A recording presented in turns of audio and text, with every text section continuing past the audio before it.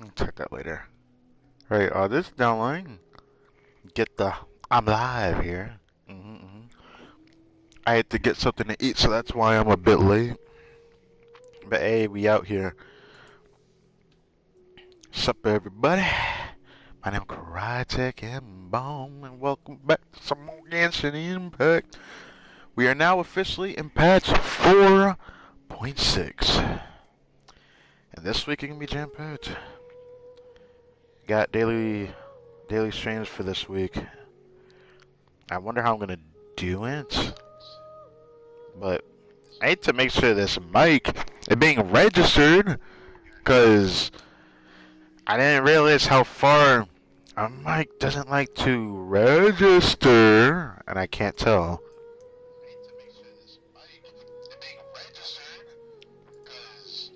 Yeah, my bad. Okay, I didn't realize the volume went down.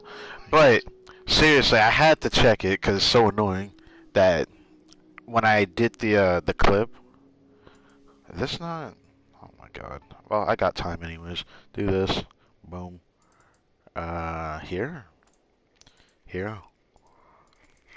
Download some new. I downloaded some new music today, and I'm pretty happy about it. I end up using one of them for the clip today. This thumbnail, and not great, but it isn't the worst either. I like it, so yeah. First, let's save the thumbnail.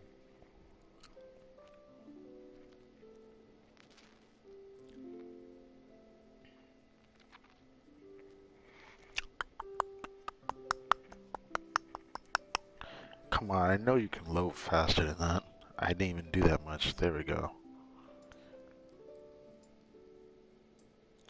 And then this.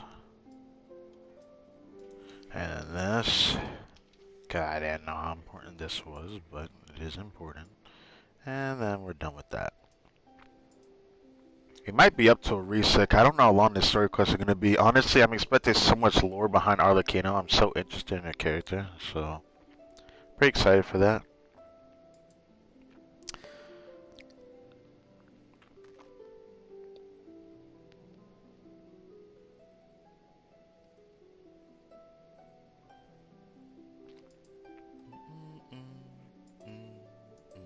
Actually, let's go ahead and see how this sounds while this still loads up now. Okay.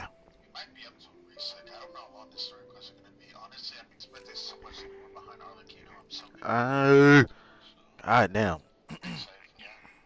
God damn. How do I sound now? Alright, reposition my mic now. It sounds a little bit better instead of like the breathy sound. That was annoying. But we can do.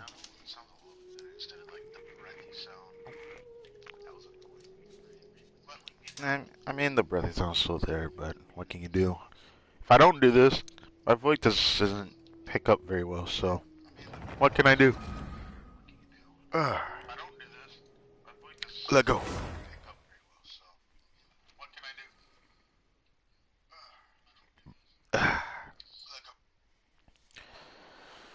I'm excited. I'm gonna play tester. I saw videos, of course, as the content creators get early access to Arlecchino. I've seen how much damage she does. She's pretty strong. She's stronger than I thought she would be. But of course, some people find her playstyle fun. Good for you. I'm happy for you. She essentially doesn't change anything for the power roster, so I can't really bring myself to pull her, frankly. I was almost tempted to pull on her banner on my second account, just because I wanted Shelling C4 because I don't have it on there. And found out that my pity is 70. So I can't pull anymore, or I'm just going to risk wasting my guarantee on her, and I don't want that. But when I pull a new character on there, I might do a stream on that account. But for now, back to here. I've been seeing some wild things being thrown about how good Arlecchino is. Only talking about her damage, but her value is just so skewed. She rewards higher risk reward playstyle similar to Hotel, but more so.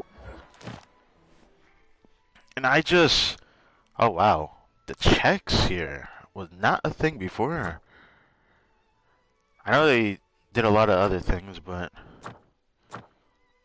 oh, hey yo, give me that. Hey yo, I think I can max out a weapon with that right now, can I? I think I can.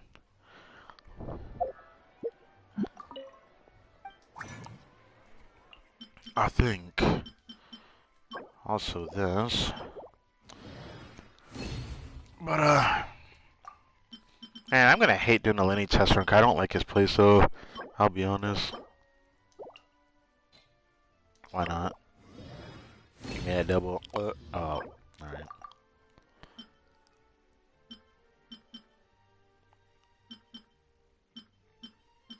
And nothing else? I don't think so.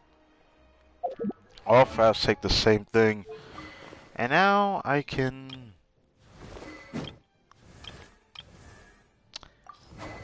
Was it this? I doubt it with that. I doubt it with that. I think it'll probably sword I'm thinking about. Yeah. Bruh. Okay. So maybe it was polearm.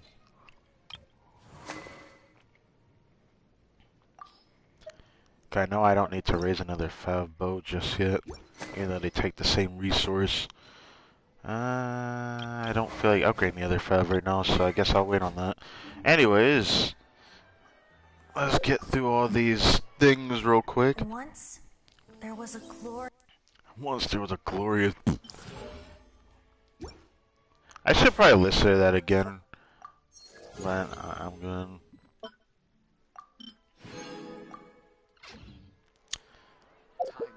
Melusines are beautiful. How much is shown? I freaking called it. So we can't even do finals till probably second half of the patch, which is fair. But come on, man. That's fine. They are the pride of Be sure to be. It sucks that I really hate the first stars of this bidder. It's like they're asking me to skip this bidder. Weapon banner. If I didn't have that HP sword, I would probably have pulled on this. Low key. Not gonna lie. It's funny that if I wanted to, I could get Arlecchino and her weapon on my other account if I grinded my primos up. 'Cause I have a guarantee. But I don't know if I can get the pull on. But I'm close to a 5-star, so that's it. Oh, I didn't realize I had that much acquaint phase.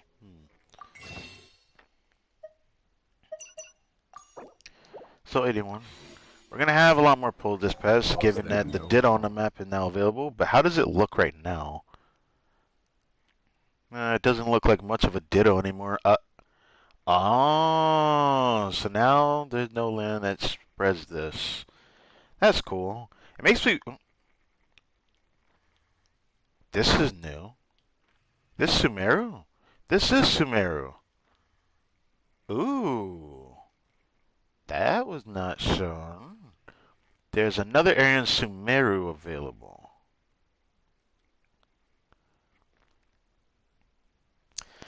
I was wondering if I should open up this map or not. I'm also not going to take the waypoint. I'm going to nitpick just because I want to. I want to know how it feels like to naturally get over there with Farina, which is what I'm going to do. Man. This map is going to look so amazing when this is filled out, because then it's going to feel like a whole map now instead of having that gap there. I can't wait for Natlan. My theory is that it's still going to be either on this side or it's going to be the bottom of the desert. I haven't started feeling it's on the left side of the desert though. I don't know why. But like, everything stops here. So where would it be at? Would it just be down just because there's a lot of blank down here? I don't know. Can't wait to see what people come up with when it comes to the closer we get to Natlan.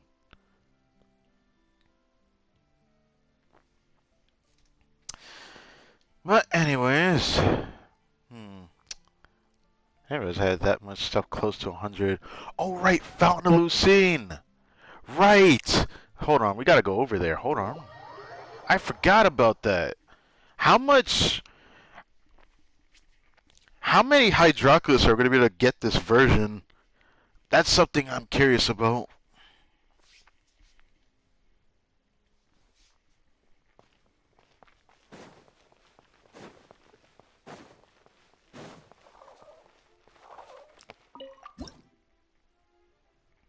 Ooh. I can already get my hands on one of those, yes. I have enough for at least 3. I don't know if I'll get there, but I know everything stops at 50. Maybe we can only get to 45 during this version. Most likely that's probably what it's going to be. Something crazy like that. Unless they let us actually max this patch and then be like, okay, now we can max this, but we still can't max out the Statue of the 7.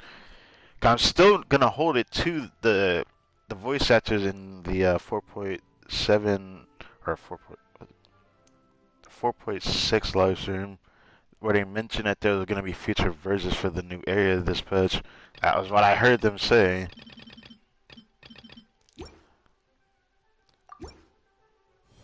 Oh, I have enough for 4 levels, not 3. I just realized that. Okay, give me that. 44 it is. And I'm pretty close to the 5th one already. So, Fragile, cool. Quaint Fates, yes sir. Equity. My Niblet will appreciate that. Bow Billet, which I don't give a Water damn comes about. in many flavors to the discerning palate. This'll be nice. Mondstadt's water is crisp and pure, while water from Liyue has an enduring aftertaste.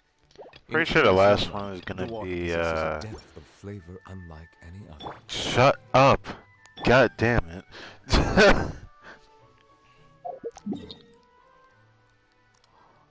Okay, I guess I'll do this first. Actually, I should probably do this. Actually, no, it doesn't matter because I received the key there. I forgot. Okay, let's go ahead and start doing this. Thank God this isn't like Tower of Fantasy where once a new area is unlocked, all of a sudden we have new commissions over there. I hated that shit. Every time a new area, it's like, okay, we don't have the area unlocked, but oh, we have to go all the way over there.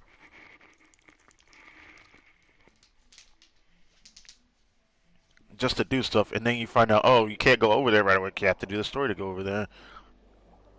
Well, you don't have to do that in here, but it still upsets me either way, feeling like I have to force myself over there when I'd rather take my time.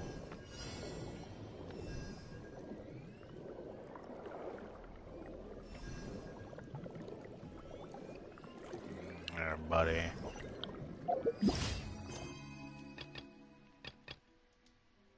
Try pufferfish underwater. I might just go from here.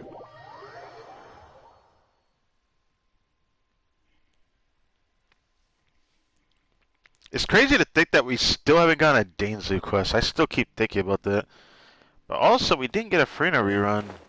I have a strong feeling Frina's gonna rerun next patch then, because they're not gonna make us wait any longer than the next patch. And they probably did this on purpose, but I'm unsure as to why.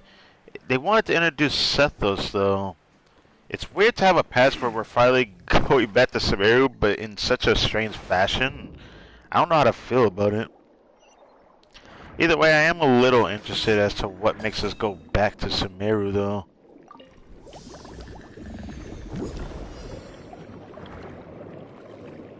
But, you know.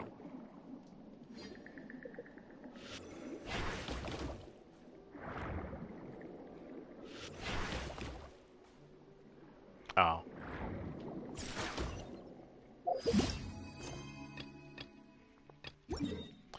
Traces of back pain. I guess we're gonna have to take a little trek over there. Got fucking dance in a dream later. I doubt I'm gonna get anything today unless that domain really wants to show itself up even more. But I don't know.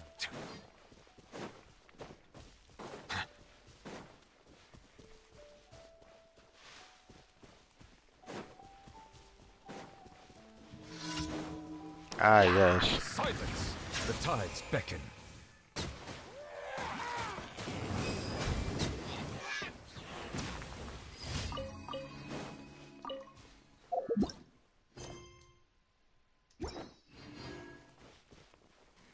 Got nothing over here I can smack real quick.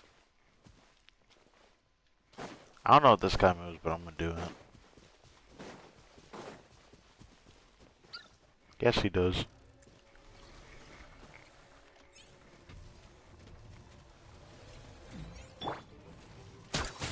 Settle down! Ever seen one of these?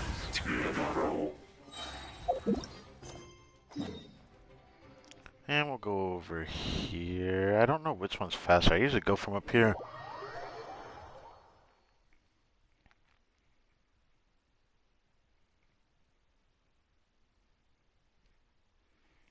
Also, I just remember when I did my damage test yesterday with coaching, I forgot to factor in a different Baiju build. I didn't use the right Baiju build when I tested. I ended up doing that on my own time and realizing it felt a little bit better, but you know, it is what it is.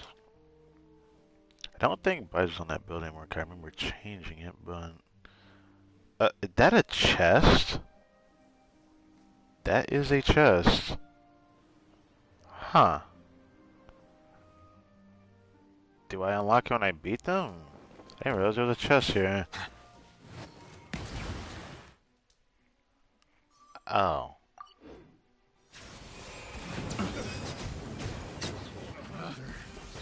Becomes the hunted. I knew I was gonna do that.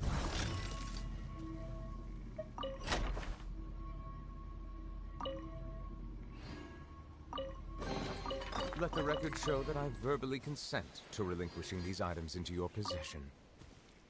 I consent? Bro, that's crazy.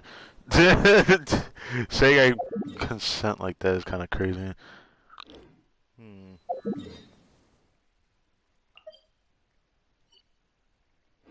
Oh, Rag and Bone Shop shows up on the map now? Huh. I didn't think it actually showed up on the map, no.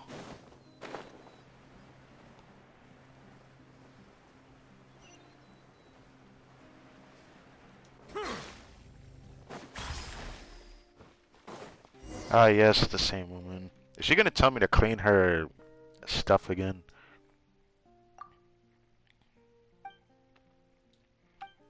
Oh, right, never mind.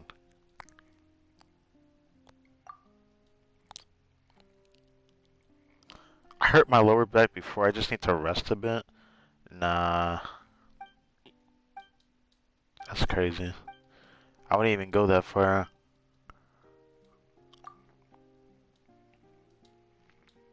Okay, so it's this one.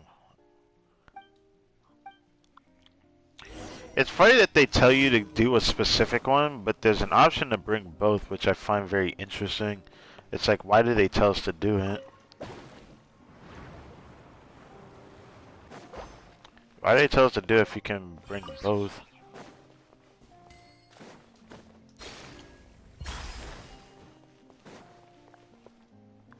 I remember getting an achievement for bringing both.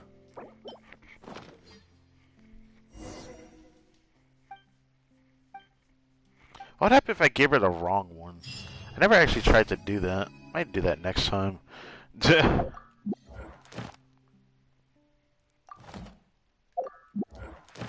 Guess it's just let me know that. Oh right, yes, it's so nice seeing the screen. Oh right. There's new elite mobs too, I was told. I'll check out that boss when we get the chance to, because they're definitely gonna throw me in the abyss. They always do it eventually.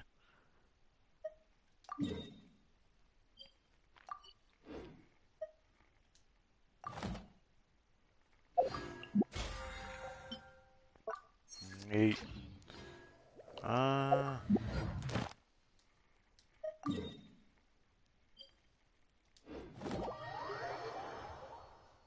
like that I can just do that and be a bit faster than having to use the tab. But speaking of, I haven't looked at it yet, because I saw that they actually changed the HUD of it, so I want to look at it.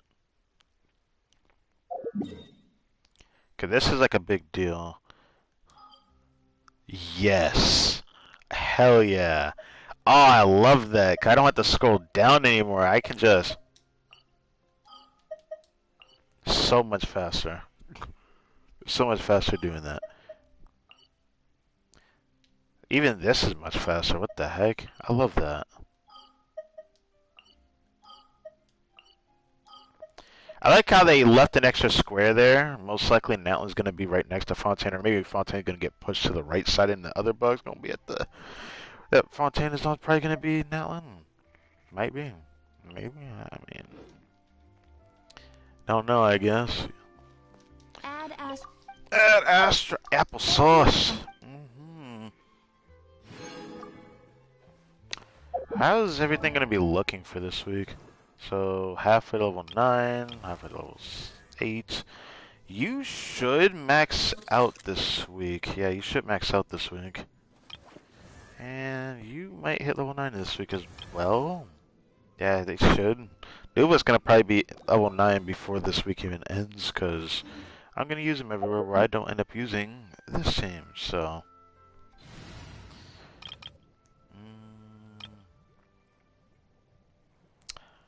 Do I still use the same? I felt like the Freyna one felt better when I tried it. And I'll just stick to this. I like using Vintu with Nuvola. It's really nice to use him. But, let's get this thing out the way. Test run. Dude, that icon for her just looks so beautiful. Why does she gotta have such a beautiful background to her vibe? Ignis Purgatorius, which is pretty fitting. Purgatorius, but yeah. New area, which seems to be mostly underwater. This patch is going to be kind of wild for that. So we're going to be mostly underwater for exploration this time around. I don't quite know how to feel about that. But once we start exploring, I'll start tagging the chests on the map. I'm not going to just pick up the chest right away. I'll probably end up doing commissions for tomorrow's stream and then the day after as well.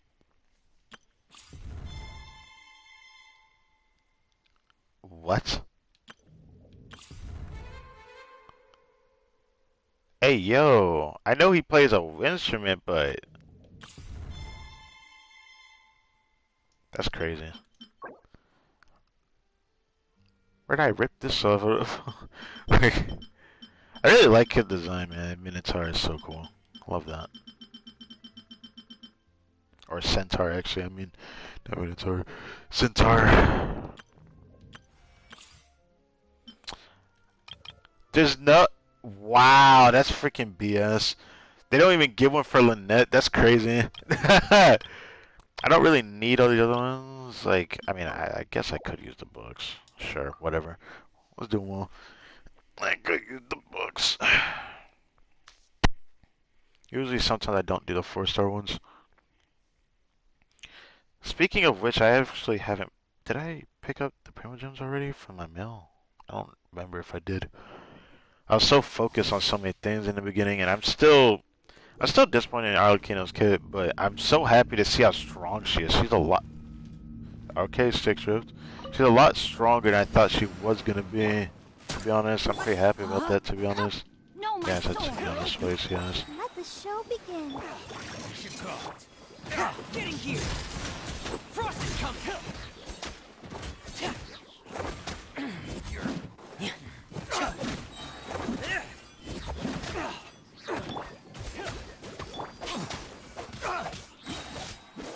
Rain outlines your fate.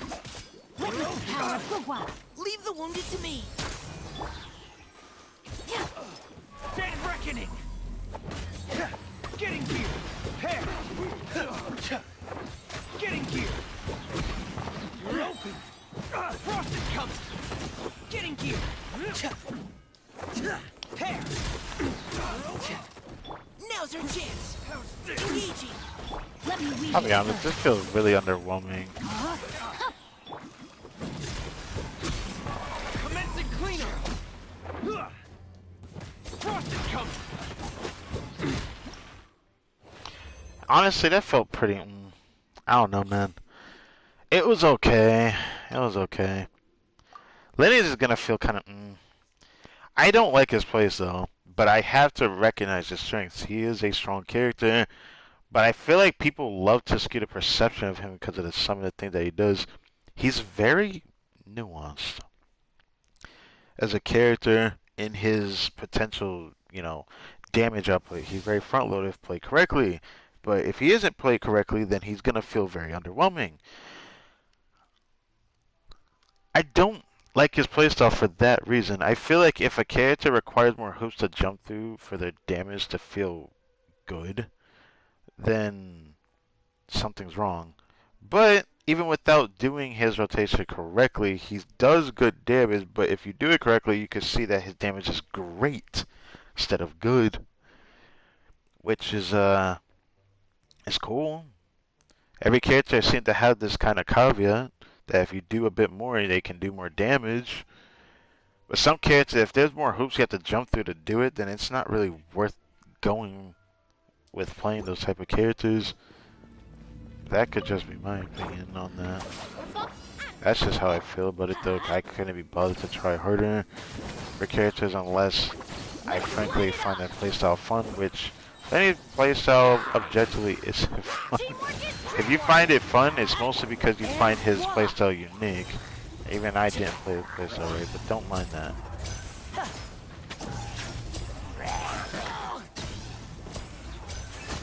I could have just focused this and then killed them all, but I didn't want to do that. I'll settle this. Okay. Everybody stand. You're toast.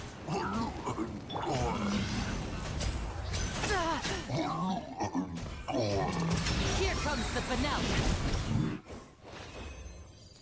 He front loads a lot of damage once you do his burst. It's really nice. Let's grab this. Let's grab this. Because I'm probably going to be in here for a while.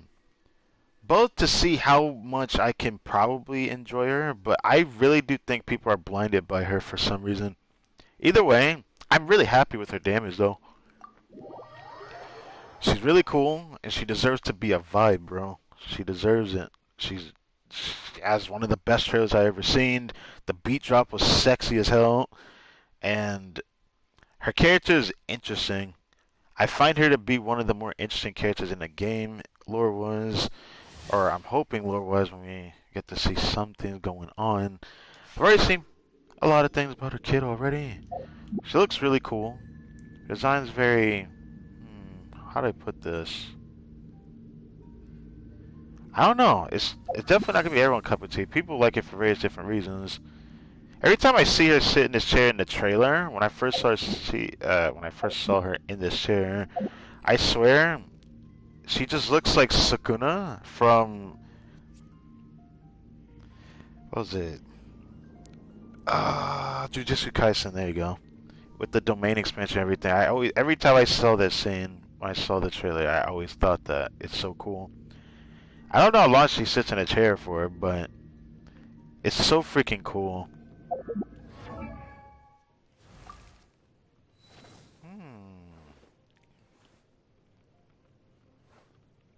The fact that she can give herself a chair is insulting, though. It's like, you're not going to provide me with my services, I'll provide it myself. Anyways, of course they give her her signature, which is the only way her scythe actually forms, which is really frustrating. I love the particle effects on her, I guess her animations, because like when she's in a chair, there's like a particle effect of all that, what should I call it, blood or thorny like objects that she creates. It's the same thing that's on her poem at the tip of it. You can see like a moving animation of sorts, actually. I think that's really cool. I didn't notice that before. Of course, new set, which is very strange because like this set looks like it's from when I look at this set it screams Sumeru. When I look at like the mask for example, but that's just me. It looks like it's supposed to be in the desert.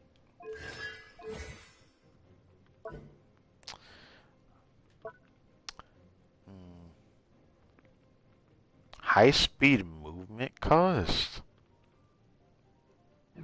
Oh, that her charge attack? Right. Never mind. That's her charge attack. I gotta remember, she got the Sephiroth, uh, you know, angel wing type beat. I just want to see what it looked like. Oh my god. That's her burst damage, right? Yeah.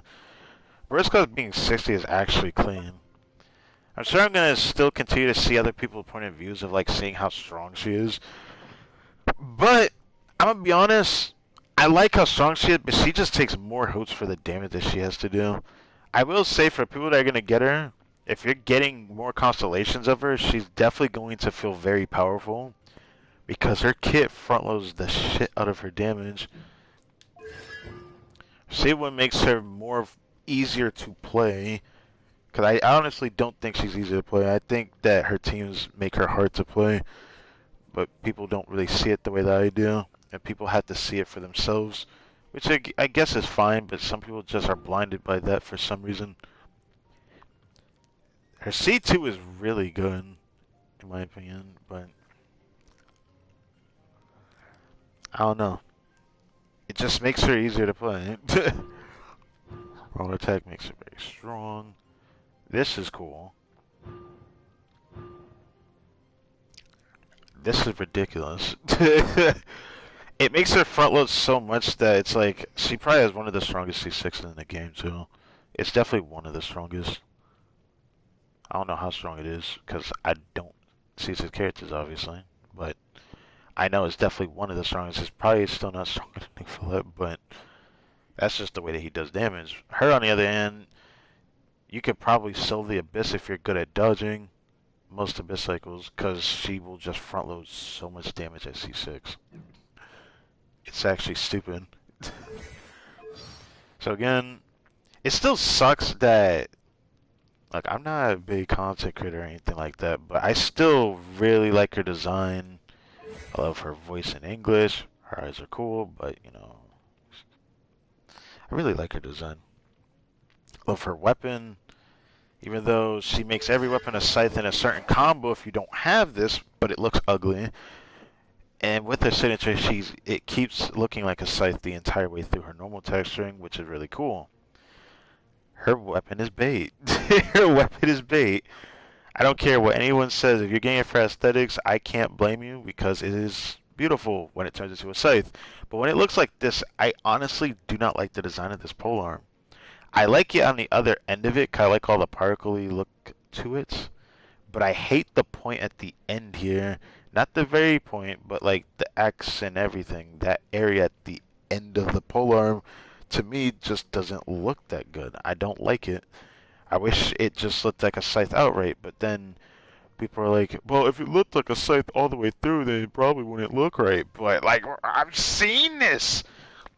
Like, you start swinging with her, and then all of a sudden, it turns into a scythe. Damn, that shit was hot. Let me see that again. God damn. Oh, dude. You know, it really sucks that I don't want her. It just sucks that I don't want her. I can't get a big enough urge to pull for her, but yet, she looks so fucking cool. Because I wanted a character to scythe in this game too. I'm not gonna sit here and say, oh, dude, it had the animation throughout the scythe, bro. Imagine if my pull session wasn't Nuva and I went for this character instead. Man, I wish her kit gave something else. I wish her kit gave something else. Ah. Oh man, Monolith Mechanic didn't save her for me. I wish she wasn't tied to Bennett, because that's another thing that kind of kills her for me. But of course, they gave her weird mismatched team in here for some reason. Animal test 6308. Okay. Rain outlines your fate. Overruled. And with the charge attack, you get the Bond of Life. Oh my god, that's a lot of Bond of Life.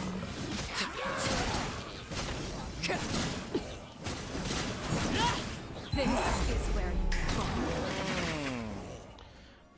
I'm sorry, I had to do that. Anyways, want to fight with some more? Yeah. Rain cutter. I could have kept going because I had that much blood depth for some reason. Swirl. Mark 2. Check this out. I got you covered.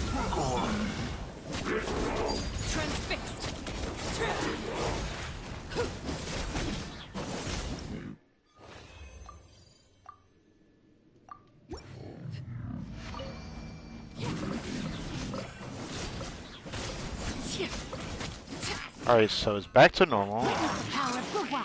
Rain outline. Enhanced animal module. Here's backup. Witness my wrath. I just felt like doing that. Laid bare.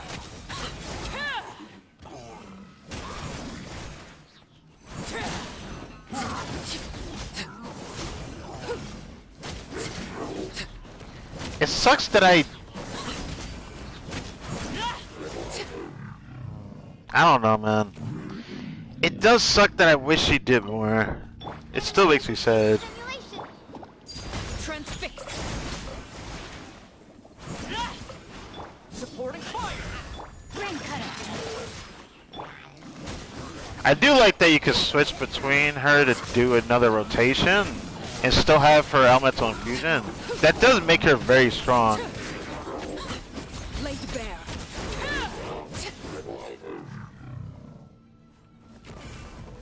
That does make her very strong.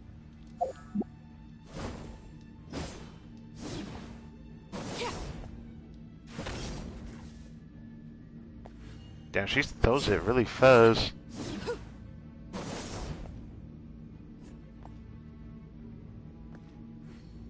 Wow, that is so menacing when she does that. She like walks forward and looks menacing when she does it.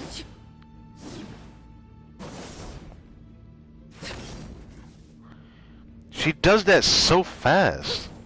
Like she throws it so fast. It doesn't feel like she's throwing it though. Yeah. Yeah, she is throwing it. Never mind. Nope, nope. She's definitely throwing it.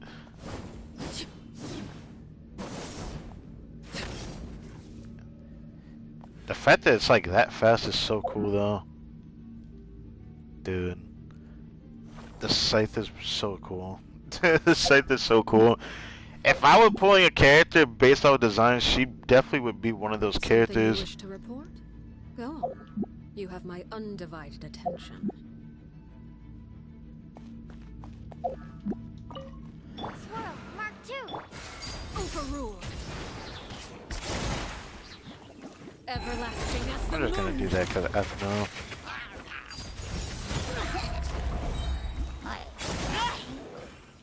Oh, I get it now.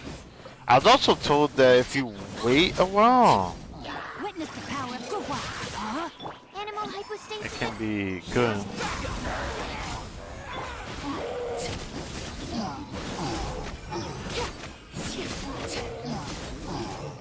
Laid bare.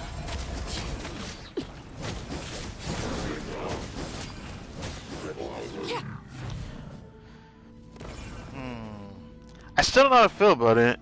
It's like right now it's fun because I don't play a lot of normal attackers. And I do like how I hate them, but I love weaving in charge attacks. That's my problem. You do it in a combo at the beginning, but then it's just normal attack, normal attack, normal attack, normal attack. I never enjoyed... Yeah, I never enjoyed Yoimiya like that, despite that. But this is melee based. But... Wow. That is... Dude, the glitching is like... That's so trippy. Anyways. Well, I'm gonna do this a few more times. Supporting fire. Don't get too close. Overruled.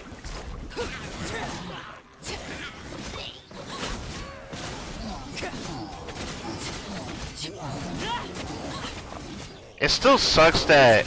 I don't think her AoE is bad, but she's mostly stuck to single target. That's my biggest problem with her. Laid bare. Like, her animations are so beautiful. Like, I actually love her animation. This is where Witness the power of Damn, Gugwa. that's so No, long. my transfixed.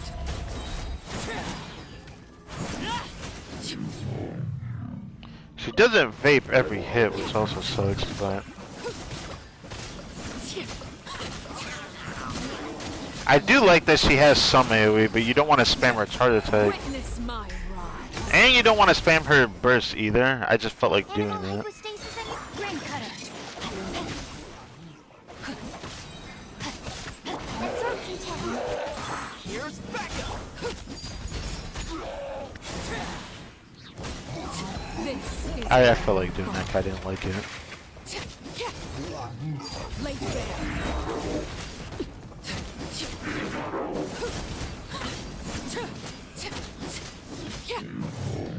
It's weird that they gave her the mechanic where her cooldown on her skill.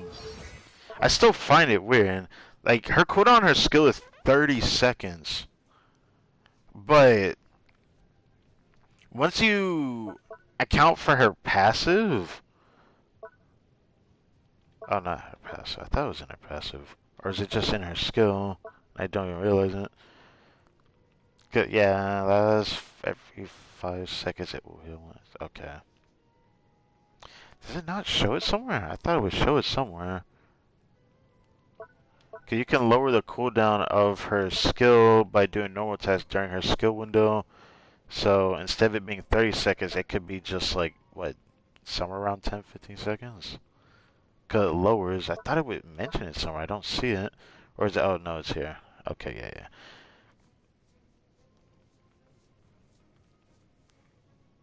0.8 seconds at a time when our normal attacks are hitting opponents. I still don't know how to feel about woman suit. Is she the first one that's in a woman suit? Who else would be in a woman suit though? I can't think of anyone else.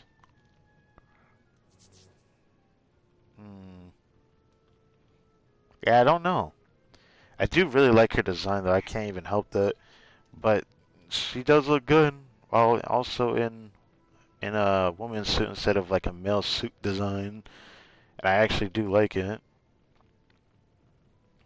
You know? It still makes me sad though. I really wish I had an urge to pull for it. It just sucks that Pyro's an element where I can't be... I can't urge myself to pull for a Pyro DPS unless they do something else. Because they keep making them all the same. At least she's kind of different with her bottom play, but that doesn't really save her from the same problem that, you know, Pyro characters face. I do think people are still trying to come to terms with her strengths, so after some testing is done from the player base, I wonder how good she's going to be compared to other characters. I think it's always fun to have those discussions sometimes. I just don't like that people either overrate or underrate other characters just because they either don't play them that much or don't like the character.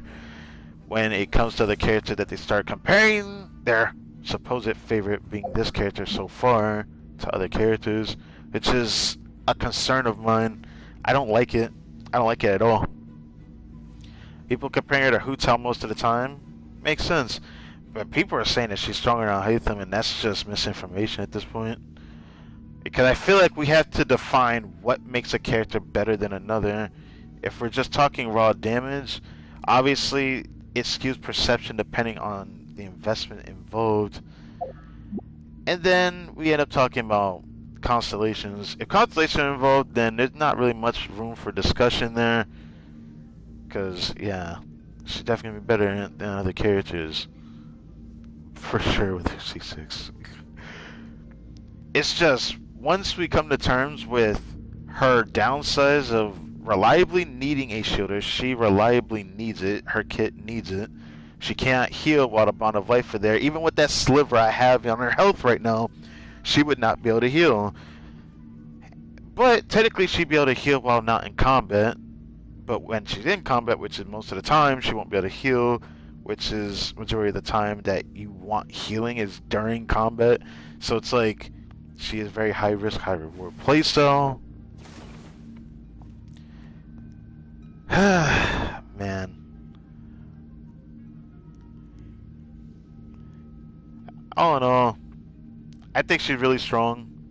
I honestly don't think she's better than characters that do more than one thing as an on-field DPS in the scenarios that they're good in as an on-field DPS for.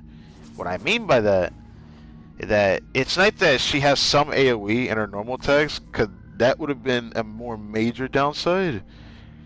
but it still doesn't mean that she's an AoE DPS, because she doesn't reliably hit everybody unless she's like spamming her burst and her skill, which you can't spam her skill.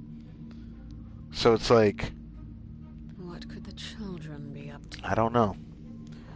She's still mostly a single target DPS. Please. So if she's compared to Nouvelette that does really well in AoE and single target, she's not going to be better than him. If she can be compared to Alhaitham that is really strong in single target and AoE, she's not going to be better than him. I'd even argue, even though some people still don't want to believe it right now, that's fine. I think Xiao is now better than her, even with his best team. His best team makes his single target damage very good, very decent, and his AoE damage is very strong too. So Staring into my eyes. some characters is just going to be iffy. Sometimes it is what it is. There's nothing we can do about it. I guess it's just something we're gonna have to accept eventually at some point. That characters that do more than one thing in scenarios that they're good for is what makes them better, rather than just damage. There's a lot of nuances that need to be talked about when we talk about what makes a character better than another. I think people need to recognize that. I feel like I really do think once we start really seeing how strong this character is, which I have seen shieldless and non-shield teams, hard to say, but her caveat is similar to Lenny's, where it's like, it's fine to be tied to a good team if that good team is very strong, but even with other options involved, why does it always gotta feel like you're tied down by one character? She is tied to Bennett, even though she is not in her trial run for some reason. She can't reliably vape. Her raw damage is super strong, so she can be flexible in other teams. But the only team that comes close to her vape teams is Chevreuse C6, specifically Chevreuse C6. So a lot of people don't have that. Chevreuse has only appeared on a banner once.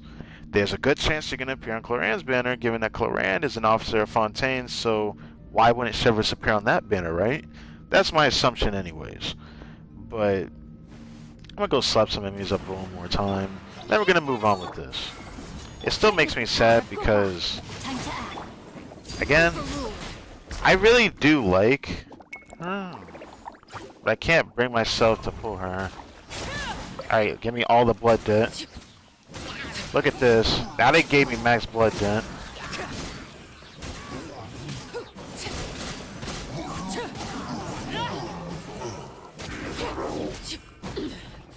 Wow. I was spamming triangle, bro. I'm so sad.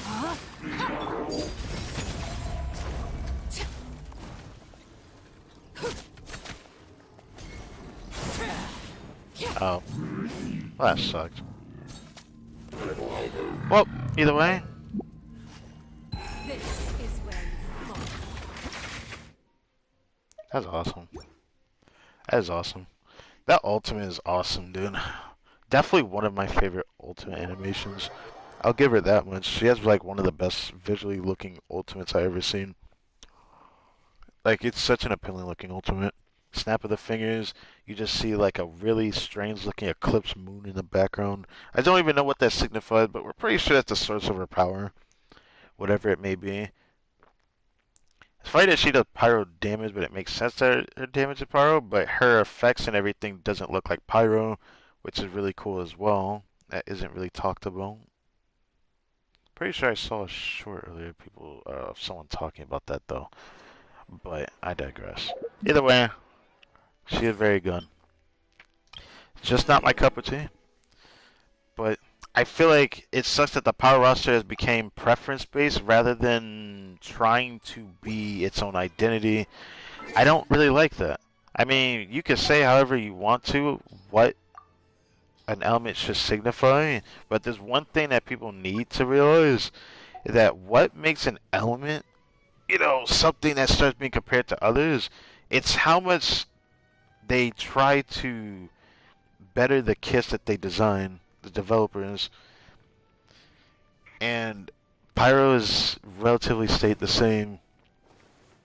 It is the third worst element in the game, and it will still stay there even if it gets a cracked on-field DPS. I do not care what anyone says. That is something that has to be understood. Until it decides to continue to add supports that actually change something for the element, that doesn't tie it to just one thing. I don't care how good Vape is. I do not care how good Farina is. It should not be the only option that's considered the strongest. I don't like that. That is just imbalanced. And that's why I don't like Pyro, despite it being my favorite element. I will never be able to accept this. Severus at least gave some hope in the future that they might be willing to try something new. But for the love of God, no more on-field carries unless it's going to be so cracked that even some of the other teams they'll be good in, which thankfully Arlecchino delivers on that. It still makes me sad though that she objectively is skewed by the community right now. So I'm gonna wait for someone that doesn't either overhype her or underrate her either when it comes to if they decide to compare to other characters. It doesn't have to be Nuvolent, because I think she's definitively somewhere comfortably either slightly behind Shell, which I think Shell the third best character in the game, or she's in fourth place. Where the other, she's is in my eyes better than Hutel in some scenarios, but not in her best scenarios. So it's like I can only think of real investment where things actually matter. So I guess it depends. But I don't know how I feel about that. I don't know. I don't know.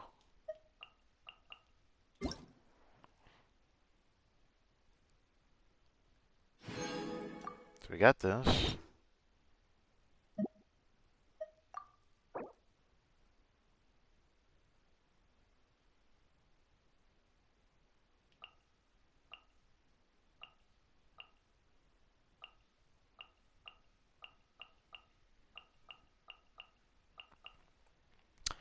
Oh yeah, I wanted to see these. You can do these now. I'm pretty sure the new World Cup's gonna have it too. Danichi Mikoshi. Shichong's signature, which I forgot who that was. R&R, of course, for Aramla. I got Yet. I didn't know her name was Yet, but Yet and Bin Bin. Then we got Lilupar from that other World Quest in the Desert. And the other World Quest in the Desert's a Rush. And the Art Melazine. I forgot her name. And An and Marion. Then Caterpillar. Crest of Artifice? Huh. Formless Society. Peacetive. What is this one?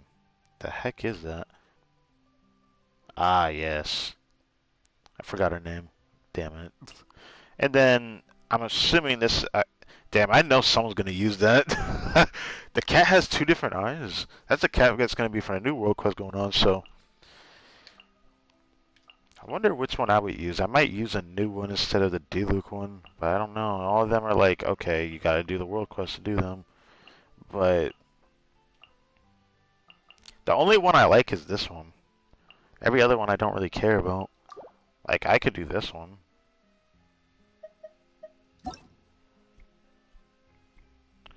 But someone else did it. As you can see, that makes me not want to do it for that reason. That's like the only reason why I don't want to do it, is because someone's definitely going to copy it right now. So I guess I'll have to wait till there's like enough of them, or they decide to give us avatars during events. One or the other.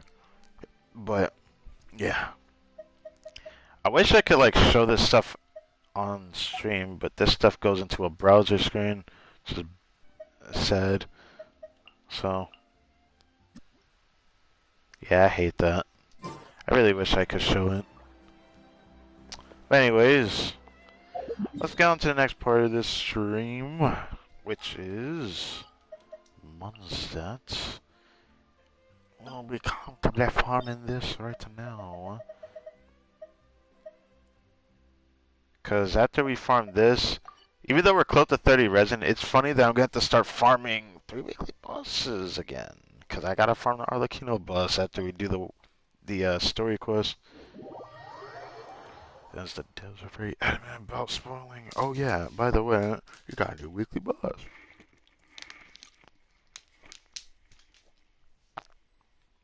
Not that I didn't think there would be one. They always do one.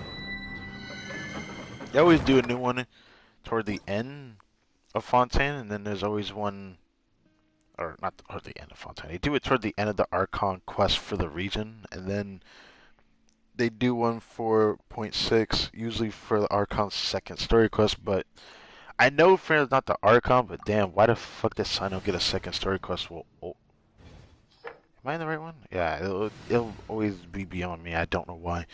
Anyways, get this out the way. Almost 2 in the morning. Yeah, we're probably gonna be up till reset. Maybe not. I could be wrong. Might only be here till 4 in the morning. I could make an excuse to full send till reset. But I don't know if I want to do that. Let the world come alive! Think you can get away? Be sanctified.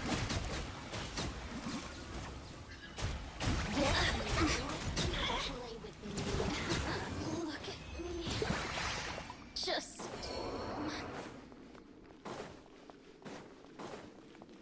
Okay.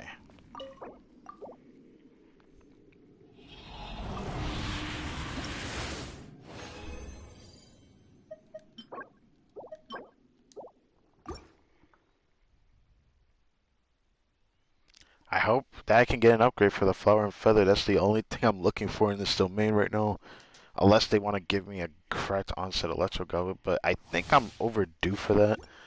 Or I'm overdue for not needing that. Time for takeoff. Stabilize. Silence. The tides beckon.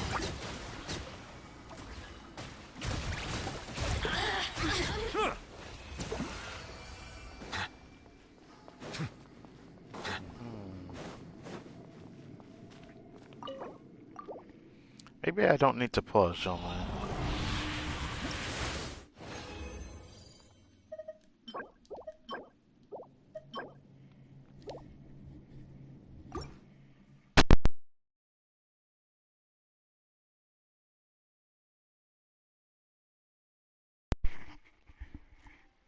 Okay.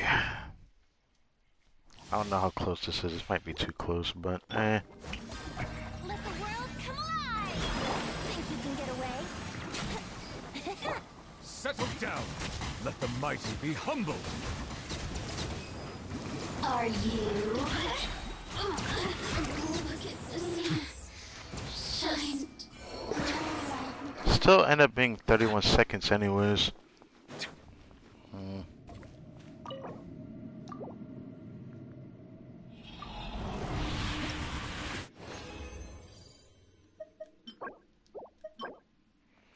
Oh wow, look at those 3 substats. Alright. Alright, I'm down to try that.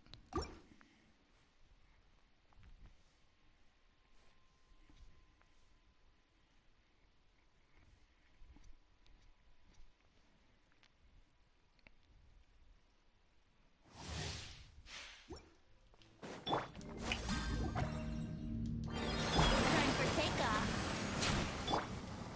Solidify. Be sanctified. Are you? Look at me. Just... Man, it took a second longer because I missed.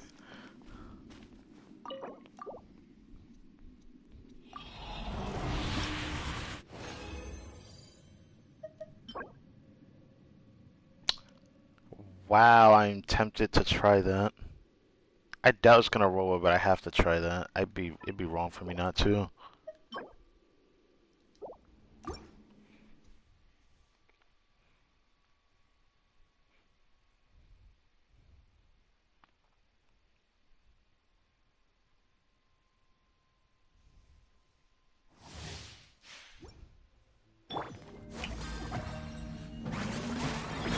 Think you can get away?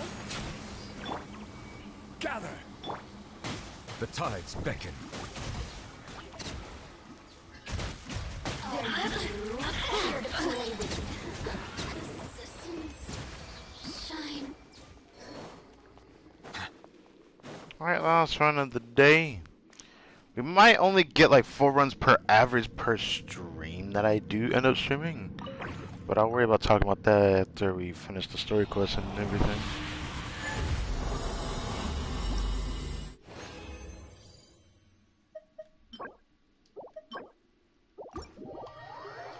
We only got 1 artifact worth rolling.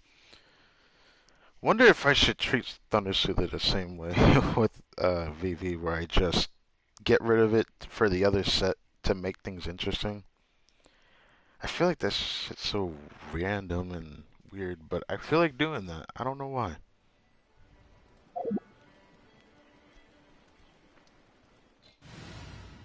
Hmm.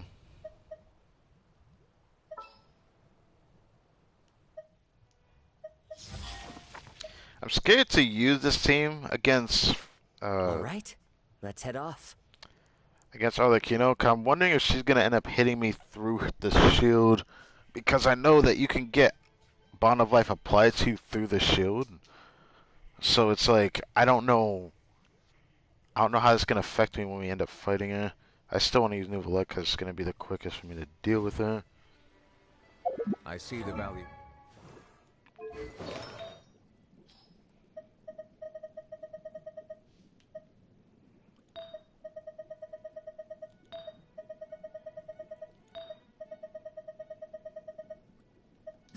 In my own work. I doubt this is gonna roll, but it's definitely worth a try.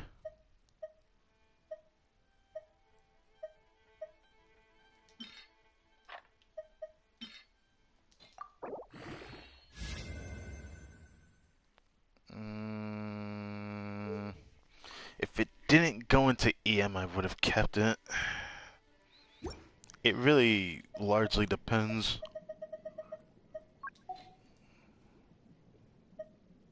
Because, like, this piece is kind of hard to beat. I already knew that. But it could have been perfect if it went to ER one more time with the 12 crit rate. Or it went to crit rate again, one or the other. Definitely could have been better, for sure. If it just... if it went to crit rate again, it probably would have been better.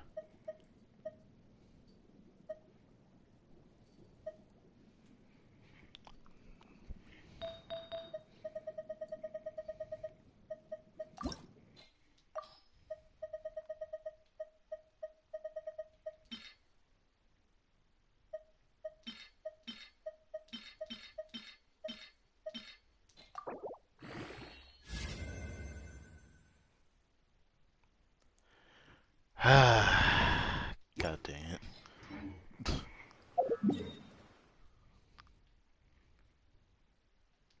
I go to Fontaine. Pretty sure the way this story quest is gonna work, we're probably gonna end up having to pay a visit to Nouvelle. I'm pretty sure. I'm just gonna call it for what it is. I bet it's gonna be like that.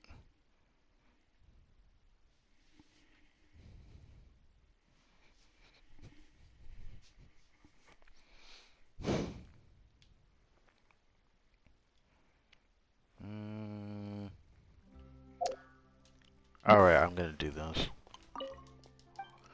It still sucks that a part of me doesn't want to keep wasting it on this, because I can find myself getting stuck on it.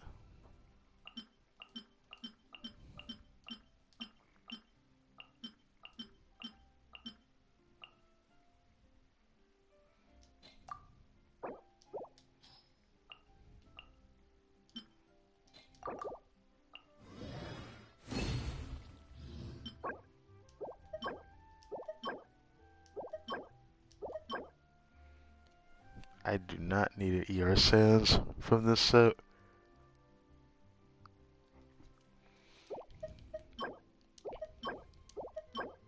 Surprised I got triple circlet though. That's so rare for that to happen.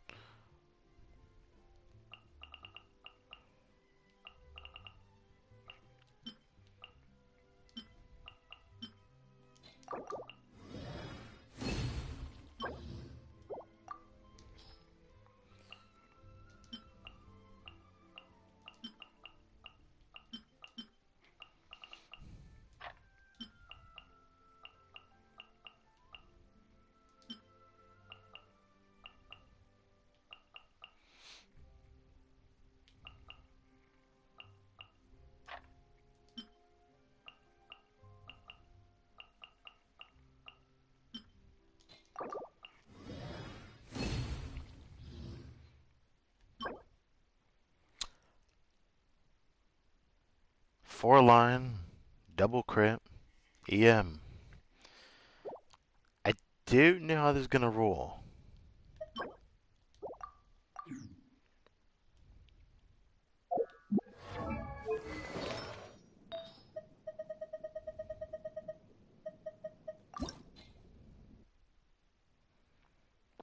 There's some potential here if it rolls well.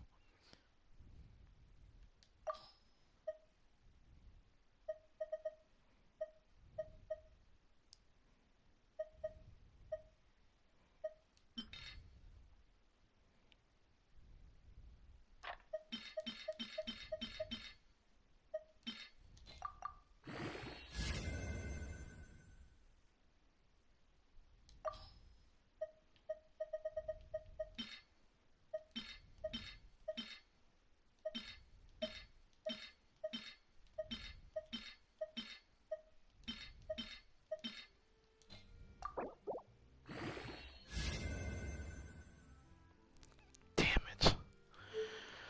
I had a feeling it was gonna happen. Damn it.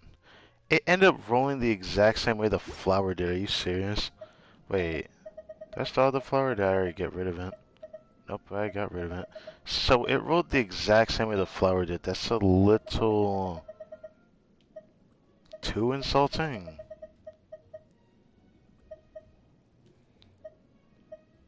It literally could have done anything else, and I probably would have preferred seeing that than it roll the exact same way the flower did.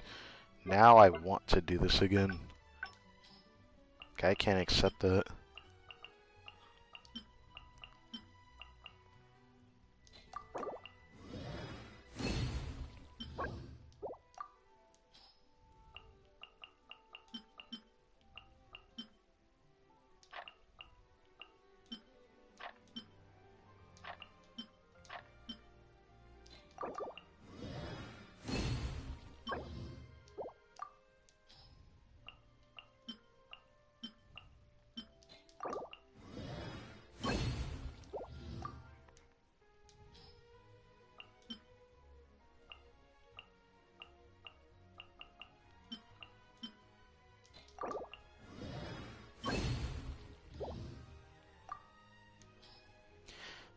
I'm gonna get nothing, aren't I? I can already feel it.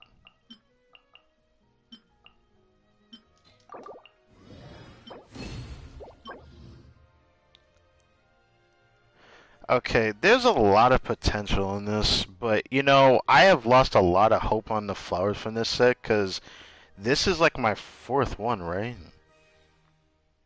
Off Strombox and off the domain, if I count this with this in the domain. Yeah, this would be my fourth one. There's double crit flower with the M on it. Can you roll correctly? Or are you gonna insult me as well?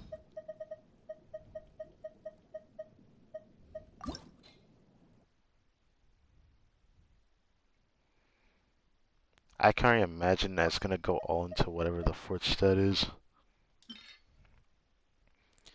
So, to encourage it, I'm going to put a 40 CV artifact into it and see what happens. What will happen if I put a 40 CV artifact into it? Got this right here being thrown into it. What will it do then? Will it roll good? Or will it roll horribly? It only got 4 rolls to work with. So it's kind of hard to say that this is gonna actually even be good, but let's see it.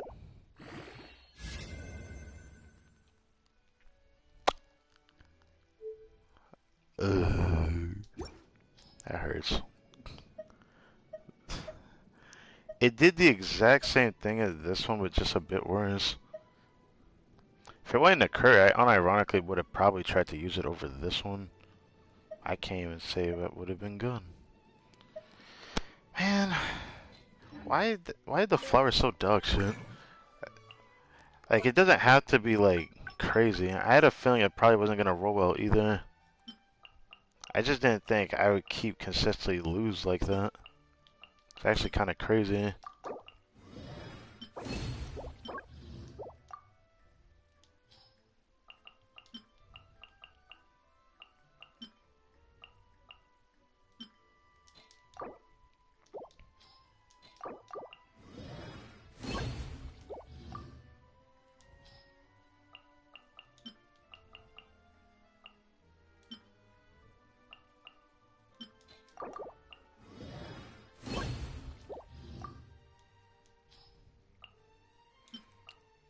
Yeah, I'm starting to regret doing this.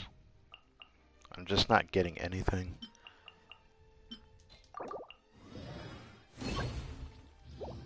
Like, at this point, the only reason why I kept going is because I'm insulted that that piece rolled like that. Like, I would have been fine if it didn't even roll like that, but then it just rolled the exact same way the flower did, which pisses me off. It's so freaking insulting.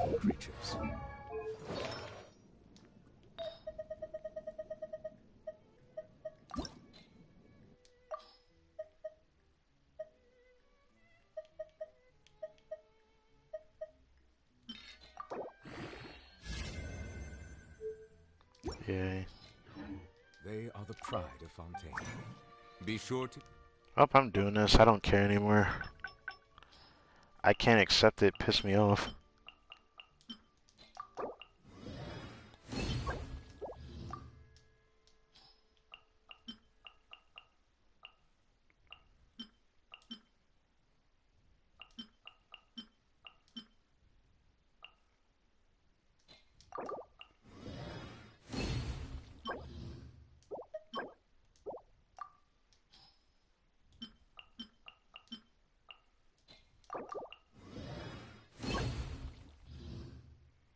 A Hydro Goblet.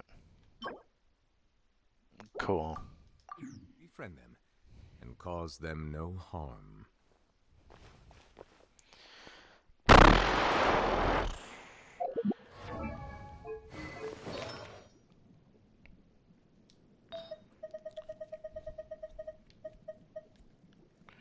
Holding on to that for now.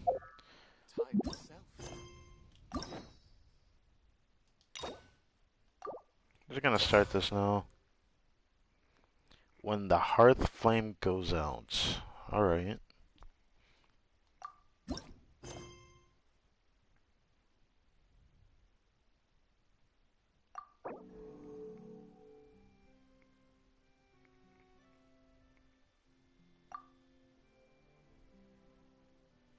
I just want to try this. I don't know what this does.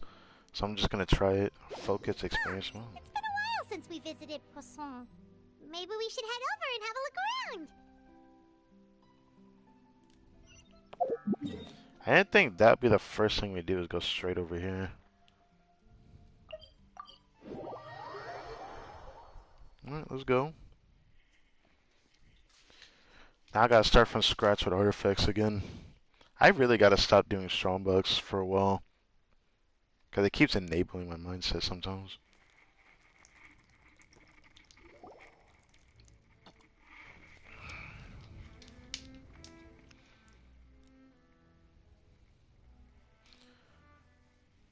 What is this? World quest? Are you not gonna say anything, Lenny? Oh, Paimon knows that voice. I didn't hear shit. What are you talking about? Over here. Yes. It's been too long. We didn't see him not too long ago. Chill out. To borrow one of the more popular turns of phrase at the moment, this appears to be quite the fated reunion. Running into you two out of the blue like this has really made my day. I certainly wasn't expecting it. You can say that again. What brings you to Poisson? Wait, Paimon's got it! You must be here for one of your magic shows, right? I doubt it. Actually, we've run into a bit of trouble on the home front, so Father arranged for us to stay in Poisson for the time being. Oh, are Lynette and Fremine here too? Yep, along with most of the other members of the House of the Hearth. You may have noticed Poisson seems a bit more crowded than usual. So you're saying nearly the entire organization has moved to Poisson? Sounds like you've run into way more than just a bit of trouble. What's really going on? Well... Since the two of you are so curious, perhaps Really? I can fill in the gaps. You can't just appear out of thin air like that. That's just like, what? Like, what are you doing? You scared Paimon half to death! Like, where did she come Father, from? you're here. Yes, she is. You know, on second thought, maybe we don't need to know. It's all probably super confidential House of the Hearth stuff, right? We totally weren't trying to pry or anything. We were just worried is all. No need to be nervous. I could sense your genuine concern from your conversation just now. Of course, I can also understand your confusion. Sending so many Fatui here to Poisson, it's only natural that some might suspect an ulterior motive to be involved. Oh, we still have our reservations about your organization, of course. I understand. I'm well aware you've had your fair share of confrontations with the Fatui in the past, and I can't exactly guarantee that we'll remain on good terms in the future. As for right now, however, I would say we have little reason to be at odds, wouldn't you agree? The House of the Hearth could stand to be more open with those who have worked so closely with us in the past. As for the issue at hand, well, it hardly relates to any ulterior motive. To be frank, it all stems from a certain rumor circulating around the House of the Hearth. It's an internal matter. Oh. What sort of rumor? Why would a rumor cause people to move out of their own homes, though? That's crazy to think about. A rumor that a certain phantom child is hiding away in the House of the Hearth. It sounds like a ghost story, maybe. A phantom child? Ooh, just hearing the name is giving Paimon the creeps. A spirit that should have long ceased to exist is lurking in the shadows of the House of the Hearth. So I decided to bring the children to Poisson before continuing to investigate the situation. I expect I should be able to track down the spirit fairly quickly. After that, it's just a matter of resolving the situation, if you will. It shouldn't be much trouble at all. If you're curious, or if you still have some concerns, it might be advisable to stick around for a few days. I'm sure the children would be exceedingly pleased to welcome some visitors. I think you're just saying that because the traveler's actually nice. Lenny, I'll leave you to entertain our guests. I have some matters to attend to. Of course, Father.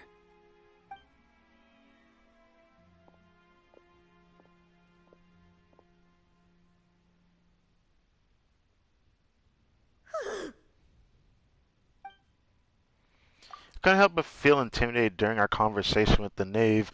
Now that she's gone, it feels like I can finally breathe again. She gives off that intense intimidation. You would think it's because of her eyes. That's probably why they end up feeling it. That has to be why. Because her eyes are very interesting indeed. She also suggested that we stick around for a few days, but why? Whatever. It has long been a dream of mine to invite you to our home and introduce you to my other siblings.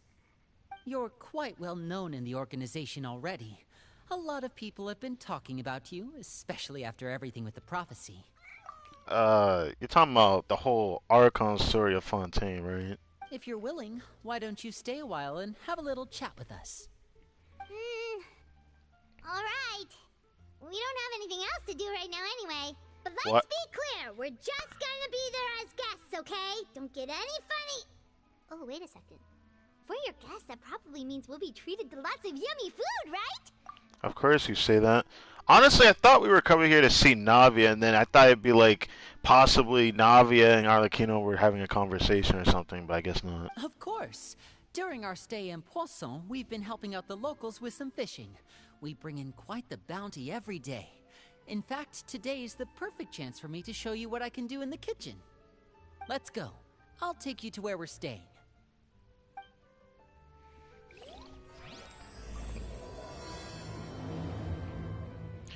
The way that says when the hearth flame goes out is kind of wild to me to think about.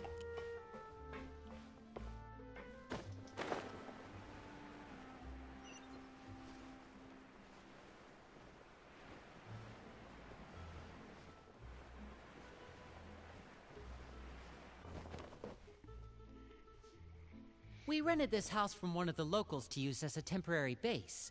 I'll come back later and tidy up a bit. After that, it should be all ready for you to stay in tonight. Awesome, thanks! So, where are we off to now? Well, when I happened to run into you two earlier, I was actually in the middle of distributing some supplies. With this many people staying in Poisson, we have to bring in outside supplies every now and then. I should probably make sure the rest of these provisions get delivered. Otherwise, people might start to get antsy. Okay, we'll come with. There are all sorts of rumors about your organization floating around out there. Paimon's not sure if she could even take a wild guess as to what's true and what's not. Yeah, because there's now theories that have went about with lore and all that, and I'm pretty sure there's things I don't know about. I've been kind of ignoring lore for a while. I said to myself, I won't start really delving into lore until we get close to Snezna. We're almost at that point where I'll start looking at lore videos more consistently, because things will start to make sense by then in the story. I'm pretty sure Natla's story might clear up something for all we know. But now that we finally have the chance to see a day in the life of the house, we can take a good look at how you operate. Well, you're more than welcome to come along. Just follow me.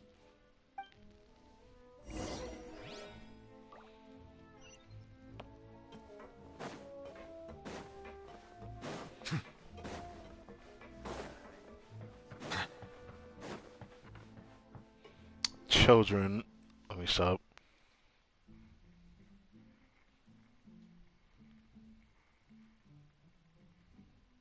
Linny, you're finally here. The supplies. I'm assuming you've... Brought them with me? Yep, here you go. Hello? Something caught your eye? Bro, close your mouth. It's the Traveler in Paimon! No way! Come here, everyone! Hurry! The Traveler and Paimon are here! The Traveler and Paimon, oh my god. I'm sorry.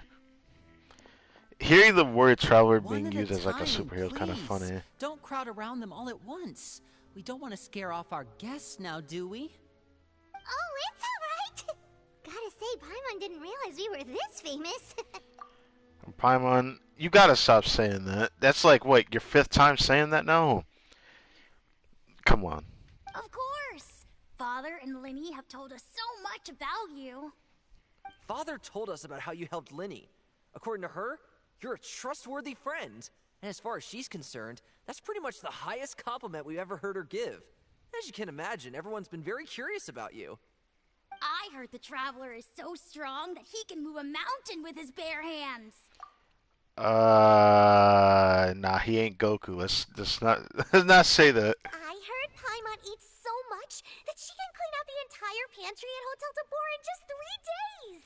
Alright, now that might be true for all we know. Wait a second! That's the rumor you heard about Paimon? Oh, not cool at all! I mean, I don't know if the Traveler will be able to move a mountain. Oh, I wait. don't know. When guests visit, you're supposed to give them gifts and stuff, right? Oh, we don't need something like that. Besides, we don't have anything to give to you. Come on, we insist. I can give you some of my new potions.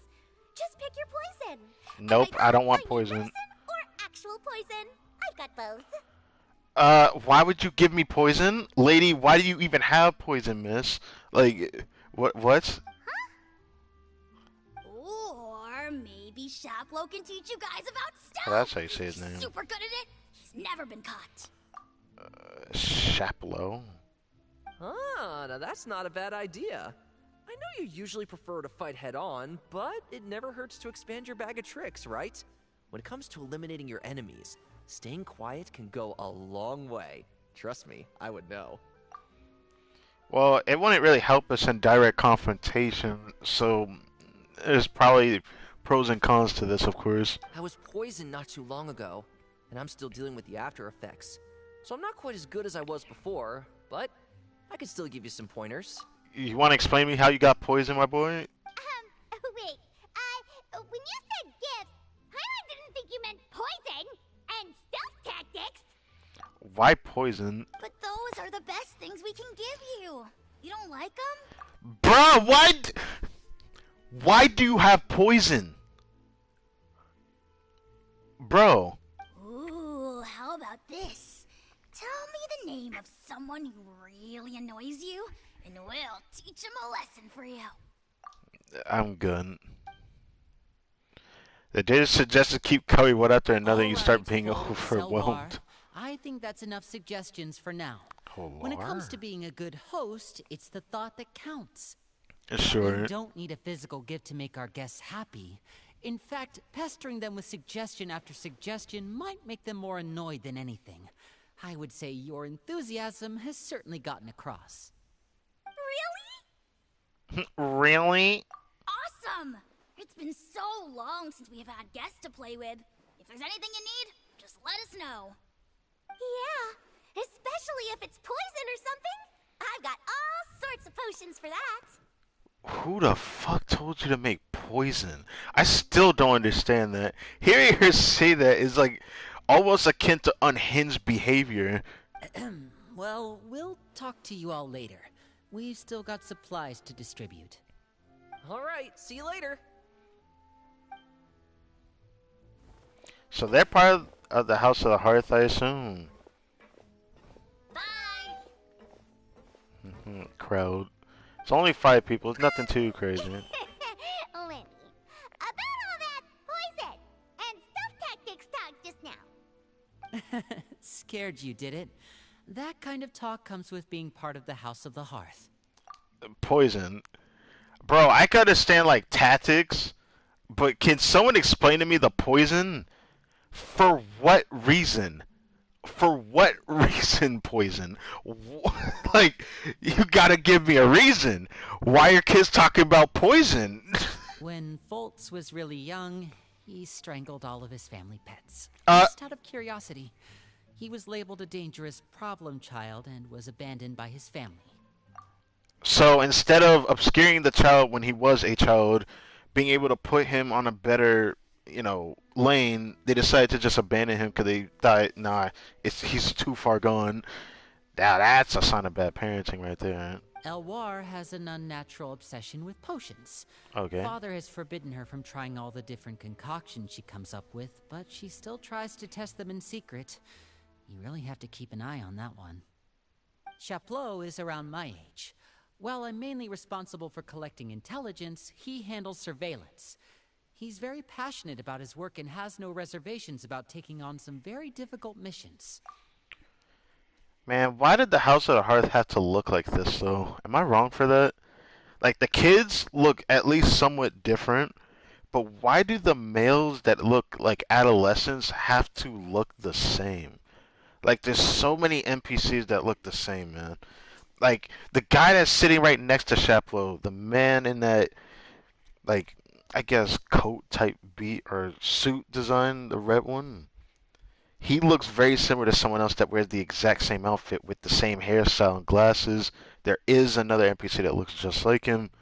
Same with Chaplot himself with the overalls. There's definitely been NPCs we've seen that have that. I thought they would look at least somewhat different. I know you two probably aren't used to that kind of talk, but I can promise you they only had the best of intentions. Things like stealth tactics and developing different poisons, they really mean a lot to them. They were just trying to share the best of what they could offer. That's all. I'm sorry, Arlecchino. They ain't getting that from me. Maybe from one of the homies, but not from you. And speaking of homies, speaking of that, there is so has already done that. It's beautiful. Damn, there's a lot of people on.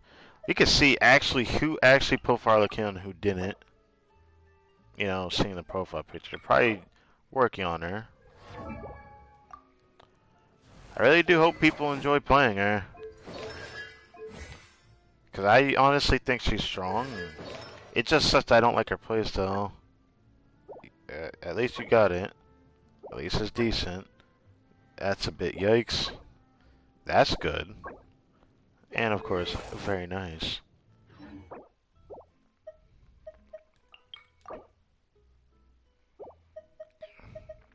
Someone's already showing off Arlecchino. Oh, Tet got his own. Hey. Ah, Staff of Home with disappointment. That thing is bad on her, don't get me wrong. It's not like you have to pull her weapon. It just sucks that Staff of Home is probably the only other polearm that looks good on her. Even though the scythe animation makes the Staff of Home look very weird on her. But she has a scythe animation if it's not her actual weapon. Ooh. Nice. That's nice. Unironically, I actually do think two-piece Pyro would probably be better than two-piece attack because she's gonna be tied to Bennett. So I don't know. It's up to you. That piece is I mean, it is the off piece. I don't know whether that's good or not. I'd say it's good because the build's still good, but definitely could do a bit more. The build's really nice though. I had to see people pulling her though. I didn't think I'd see people already putting her in the profile though. Like even Corvo. Oh wow. Wait, it's not even upgraded. It's 80 freaking 200. This thing has 22 crit at max level. Oh, it's gonna be like somewhere over 90. With 4-piece Crimson? Oh, he's doing that shit. Oh my god. Why, dude? Why are you doing this? Why are you doing this? You know what sucks?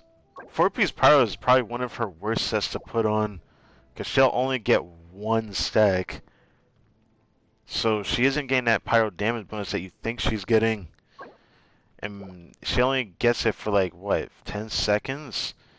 There's times where she has a flexible rotation, you don't really need it, but damn, that is, I mean, I don't know what to tell you. His build definitely just ain't it, though.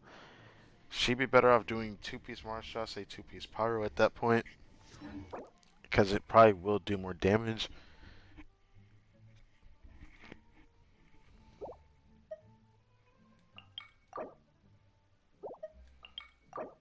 I'm just looking at everybody's just to see if there's any more appearances of Arlecchino somewhere.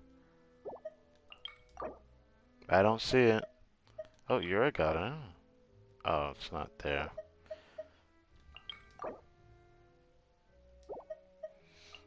Achira got her. Guess some people just like got her and got off. Maybe. Something like that. Nothing too crazy though. It's fine.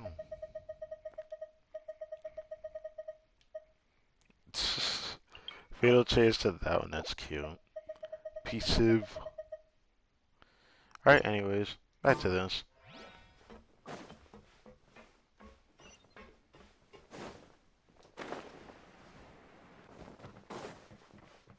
I'm guessing there are more people from the House of the Hearth over here for distributing supplies and whatnot. Filio, supplies are here. Filio? Thanks. And who are these two? Outsiders? Ah, allow me to introduce you. This is the Traveler and Paimon. Oh, you're the famous duo I've been hearing so much about. It's nice to meet you. I heard you've traveled to all sorts of places. Is that true? I mean, I wouldn't be called the Traveler if it wasn't for that, so you tell me. Of course! We're making our way all across to that! Oh, good for you. You don't look like a good for you moment on your face. You must be pretty familiar with Fontaine by now, then. Have you seen the new opera that started running recently? I think it's called... The 4,000 Thieves? Oh, this is the first we've heard of it. It seems like it's going to be fantastic. From what I've been able to tell from the posters, anyway. You should definitely check it out if you have the time. Oh, and there's The Blind Maiden, too. That one is supposed to have audience interaction. Seems pretty interesting. It sounds fun, actually, for some reason. I spent some time talking about After popcorn this mission is over, moving forward. I think I'll go get a manicure. Alright. Oh, maybe I should dye my hair. Wonder how much it'll cost. Is it just Paimon, or do these two seem much easier to get along with than the others? Looks like the House of the Hearth has some normal members after all. Maybe they're not normal, though. I wouldn't sell that I short. heard that. I'm sorry? Oh! Oops. I'm guessing you're referring to Foltz and the others? Yeah, we're definitely not all like them. I bet those crazies are practically foaming at the mouth right now. I'm sure they just can't wait to get back to Snezhnaya to carry out the plan. That's enough, Filial. Don't talk about family members behind their back, right? Whatever. Let's go. Guess this is goodbye then. If you ever have some time, we should go see the opera together. Hey, it is what it is, but this internal conflict is causing something. Well, that's it for the supplies. We should probably head back as well.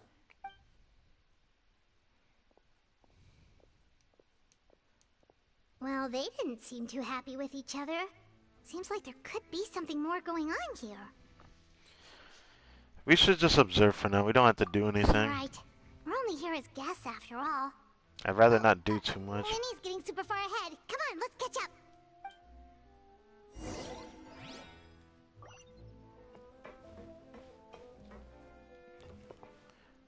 Why is there a cat on top of a cat? Excuse me? Can I get that?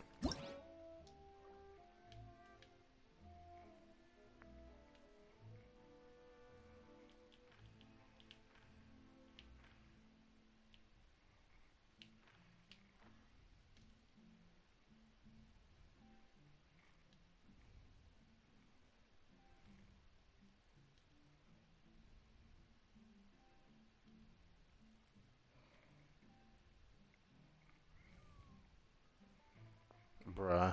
What is this? Anyways, I just felt like taking screenshots of that. Might use that as a thumbnail, not gonna lie.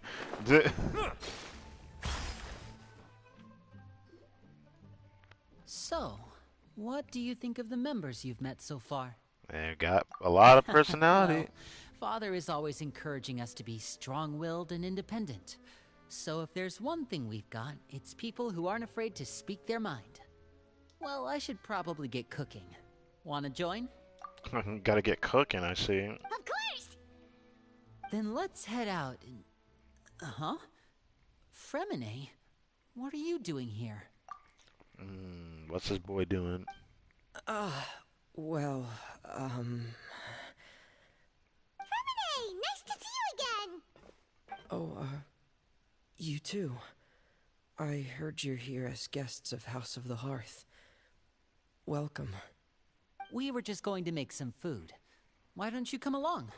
I could use some help in the kitchen, and I seem to remember you mentioning you wanted to make seafood soup for the traveler in Paimon. Seafood soup?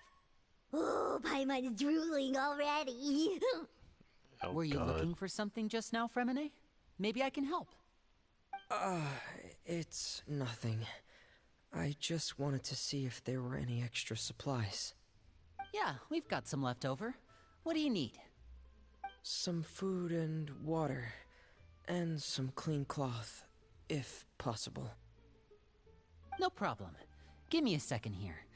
Food, water... Wait a minute. What do you need all of those for? You're not on any missions as far as I'm aware, and you were just going to come eat with us. So what's this all about?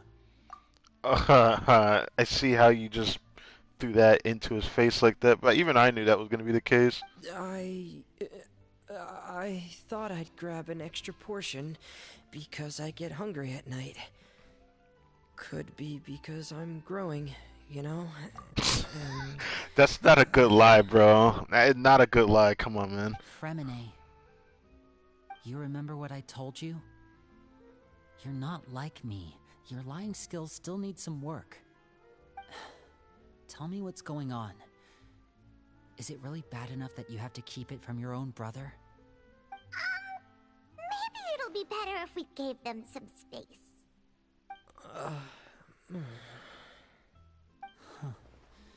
This is the first time I've seen that kind of look on your face. Whatever happened, does it have something to do with Father? Yes. Just follow me.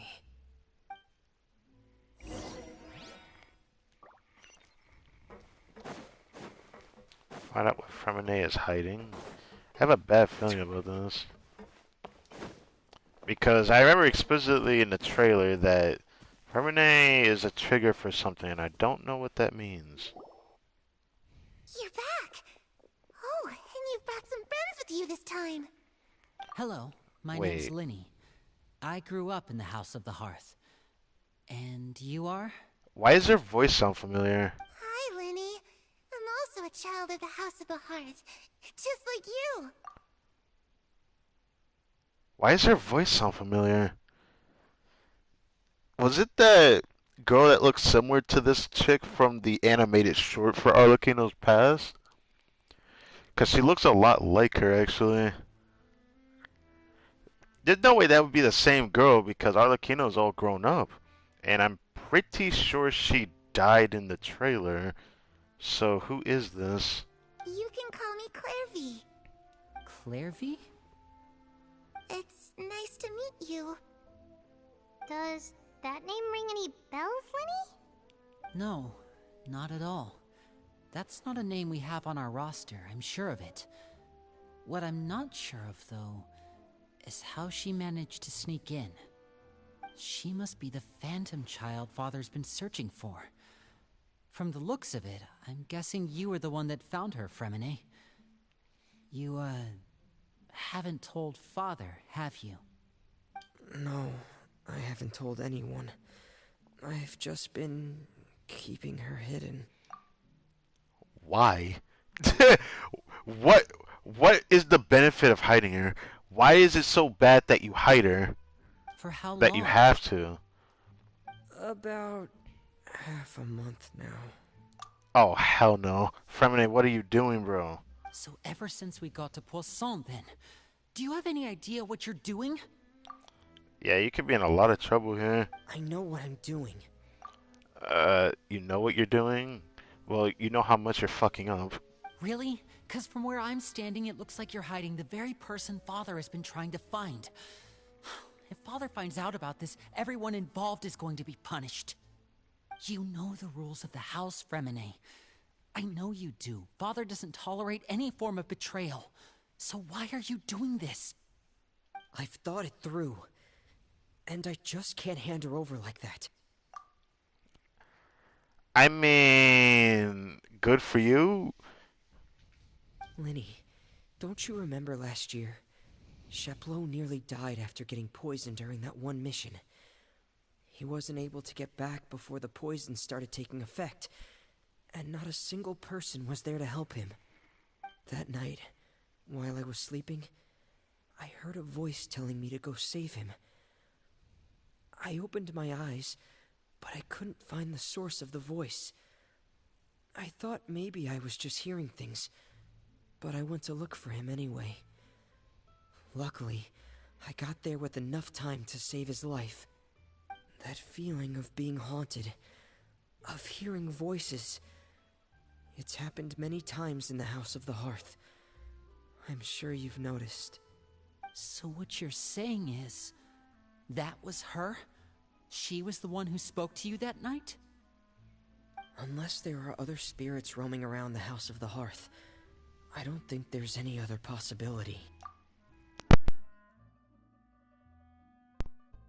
Check that. Do this too. Okay. This is interesting. I still don't really see this as a reason to hide it from her. It's like I thought it through, but what benefit do you have to hiding her? For what reason? Because all I can think about the end result, the the the journey of you doing this does not hold any weight if you get caught, and it's not even an if, it is a when. You aren't gonna be able to hide her forever. If Clairvy were our enemy, it wouldn't matter whether she was a spirit or an actual child. I would have acted without a second thought, because that's what Father ordered us to do. But she's been living with us, helping us from the shadows all this time. I think that makes her family. Okay, well tell that to your father. I couldn't just hand her over to be dealt with. Not when there's so much we still don't know. Well then ask your father, unless she doesn't want to tell you or something. So what's your plan then? You can't keep her here forever. Someone is bound to find out eventually. I haven't thought that far yet. I don't want to disobey an order from Father, but I also don't want to put Clairvy in danger. But you're doing both by doing this. Do you not notice that yet? Come with me. There are a couple things I'd like to say to you in private. Damn. Man's like, I'm about to go tell you off right now.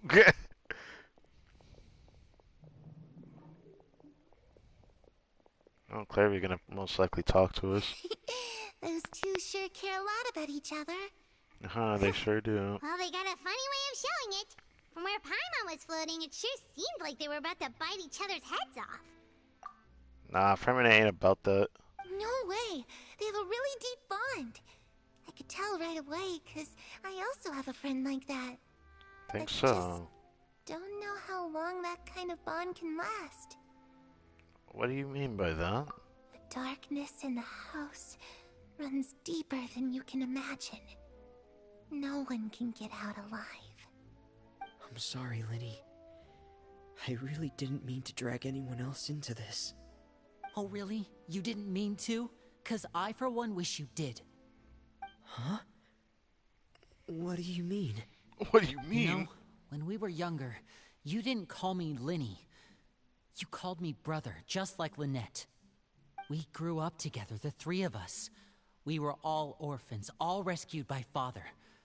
Of all the siblings in the House of the Hearth, I think our bond was the closest. Later on, when you started calling me Linny, I wasn't actually surprised. After all, Lynette and I are related by blood. We've had to depend on each other to survive long before we joined the house.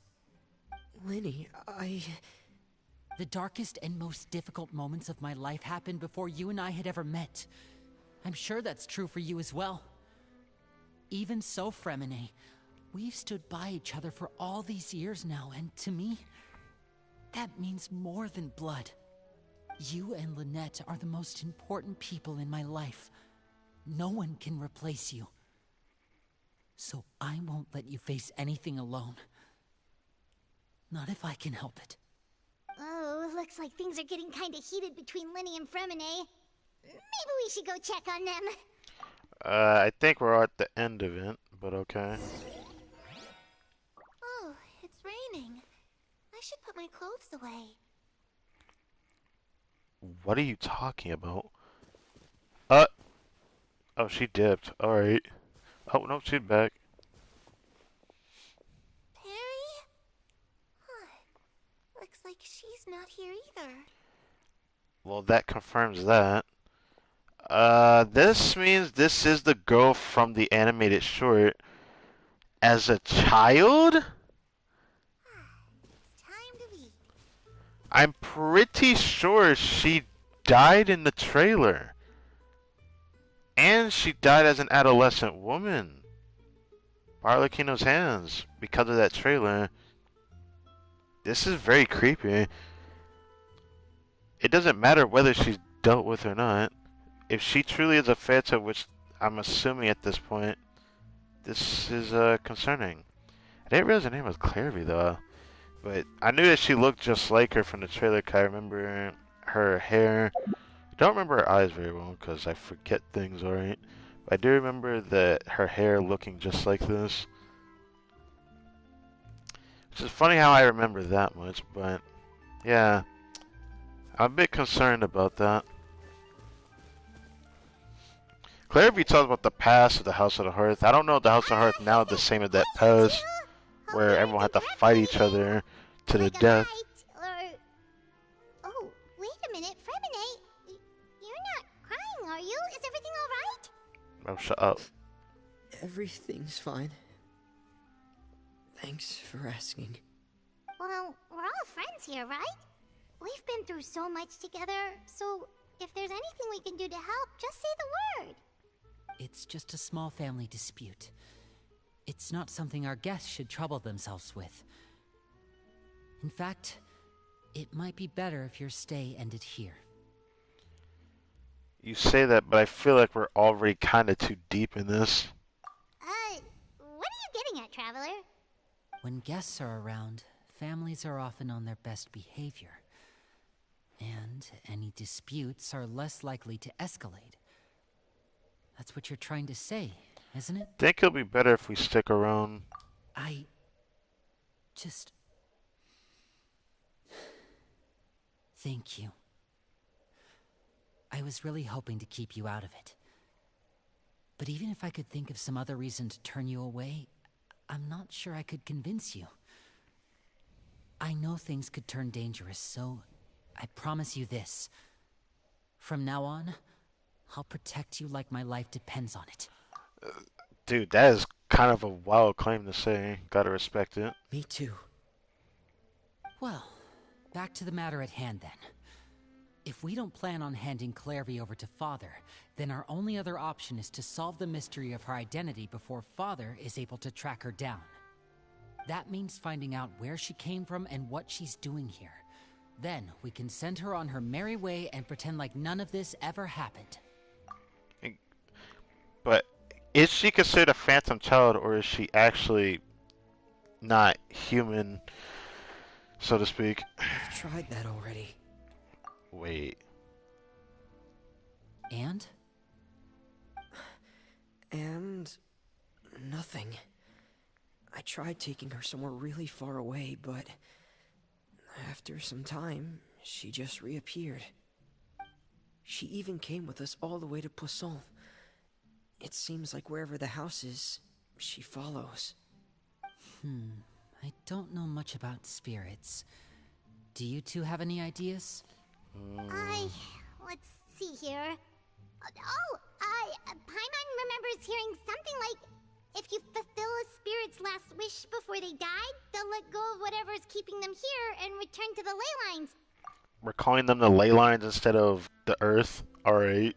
Oh, it's just that Paimon doesn't really remember where she heard that, so it's not guaranteed to work or anything. Well, sounds like it's worth a shot. Guess that means we should go ask her about her wish. But first, Fremine, I need you to promise me something. What is it? I need you to promise me that this will stay between the two of us. We're the masterminds behind this whole thing. No one else gets involved. Can you do that for me? Of course. I promise.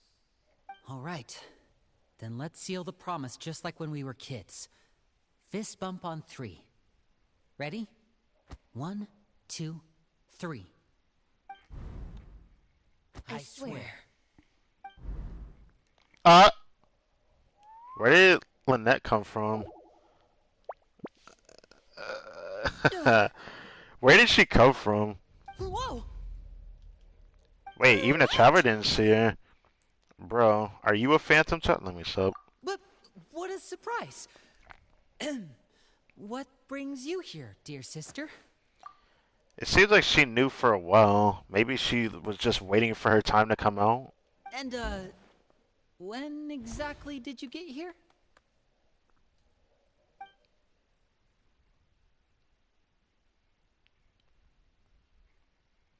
You're an idiot, brother. What? What? What? And you too, Fremine.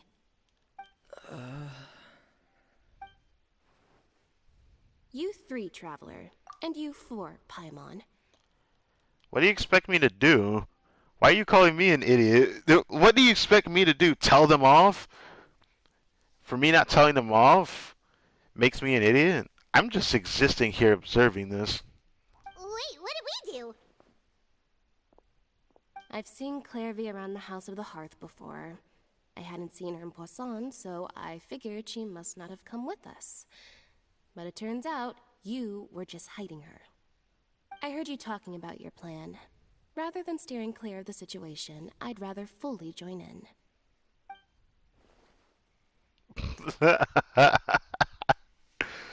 If you don't agree, I'll have no choice but to report everything back to Father. Simple as that. You're not giving us much wiggle room here, Lynette. I mean, you can say what you want, Lenny. This is Fremine's fault. I still don't know why we were called an idiot. I still want context for that. Well, I guess we're all in this together then. After we talk to Clairvy, we'll figure out our next move. There's no time to lose. Let's go.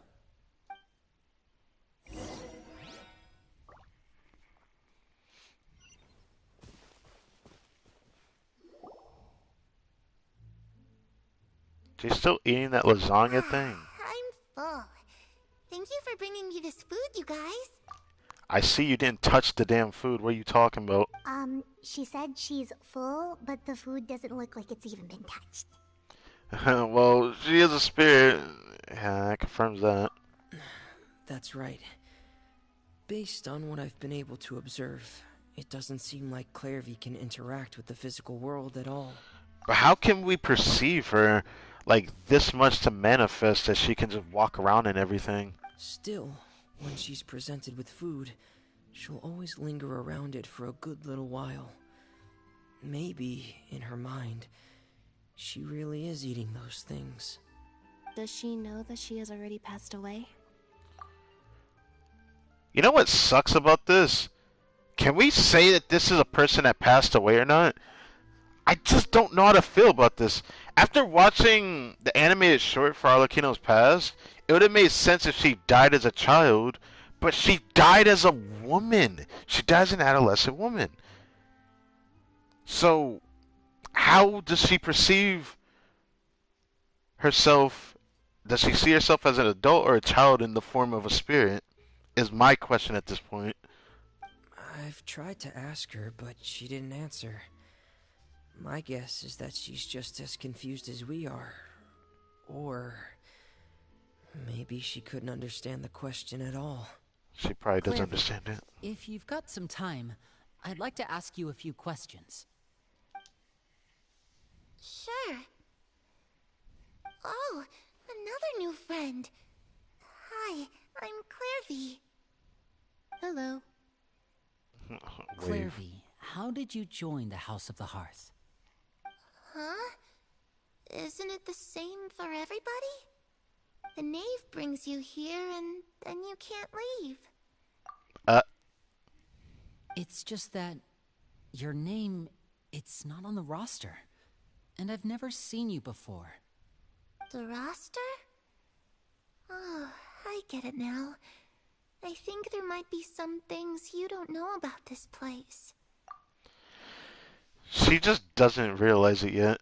As a spirit, I suppose. The people in charge, they're not as nice as they look.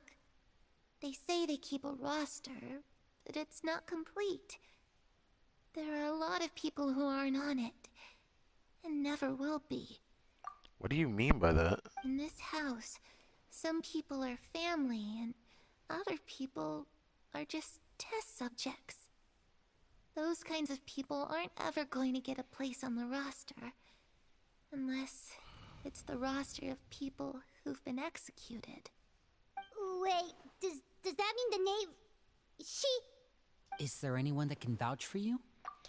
I would have asked her this one question. What is the Knave's actual name? Perry. She's my best friend. She's the only one I trust in this place. Have either of you heard of that name before? No. Me neither. Clairvy, Perry. Neither of those names are on the roster.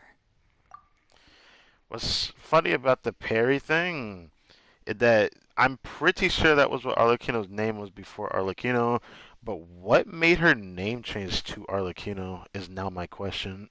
But it seems like she's telling the truth. Either that, or this kid's already got a bag of tricks bigger than mine.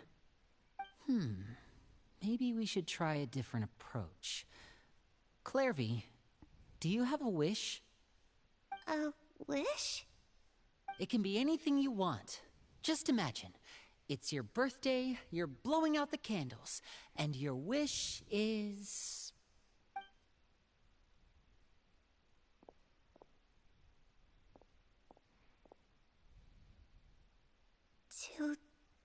To go outside, where the sun can find me. Uh, That's it? Well, that sounds easy enough. Something is making me wonder. The darkness in the house runs deeper than you can imagine. No one can get out alive. What does she mean by that? Things can't be this simple. Okay, time to divide and conquer. Listen up. I've got a plan. I'll try and find a way to use basic illusory magic to take Clairvy outside and bring her somewhere with sunlight. Lynette, try and find the list of executions that Clairvy was talking about, and see if her name is on it. Fremine, you stay in Poisson. We can't be the only ones who've had run-ins with Clairvy. I need you to collect intel on everything she's said and done. Understood. I'll try my best. What about us? What should we do? I really appreciate your willingness to help, but this is a family matter. I don't want to drag you in too deep. It's too risky. Let me think. Since Father considers you to be guests, maybe you could stick by her side for a little while. You don't need to do anything except keep up some nice, casual conversation. I'd like to ask her a question myself. You want us to distract her? How should we contact her? I'll give you a magic bird.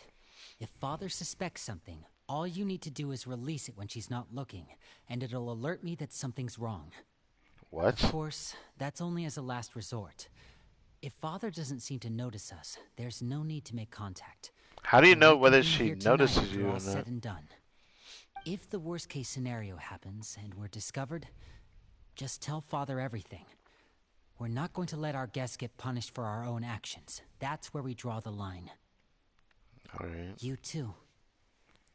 Okay, this is where we part. Father should be at the beach nearby. Like outside of Poisson? Oh, okay. Well, you guys I take really care. hope this goes well. No, it has to go well. That's the only way this can get resolved.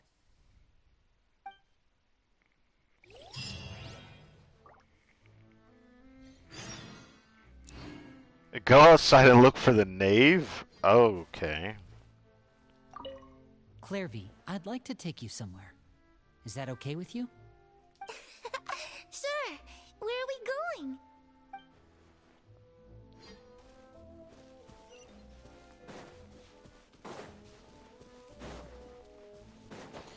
This story quest is very interesting. I want to know if Arlecchino ends up talking to Clairvy. I'm pretty sure that was the girl in the trailer. I still find that very interesting. Everybody is sure about Arlecchino's past, and Pierre was the name Arlecchino was given potentially by whoever. We don't really know the origin of the name. We just know that people called her that at the House of the Hearth when she was a child. Even until she was an adult, before she eventually killed the former Harbinger, but that was the name. But I still want to ask a question to her, bro. I want to ask a question to Clairvy, but they didn't ask it. I can't help but be interested, because that would have given us the answer. That child, bruh. What the hell? Alright. What is this? Feels kind of weird to see these two here. Or just seeing child is a bit It's surprising. the Knave and Child. Oh, why is it raining? Hey, aren't you supposed to be in Snezhnaya recuperating? What are you still doing in Fontaine? Yeah, I thought you were like so injured that you couldn't move. You know, because you got thrown through a portal at the end of the whole battle with the whale. Well, before we ended up fighting it. No. Never mind. Technically, I think he did help us in that fight, but we don't know because we helped Nuvolet. Yeah. Oh, it's you two. I didn't expect to run into you here. I was unconscious for quite a while after the fight in the Primordial Sea. After I woke up, I realized I was being taken back to Snezhnaya, and well, I couldn't have that now, could I? Not when I've still got unfinished business here in Fontaine. So, I mustered up all my strength and made the journey back on my own. What was your plan again? I forget because like so much shit happened. You went to trial, then you went to prison, then you broke out of prison, then you got stuck in a primordial sea, and then you end up fighting a giant whale. And then you end up running into your former master, not your former master Skirk, your master Skirk. Hot piece of woman, but she looks scary just like Arlecchino does. What sort of unfinished business are we talking here? It has to do with Skirk, my master. I really wanted to meet up with her, but by the time I got back, she had already left. I still have so many questions for her. Without any other leads, all I could do was ask the Knave to help me track her down. She must have left behind some traces from her time in Fontaine. Does she even touch down into Vet? It seems like she has her own little domain that she can just stay in. Oh, okay. So, have you found any clues? Unfortunately, no. While the House of the Hearth is adept at collecting all manner of intelligence, certain existences can still manage to escape our purview. I see. Basically, unless Master feels there's a need to meet with me, she's not going to be found. But that problem has an easy fix. I just need to become stronger, and then... First get well before talking about I need to get stronger, alright? I respect the grind, though. Paimon thinks you should focus on getting better first. The worst of it is over. It's all thanks to that one kid from the House of the Hearth. Elwar, I think her name was. Elwar, that's how you say her She gave me a name? bunch of random potions to drink. They didn't go down easy, let me tell you. Pain and chills all over. But they really did help speed up my recovery. Was it a recovery potion, or are we going to be talking about poison again? And that's good, because it looks like I really do have to head back this time. The old man's been putting the pressure on me. He sent someone to tell me I'm needed for some sort of project. Oh, is he talking about... He talking about the #1 Harbinger. I don't know if... Is he considered #1? I forget the whole order of the Harbingers. I just know the leader of the Harbingers that's like next to Saritsa is like... I forget his name. Was it? I don't remember if it was Peter, just like... What the other... The girl says, but... You know what, let me know. Project Stuja? Yeah, that's the one. I heard Regrader's involved too. I'm not looking forward to Regrader is a all Harbinger, his right? monologuing, that's for sure. Hey, maybe you could think of a way for me to stay in Fontaine for a little longer. Helping Linny and the others brush up on their fighting skills would be far more interesting. If you and I could spar, that would be even better. I've been waiting for a chance to see you go all out. Child, you gotta stop being Goku, bro. And what a sweet little daydream that is. But I also have a role to play in all this. I'll be leaving Fontaine shortly as well. Besides, considering how little they see fit to step outside the homeland, being called on to return to Snezhnaya by such illustrious dignitaries, what a great honor. Wouldn't you agree? Wait, she's also going back to Snezhnaya? One I could do without, I'd say. Huh. Is it just Paimon? Or does it kind of seem like they're... Well, it does seem like Arlecchino likes Child, if that's what we're getting at. but she did it in a very nice manner because she could have said far worse. So, dear guests of the House of the Hearth, to what do I owe the visit? Well, we just... Well, I'd actually like to confirm something. Right! We're super close to Linny and the others, but we still don't know much about you! Palmer, you're bad at lying. Is that so? Introductions have already been made, have they not? Oh, well, you see? There's only so much you can learn about someone from a short introduction. At least tell us something a little extra, like... Why do you call yourself father? Huh, good question. I'd also like to know. Bro. The fact that you have to ask tells me our intelligence work has been quite successful. Telling you the answer to that question would only serve to undermine that success. And we can't have that. Now can we? So, in other words, no. Spoken like a true diplomat. That was some expert sidestepping right there. The way Shao just said that was ugly. Well, if there's nothing else, I think I'll take my leave. I still have a small matter to resolve at home. Why does she have to hide it? I don't see the point. It shouldn't... Actually, no. It is a big deal, but still. Wait, don't go! Don't go. If the Knave leaves now, she's sure to run into Linny and Clairvy. Should I release the bird Linny gave us? No, we should try to get her talking something else. Why did what does the organization mean to you? Oh, I want to ask her that too! Wait. I'd also like to hear the answer to this. Dude, shut up! I've met some of the members of your organization, and they all seemed like really good kids. They actually reminded me of Tonya and Tusser. Which, by the way, if you ever betray them, I'm just letting you know, I won't let you off easy. Okay, idle threats, okay, cool. And why would I betray them? Well, you've already betrayed the House of the Hearth once, haven't you? At least, that's what I heard. Did Child have a voice line about that? I could be wrong, but I had to go to my way to find it. I could have sworn he had something about it. Heck, Scaras even said something about Arlecchino, saying that you can't really trust her. But I don't know how much to deal with that in the past. I'm pretty sure we should know because it seems like Scar was part of the House of the Hearth before her. So he knows about her past at the very least. I don't know about Child though.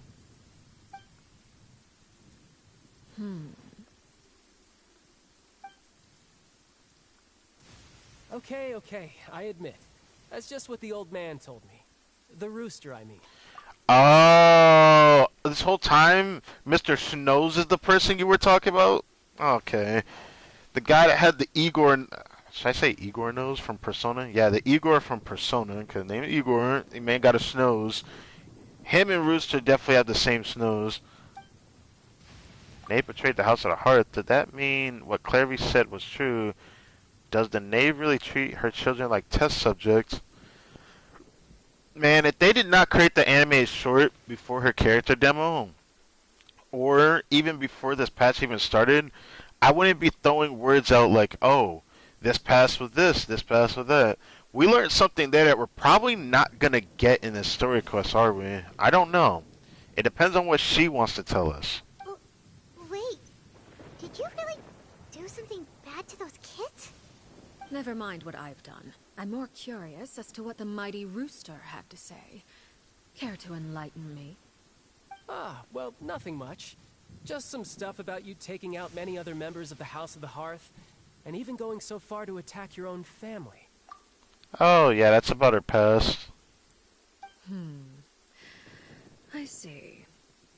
Oh, based on your reaction, I'm guessing it's all a bunch of lies. Hardly. I don't appreciate his particular turns of phrase, but I suppose he didn't say anything untrue.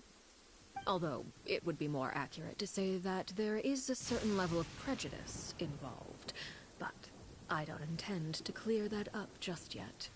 Prejudice has a funny way of concealing the real truth behind certain things, an attribute that I find to be quite advantageous. Call yourself a Fontanian, for example, and people will assume all sorts of things. when the real truth is that this is simply the land where I was raised. Huh? You're not actually from Fontaine? But then why did you try to help out with the prophecy and everything? Oh, you got a point there. I was trying to protect the children born in Fontaine. Claiming that I myself was a Fontainian simply made it easier to operate. People would hardly suspect a fellow Fontainian of having any ulterior motives. Who wouldn't want to save their homeland after all? I'm so conflicted with the way you said this, though. I don't know how to feel about that. The primordial sea wouldn't have any effect on me, but it would have caused great harm to the House of the Hearth. Well, you wanted extra information, didn't you? There you go. I hope that satisfied your curiosity. It's not really enough to satisfy me, sadly, but that's just because you relinquished something else, but I guess we're not going to ask her. So much for learning anything else about her betrayal. She's probably only revealed that other secret in order to change the subject. Seems like she's trying to avoid talking about her past. Yep. So, you stayed in Fontaine for the kids. I guess I was wrong to believe you'd betray them. Apologies. Looks like I was holding on to some prejudices myself. Good. Like I said, I like it when others have misconceptions of me. Why? Why? What is the point in that? You say it makes it advantageous, but I actually think it's the opposite. The thing that sucks is that people can start throwing out things that you are going to be either forced into a position to clear up, or you have to basically be quiet and hope that it blows over and people forget about it. Did that make you still advantageous, though? Not really if they keep saying shit and you're not stopping them. I don't know. Like, the only way I can see it as advantageous is when people try to directly talk to you and you just never talk about it. I guess that's fine if that makes you feel better. Actually, while I was recuperating at the House of the Hearth, there was something else that really caught my attention.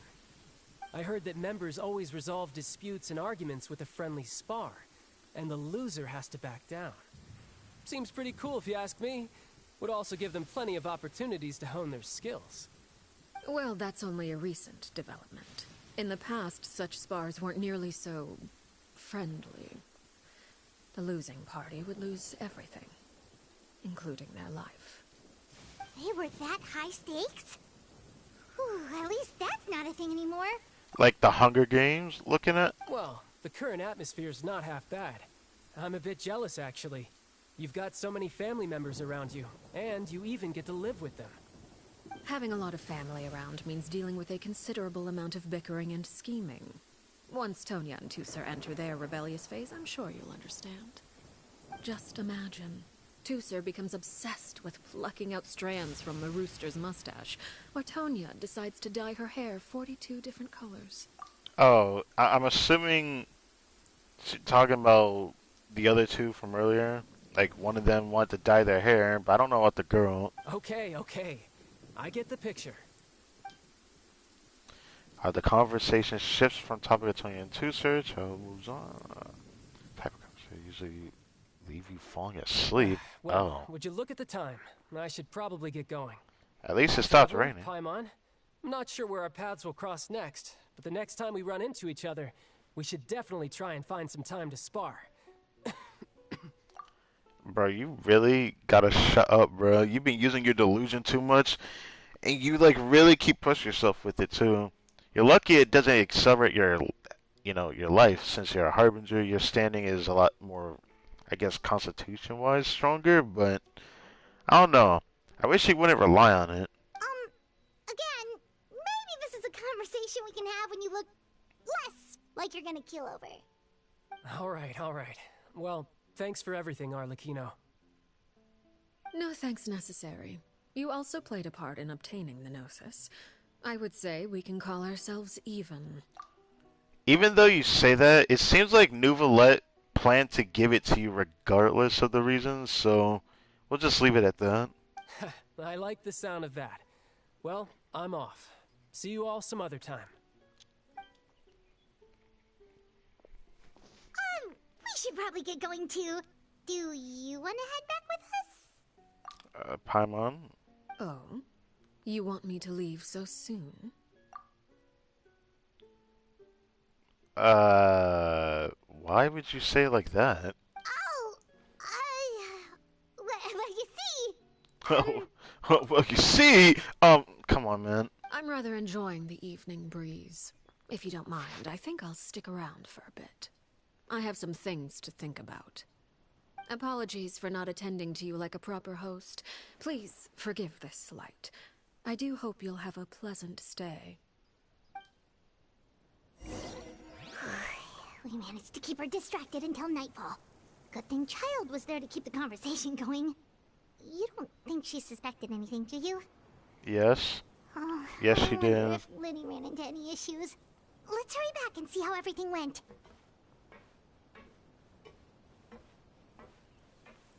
Oh? You decided to stay a little longer? Let's take in the ocean view together, then. Does she really like the ocean view that much? I still really like her design. For me, her design doesn't scream sexy or anything like that. Some people just see it as that for some reason. I just see badass lady. That's all I see in her design. I love her design because of that. Just badass.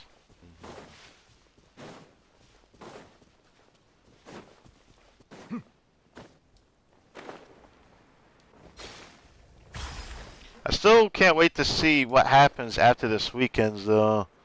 Like, how good is Arlecchino gonna be in the face of like the theory crafters that I watch in this game?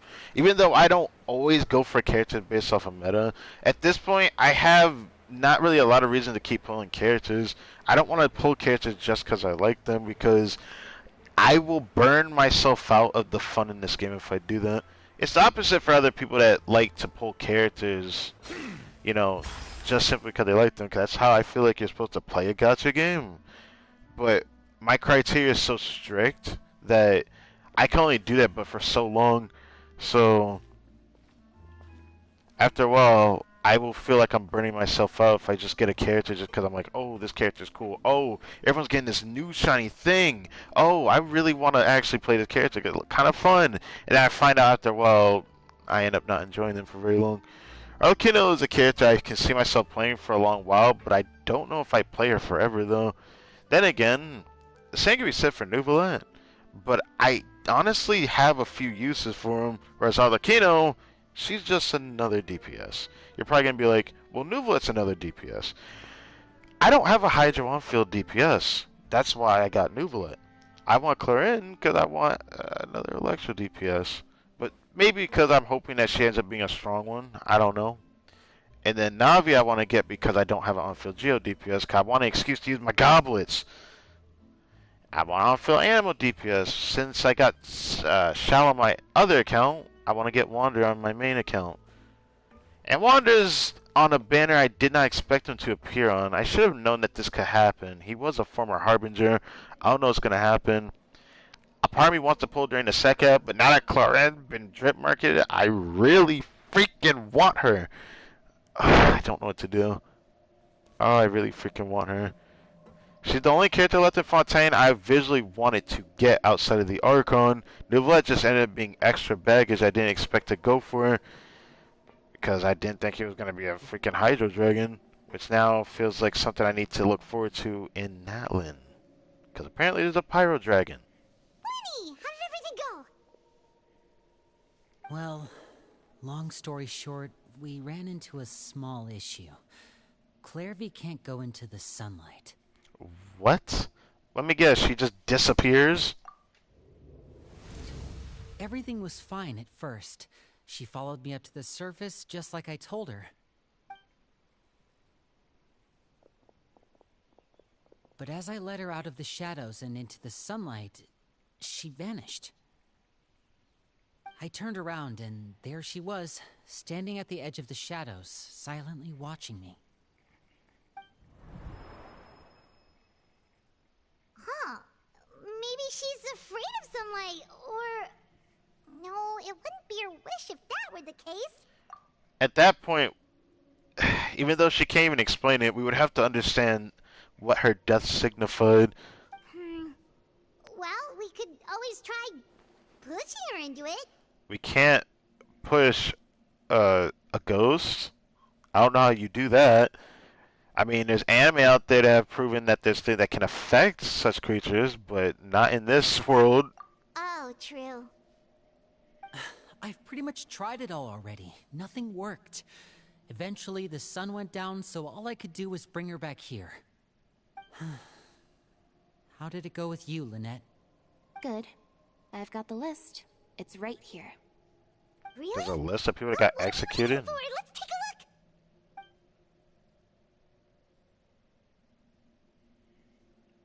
Oh, that's a lot of pages. Oh, it's gonna take forever to get through it all. We can each take a section. Here. A section? La Pouillade, Landois, Chambert, Horaire.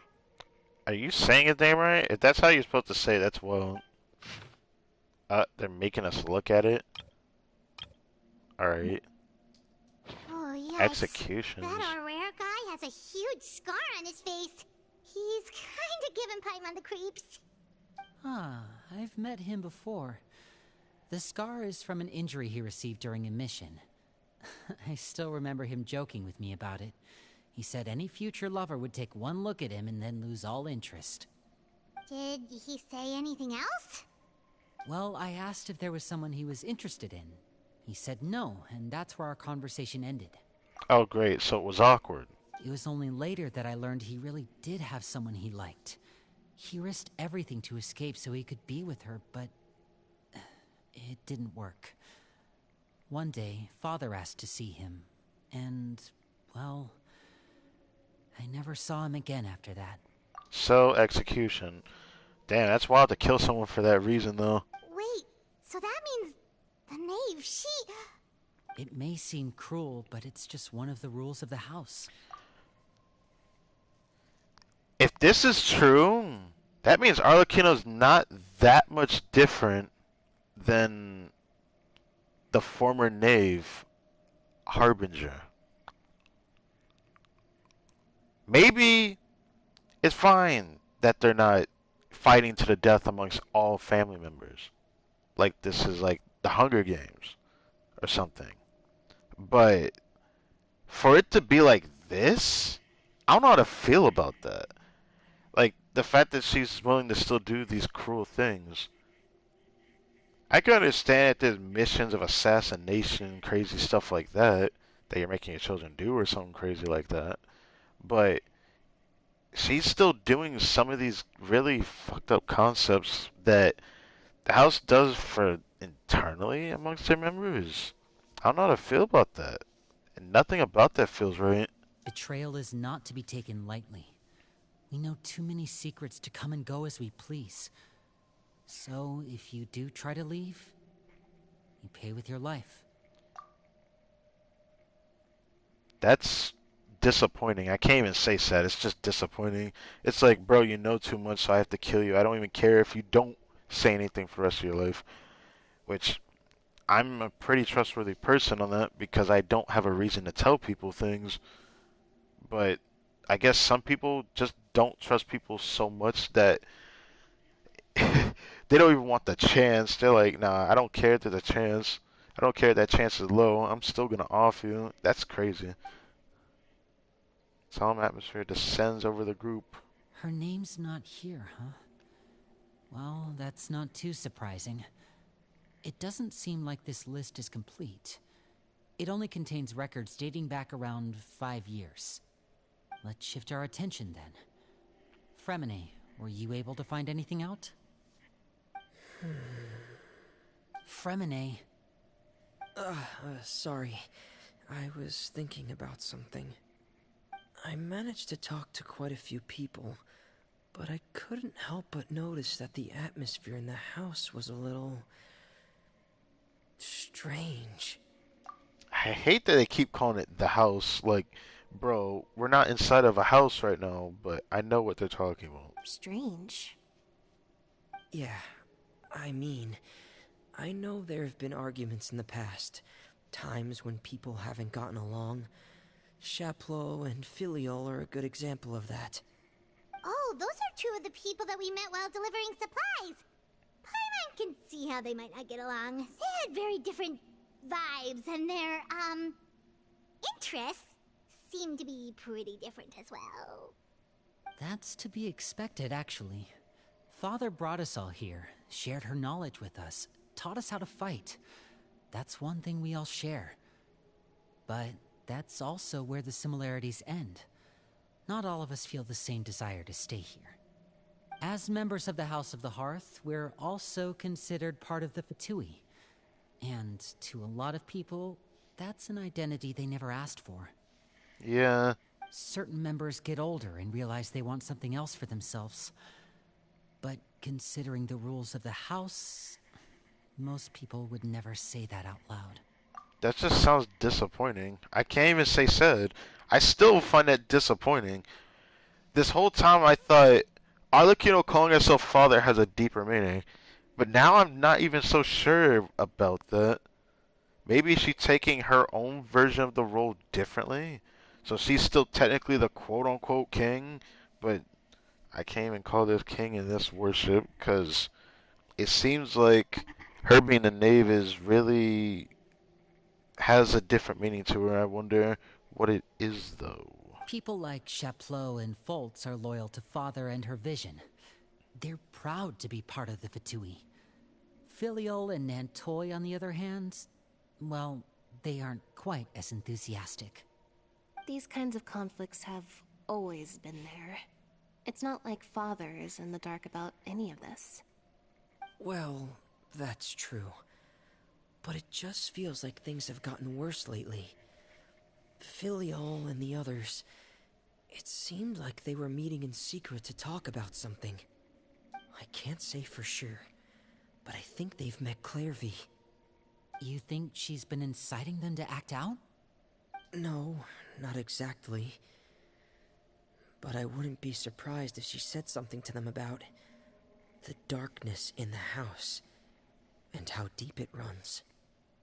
She's told me about it before. Experiments being run on children.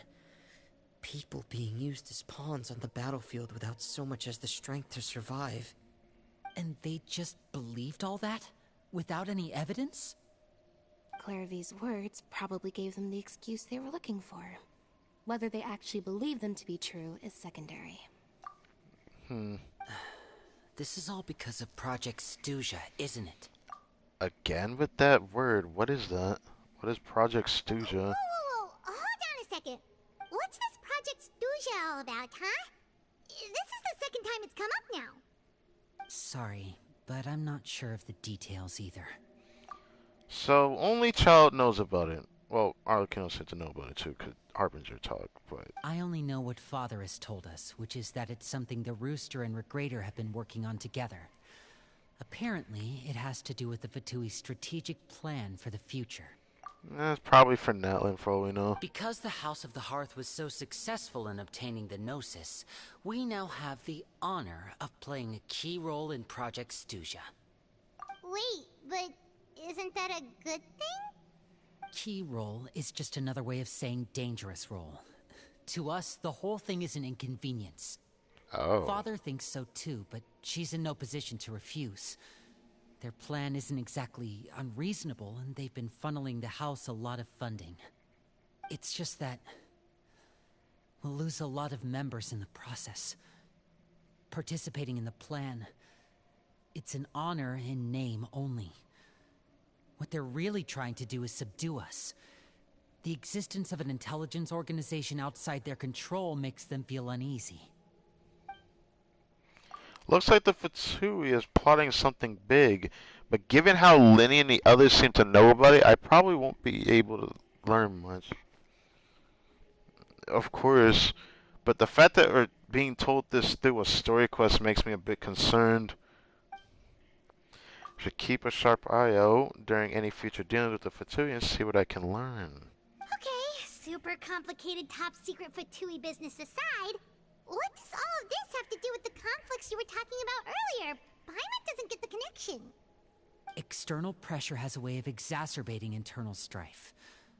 You can't overlook the power of fear either.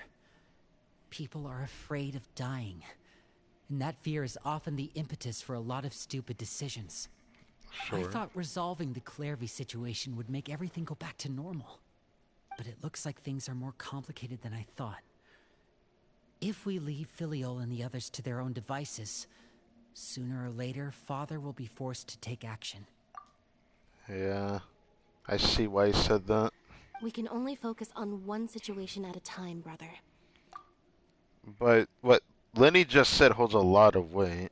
You're right. Even if we confront Filiol and the others, it won't do any good. It might even make matters worse. We should focus on Clairvy for now. Well, it's getting late. We should head back and get some rest. We'll try again first thing tomorrow. Lynette, you stick with me this time. Fremine, keep a close eye on Filiol and the others. Make sure they don't do anything they'll regret. Good work today, everyone. Have a good night, and I'll see you tomorrow.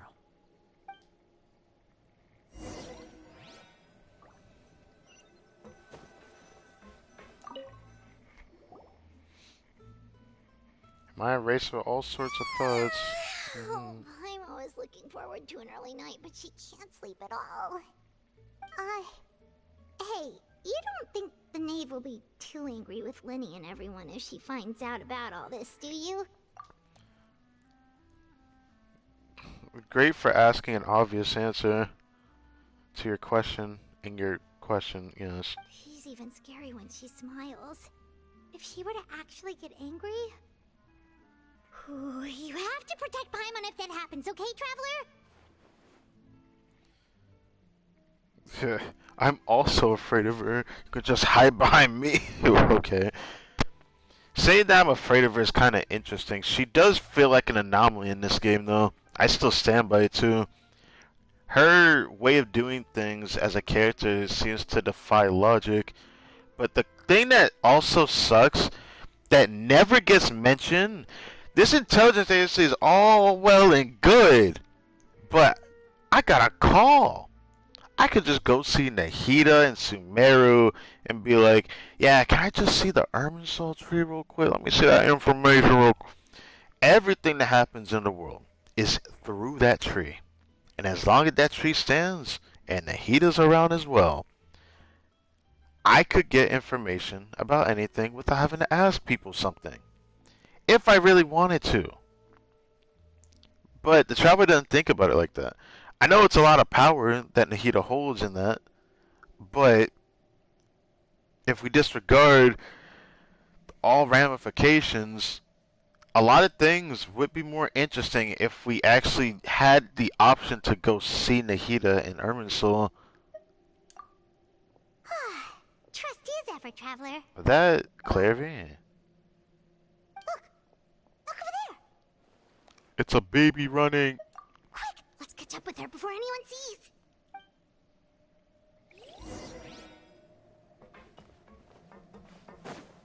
Where is she going?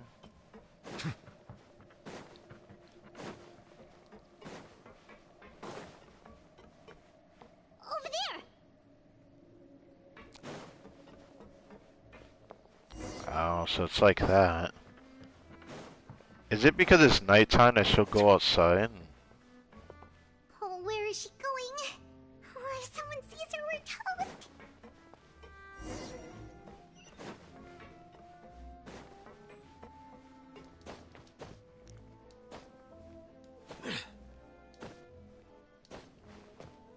Oh, look! She stopped! Oh, look, she stopped. Why can we not caught up with a ghost, bro? I don't understand.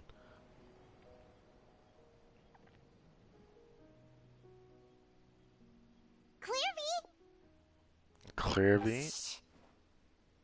I opened the window while no one was looking. Yeah, she's really stuck in the past, I think. Look how pretty the outside is. Window? Only I could have more than this. You probably think I'm being silly, huh? All this hopeless resisting? It's better to dream of what I could have than try to make it a reality, right? Please, help us get on the same page here, Clary. We need you to tell us what you know. Can you do that? Sure. Although, after you hear all this, I think you might regret that decision. Everyone in this family is nothing more than a tool. Something to be used and exploited. We're all expendable. Including me. As long as you're useful, you get to stick around. Lose your value. You're handed over to the doctor, experimented on, and given a fate worse than death. I've seen it happen again and again, and I've had enough. You're saying the Knave did all that? It's just, that doesn't seem like something she would do. She's scary and all, but it seems like even she has lines she wouldn't cross. It seems like, I want to say, but it seems like she's willing to kill somebody still over some, I don't want to say a petty rule. It's just like, it's crazy to me that, oh, they leave the house, they gotta get off. I feel like that depends on the person though, right?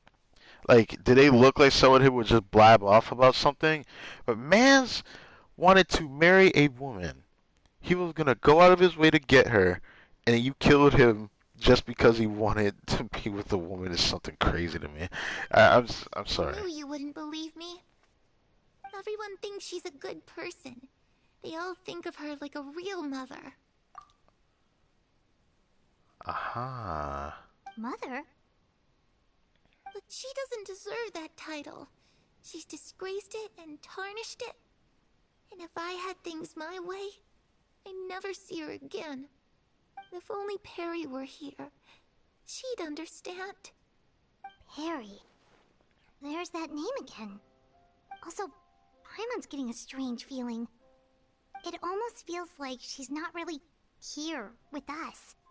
Paimon can't tell if she's actually talking to us or if she's mistaken us for someone else. She's a spirit. It could be anything. Well, in any case, it seems like she really needs someone to talk to. We should keep her company for a little longer. She looks so young. But it seems like she's been through a lot. It's getting windy. I should close the window. Ooh, look at the moon. Isn't it pretty? Hey, wanna hear a secret? I heard that if you look up at the night sky in Snezhnaya, you can see the aurora. It's supposed to be super pretty. Even prettier than the moon tonight. Well, I'll look forward to that when the region actually comes out in 2 years, but yeah.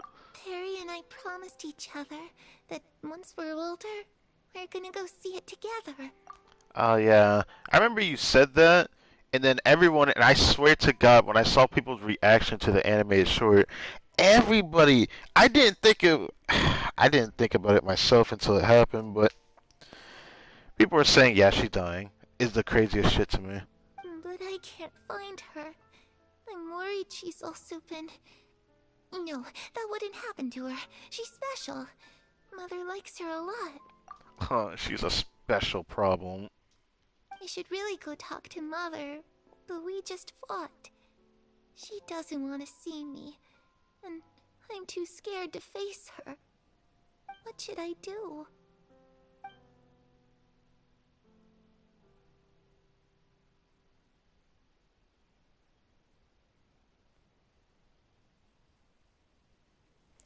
Clary said to come back to herself, gives a weak smile, and walks away. Paimon really doesn't understand what's going on with her. Everything would be answered if we just asked her, who do you call Mother, or what do you call the Knave? What is her name? What do you call the Knave, or whatever? Well, let's head back. We've got an early morning tomorrow. Surprised no one ever thought to ask her that yet.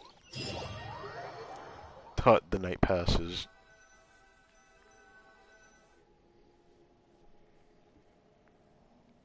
All right, looks like we're all here. Let's go ahead with the plan. Before we do that, I have a question. Oh? What is it? Have the Knave and the Doctor ever worked together? What makes you ask that? Well, we kind Clairvy last night, and that's what she told us. We met the doctor back in Sumeru. He's super dangerous, and he's done all sorts of bad things. Just a little bit of mind control, nothing crazy yet. It's possible that Father and the Doctor have had certain dealings, but I don't think Father would work with him. We're not really on the same side, so there's not a lot of trust between them.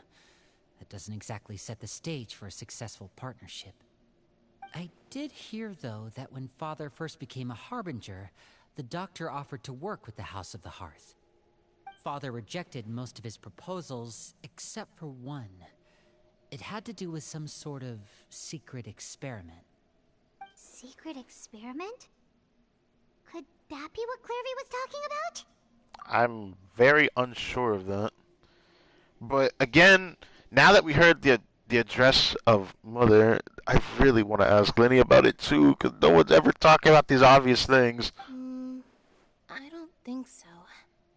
I don't know any details about the experiment itself, but I do know it's an entirely independent operation. The Doctor only proposed a direction for the research. That was the extent of his involvement. I still don't think that counts as working together. The details of the experiment are confidential, but complete records are kept on all participants. That doesn't seem to be the case with the situation Clairvy referred to. Right. I know you don't agree with some of the Fatui's methods, and I'm not asking you to. But I am asking you to trust us on this. The House of the Hearth has its own principles. There are certain lines we're not willing to cross. Alright, that's good to hear at least. For sure. However, I hate that there's still a question that no one asked yet. It's driving me crazy. Clairvy seems to think the Knave and the Doctor worked together to do something horrible. If that turned out to be true, Paimon doesn't know how he would even face you guys. It's just that it doesn't seem like Clairvy is lying either. The easiest thing to do would be just ask the Knave directly, but Paimon doesn't think she'd tell us. Actually, I feel like she'd be forced to make a decision based on what Clairvy might do with her reacting to the Knave. But Father didn't come back last night. She's probably still near the shore. We'll be counting on you to distract her. That's not gonna work, man. I'm telling you right now, we'll only be able to do it one more time, at best. Lynette, you're with me. Fremine, you know what to do. Be on your guard, everyone. Alright, let's get to it.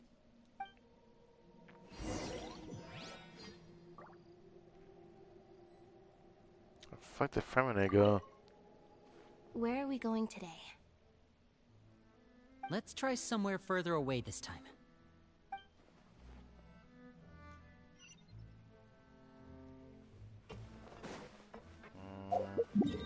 Might be faster to teleport, honestly.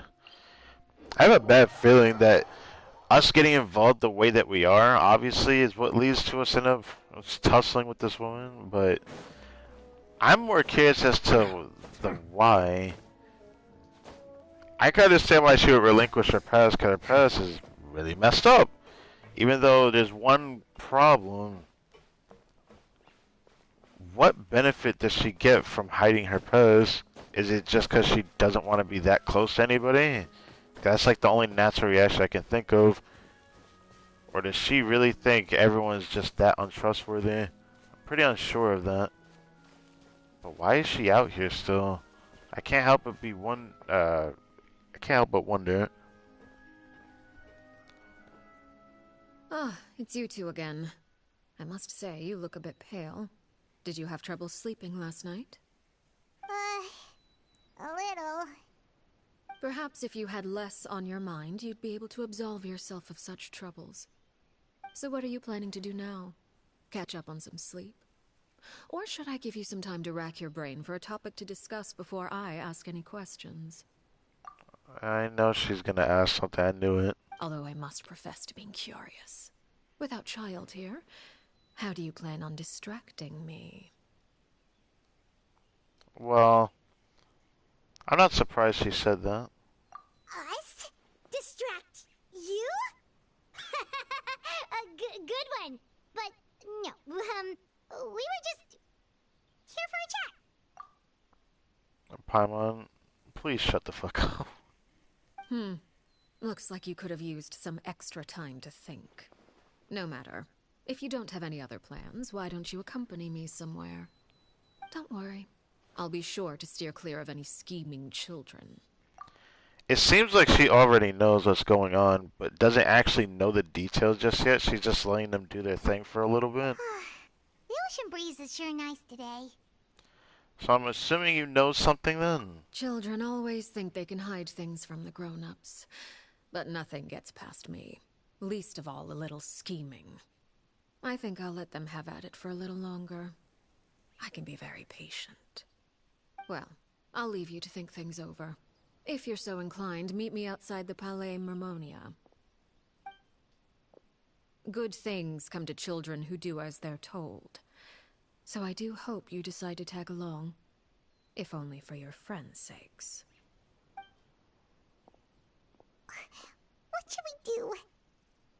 She clearly knows about everything we've been doing, and Paimon doesn't think it'd be a stretch to say she was threatening us just now. I wouldn't say it was threatening just yet, just letting us know. Letting us know to do that. Oh, good idea. Hopefully he sees it in time. Well, we should probably head to the Palais Mermonia. Paimon doesn't want to find out what happens if we don't show up. Based on what the Knave was saying just now, it sure didn't seem like it'd be anything good. All we can do is take one step at a time. Okay, then we probably shouldn't keep her waiting. It seems like Linny and the others are on thin ice, so let's do our best to not get them in any more trouble.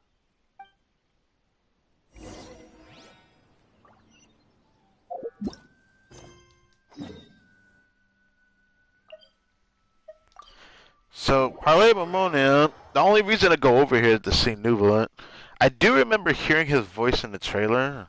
Don't remember what he said, though, because there were so many voices overlapping in the Knave's trailer, so, yeah.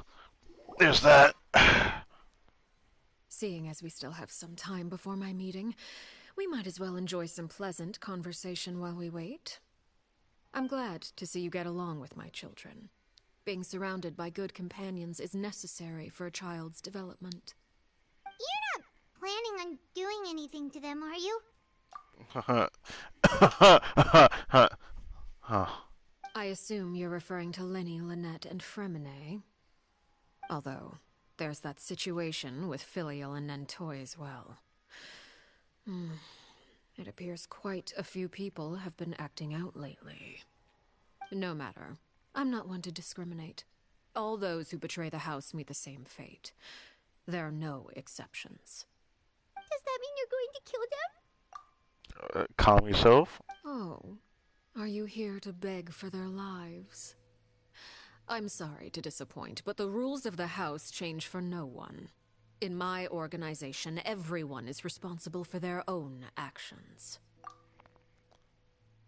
So, it's your way of saying I'm allowed to kill them because I can. I can't really say I agree with that sentiment.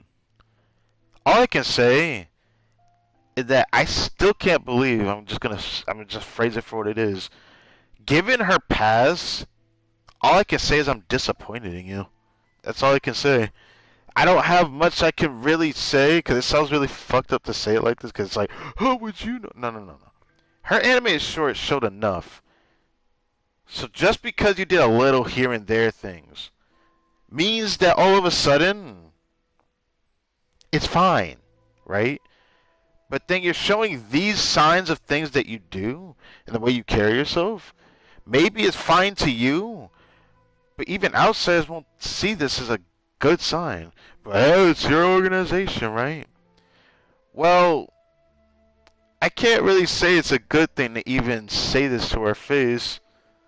Not saying that anything will come of it, but I'm sure plot armor will say for itself where that entails us. But don't you care about them at all? They really respect you. They even call you father. You must feel something for them.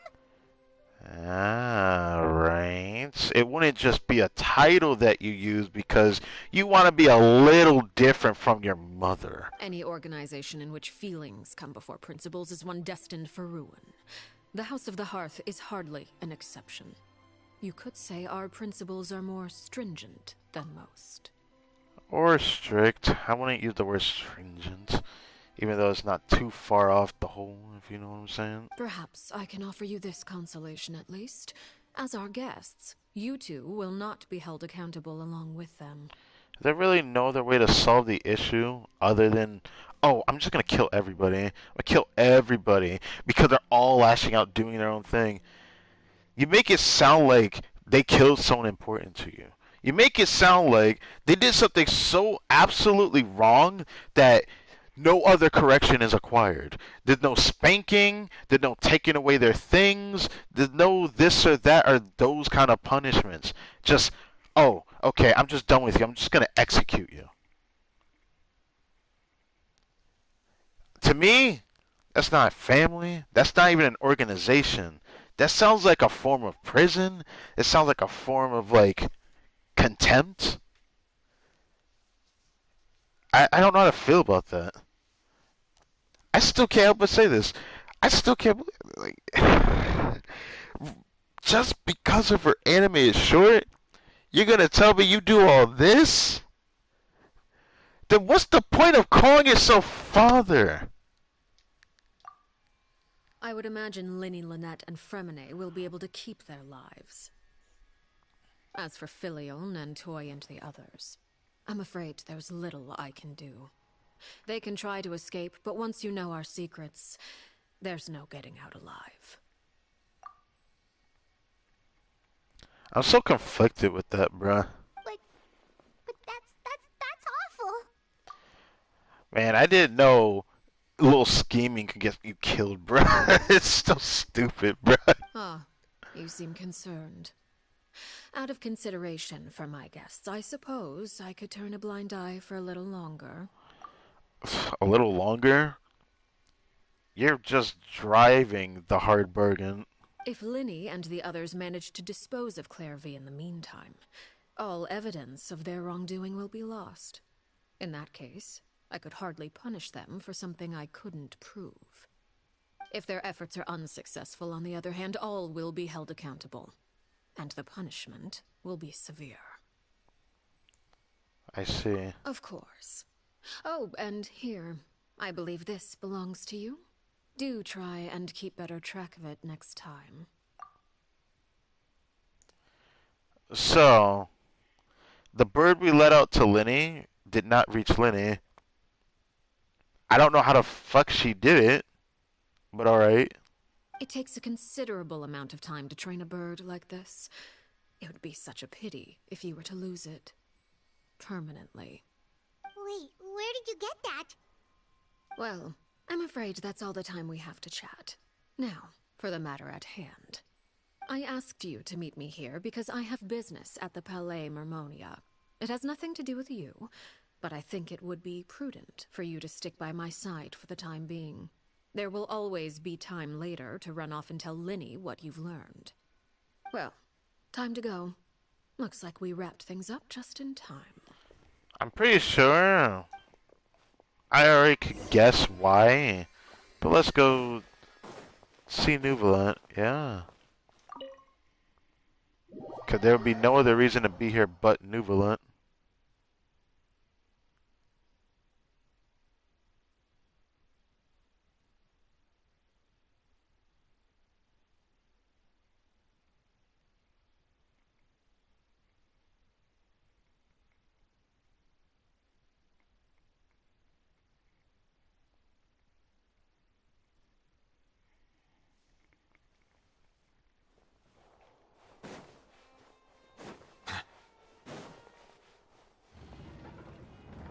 Aha, the Dragon Man.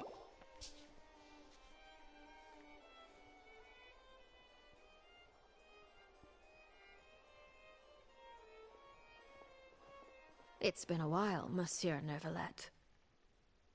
I must say, I wasn't expecting my meeting request to be approved quite so quickly. The Palais Mermonia operates with an efficiency worthy of admiration. It is only right that an esteemed diplomat such as yourself should be afforded the proper level of respect. Although, if I may speak plainly, I must confess that I did not anticipate we would have the occasion to meet again after presenting you with the Gnosis. I see you brought the Traveler and Paimon with you as well. If I may inquire as to the purpose of your visit. I'll be departing Fontaine shortly. There is, however, an outstanding matter that I would like to see resolved before I go. It requires a rather lengthy explanation, I'm afraid. So I took the liberty of explaining everything in this proposal. Please review it at your leisure, Monsieur Neuvillette. I'm pretty sure I know what you're gonna tell us.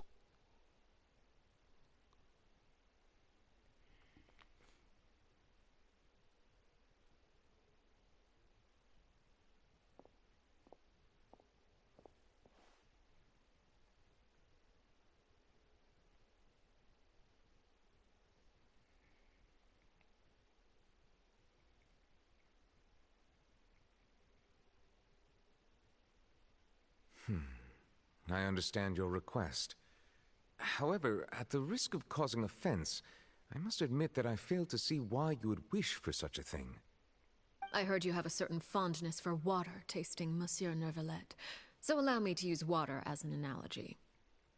A family is like a large body of water with countless rivers flowing in and out. As someone who watches over this system, I would hope that each river that flows from the source will eventually reach the ocean. Of course, objectively speaking, I know this is impossible. Most of the rivers will dry up along the way, disappearing into the ground and leaving nothing but a barren riverbed behind. Not all rivers are destined to reach the ocean, but I would not see their existence rendered meaningless. I believe the water that flows within them is simply meant for a different destination, like a field in need of irrigation. Or perhaps the glass of a certain water-tasting enthusiast. Did you get any of that, Traveler? A little bit, but not much. Your words paint an optimistic picture indeed. Allow me to remind you, however, few among us are willing to sip from a glass filled with tainted water. Ooh, ooh, ooh. I'm just saying, the way he said that, bro, I'm gonna be honest, he's right. Few among us are willing to sip from a glass with tainted water. It may have been tainted at one point in time, but not to worry. I'll make sure it's strained of all impurities and returned to its cleanest form. I seem to recall there being a transactional aspect to your proposal. Perhaps you could expound on that? If you accept my proposal, Monsieur Neuvillette, I will gradually withdraw my forces from Fontaine. And, unless absolutely necessary, I will no longer carry out any special missions within Fontaine. I presume I can take your words to mean that, in the future, cases similar to the Tartuffe assassination will cease to cross my desk? Oh. Tartuffe? Ah, that thief who embezzled funds from all those charities, you mean? My deepest condolences to his family, but without any evidence, I cannot imagine how the House of the Hearth might have been involved in his passing. I'm pretty sure that was pretty much shown in Arlecchino's teaser trailer. She killed somebody that actually did the embezzlement case. It was a rich dude. You know, anyways. Of course, if you accept my proposal, Monsieur Neuvillette, I'm sure certain measures could be taken to reduce the frequency of such troubles. You choose your words carefully indeed. In that case, I am inclined to accept your proposal. My thanks for your generosity, Monsieur Neuvillette. Well, with that settled, we should be going now. I took the liberty of bringing along 2 bottles of spring water from Snezhnaya for you to enjoy. I do hope I get the chance to hear your impressions. Perhaps at our next meeting, yes? Indeed. I trust you would not overlook your commitment in the meantime. All right, Traveler Paimon. Time to go. I wanted to talk to Neuvillette for a short minute before we left.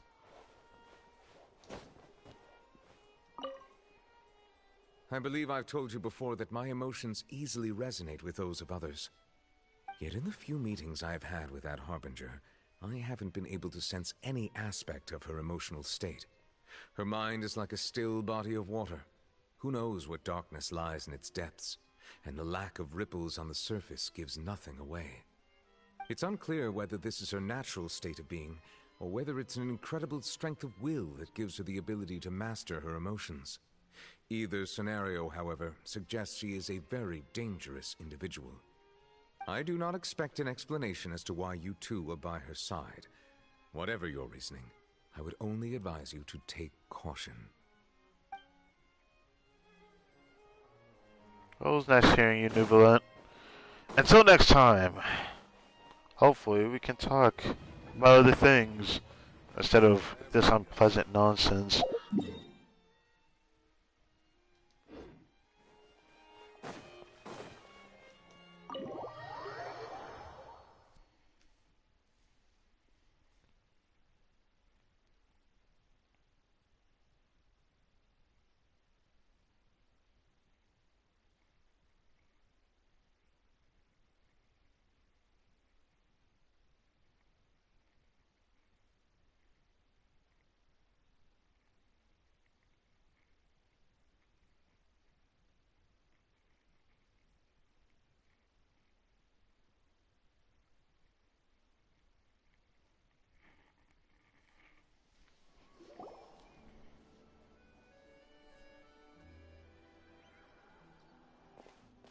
So, what exactly were you talking about back there? Exactly what she talked about. Paimon only heard you mention some rivers, a large body of water, and then some kind of irrigation scheme. Are you talking about the thing she was trying to explain? It was just an analogy. You really want to know? I would imagine there might be more pressing concerns at the moment. Winnie, Paimon really hopes everything's going okay. It doesn't matter at this point. She already knows. I'm pretty sure she already knew when we first talked to her with Chode. Oh, Paimon recognizes that look. You've got your thinking cap on, don't you, Traveler? Knave may seem relaxed, but she doesn't seem to be joking earlier when she said those who betrayed her organization must pay with their lives. I think she's serious about punishing those kids. Oh, should we stop her? And there's something else we should figure out first. While we were talking for the Parley of Ammonia, she mentioned Clairvy's name. Did that mean she knew where Clairvy was this entire time? Maybe she even anticipated how Lenny and the others were going to act. It seemed like she probably knew Clairvy even existed for a long time. But if that's the case, you're telling me she dragged things out for this long because she didn't want to punish those kids yet? It seems kind of extra if you ask me. Wait. He looks like the guy that had a giant scar on his face in the picture, right? Oh, shoot. Are you alright? Oh, jeez. I'm so sorry. I was so focused on selling these papers, I wasn't looking where I was going. I'm pretty sure he looks like the guy that had like a big scar across his face. Well, let me make it up to you at least. Here, take this paper. On the house. He looked kind of familiar for some reason. Oh, you don't have to give us anything. Please, I want to. It's not like I'm short on supply. All the extras will be useless come tomorrow anyway. It's my fault, really. I was just trying to bring home some extra mora for the family, but I bit off more than I can chew. I haven't had many takers today, so I'm still swimming in papers. What's going on here? Nothing much. I just ran into your friend here on accident. I should probably get going, actually, so... Hold on. Of course, I'm happy to compensate you with mora, it's just... I don't have any on me at the moment. I'll take 3 papers. Here. Your payment. Oh! Thank you for your patronage. May the Archons bless you with good fortune. If only I had the chance to run into such generous customers every day. I should probably just take on a smaller inventory though, right? I'm getting married soon, so sometimes it's hard to not get ahead of myself. Anyway, I should head out. Goodbye! Yep.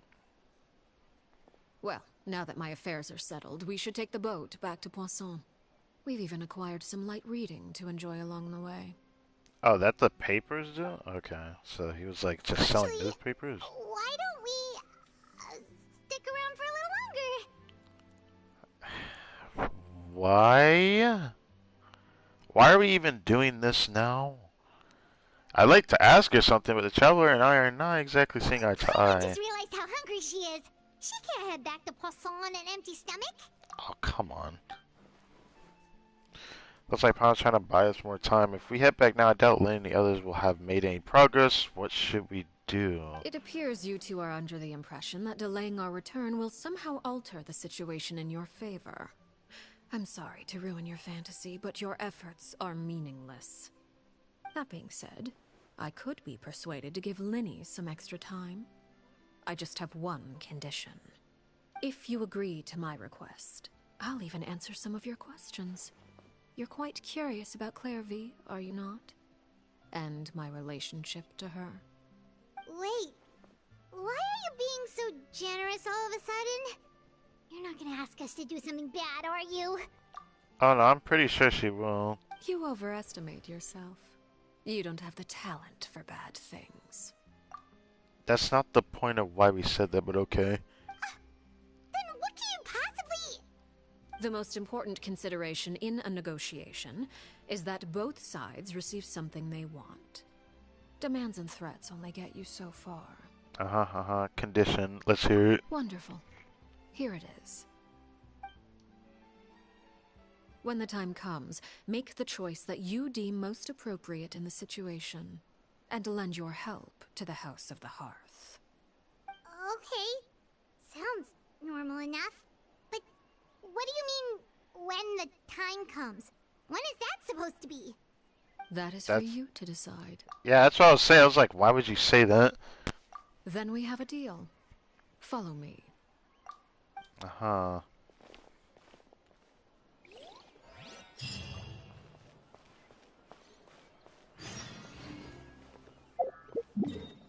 Follow the Knave to the nameless ruins?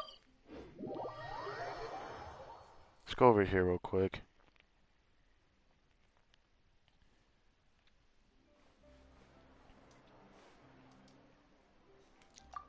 I had asked for applesauce.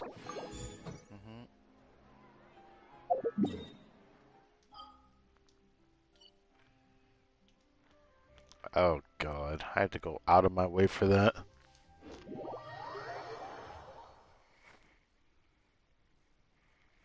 What time is it? Oh yeah, we're gonna be here till reset. Yeah, we're gonna be here till reset. Only an hour till reset. So I'll end up doing it all on stream.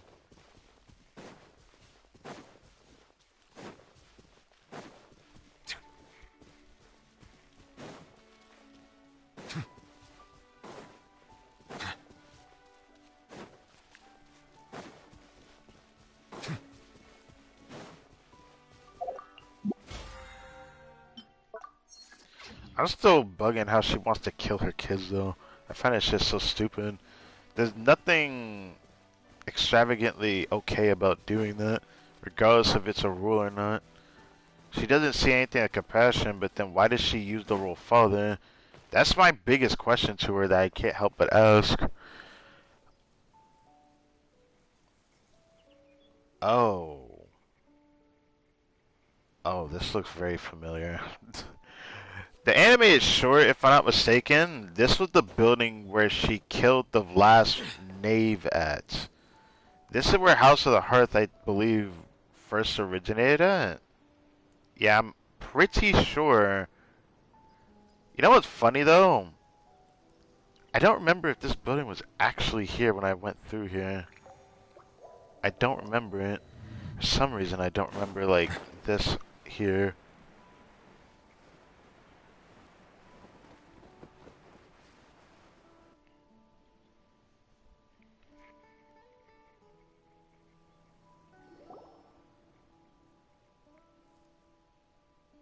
What is this place? Somewhere long forgotten by everyone. It used to be a grand building. Now it's nothing more than a pile of rubble. No one comes here anymore. Nor does anyone care about what once happened here. Although, this place does have something to do with the story I'm about to tell you. It was before I became a Harbinger, and before Linny and the others joined the House of the Hearth. Due to certain events, I first killed Clairvy and then her mother. And this is where it all happened. You were the one that killed Clairvy? Why? Patience now. Allow me to explain Clairvy's side of the story first. I'll start from the beginning. Clairvy was 6 years old when she was brought by her mother, Crucibina, to live in the House of the Hearth. I already mentioned her From name. the outside, it seemed like a fairy tale. A thriving family made up of kind adults and friendly children. Crucibina was the Knave at that time, and the House of the Hearth was under her control. She was Clairvy's mother by blood, but she was also the mother to all the children in the house. Clairvy was happy here, for a time. But she quickly realized that being part of this family wasn't a fairy tale at all. It was a kind of purgatory. Purgatory? That's a good word Exactly. to use. Yeah. The House of the Hearth takes in war orphans from all over Teyvat. But as for how to raise them, that depends entirely on the person in charge. Crucibina came up with a novel idea. She would teach the children to fight, force them to duel each other, and then crown as the king of the house the child who proved themselves most worthy of inheriting her title. It's difficult to estimate the number of children who died or were maimed in the process. There's little I can say about the ones who died. The ones that emerged with permanent injuries, on the other hand, well, they still served a purpose. They would be handed over to the doctor to be experimented on, or sent away on dangerous missions. Nothing more than tools to be used and then discarded. Right. So those were the experiments Clairvy was talking about. But what actually happened to her? You said that Clairvy was Crucibina's daughter, so if Clairvy tried to convince her to stop what she was doing, Crucibina probably would have listened, right? Despite being Clairvy's mother, Crucibina cared little for her daughter. She forced Clairvy to join the House of the Hearth only as a means to demonstrate her own impartiality as a mother, to prove that she treated all her children equally. Clairvy did try to convince her mother to change her ways, but it was to no avail. After her efforts failed, the only other option was to rise up and try to fight back. Unfortunately, the other children had already been thoroughly indoctrinated into the illusion of happiness Crucibina had created. Of course, there was one exception. Someone Clairvy's age who knew the truth about the House of the Hearth. Yeah. Her name was Peruere. Oh, that's how you say her name, right? Peruere. It sounded weird the way they said it in the trailer, so I forgot it was the animated short. I mean, but Wait, the friend that Clairvy mentioned? yeah. Friend, huh? I suppose we can call her that for now. Clairvy was a cheerful and passionate person with a tenacious spirit. Peruere, on the other hand, was rather cold-blooded. Her cold-blooded nature allowed her to see through Crucibina's facade. Yet, it was also this cold-bloodedness that prevented her from acting against it. At least at first. While Clairvy longed for freedom, Peruere was convinced that, amid all the fighting and violence, she would make it until the end. Despite their differences, the two became fast friends, united by their knowledge of the truth. Clairvy told Peruere that she hoped to create a real family, where no one would be killed or sacrificed. There may have been a certain naivete to her ideas, but Clairvy proved her determination many times over. She tried countless times to run away, ask for help, or expose the truth. But her efforts only earned her beating after beating. The only thing that kept her going was her strength of will.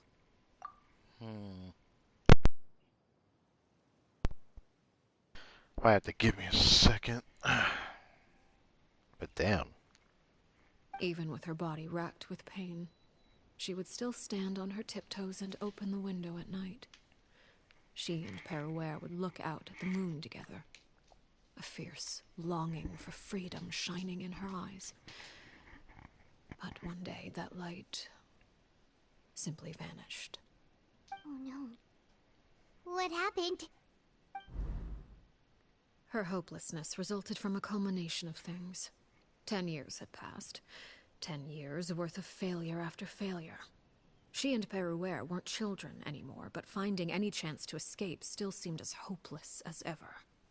It was during this time that Peruere suggested a new plan. If escaping was out of the question, why not take down the very person sitting on top of this throne of lies? Mother herself. Clairvy rejected that proposal. She claimed that, as a famous Harbinger, Crucibina possessed an unimaginable amount of power. Trying to kill her would have an incredibly low chance of success. You know, it's very interesting that we will not know if Crucibina even had a delusion form. Because if she did, Arlecchino probably wouldn't exist right now. Clairvy never gave another reason, but Peruere could see it written all over her face. Clairvy still thought of Crucibina as her mother. Killing her own flesh and blood was a line she couldn't bring herself to cross. Fair. If she couldn't escape and fight back, then only one option remained. I see. Precisely. Death was the only way that she felt she could be free. It happened during a duel. When she arrived at the dueling ring that day, her partner turned out to be none other than Peruere. The very person that had stood by her side all those years. It was a fierce battle. But ultimately, Clairvy decided to let Peruere end her life. From that moment on, Peruere's journey was one written in flames. When the rain finally came and washed it all away, there she stood, the sole victor in Mother's endless game of slaughter. A trail of corpses strewn across her path to success. It was the very result she had predicted 10 years prior. Even then, she believed she would make it until the end. She wasn't surprised by the fact that she emerged as Mother's undisputed heir. Rather, her success left her with an inexplicable sense of restlessness. She was unsettled, and there was only one thing that could quell that sensation. Perhaps you two would like to take a guess as to what it was? Yes, you killed the person at the top. Crucibina, you mean? But... Correct. This is the place where Peruere killed her best friend. A mere year later, this is also the place where she fought tooth and nail to kill the mother they shared. The moment she acted, any conception of what was right or wrong ceased to matter. It's one of the principles of the house. Only those who survive get to write the rules. Peruere won the battle, and became a Harbinger herself. After which Her Majesty, the Tsaritsa, bestowed upon her a new name. Arlecchino. So the Perry Clairvy was talking about... It was you all along. You're Peruere. Arlecchino is just a name you got later. But why were you called Peruere? I'm so curious about that, but you know what? I feel like that's not something that she would care to talk about. I left that name behind long ago. I must say, hearing it now does bring back memories. After I defeated Crucibina, the moniker of Mother died with her. I chose to forego the title she called herself, and even chose to give up my own name. I rebuilt the House of the Hearth under a new identity. Not only as Arlecchino, but as father. And that is where the story ends. Any more questions?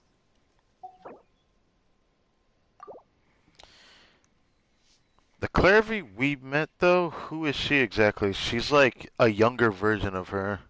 Yeah. Based based on what you just told us, Clairvy wasn't a little kid when she was killed. Right. So the Clairvy we met, was she really a spirit at all? Yeah, I'm wondering that, because it's something that conflicts with me. I suppose you could call her an illusion born of flame. Her existence is like ashes to a fire. Something left over in the wake of blaze and ruin. That's an interesting analogy.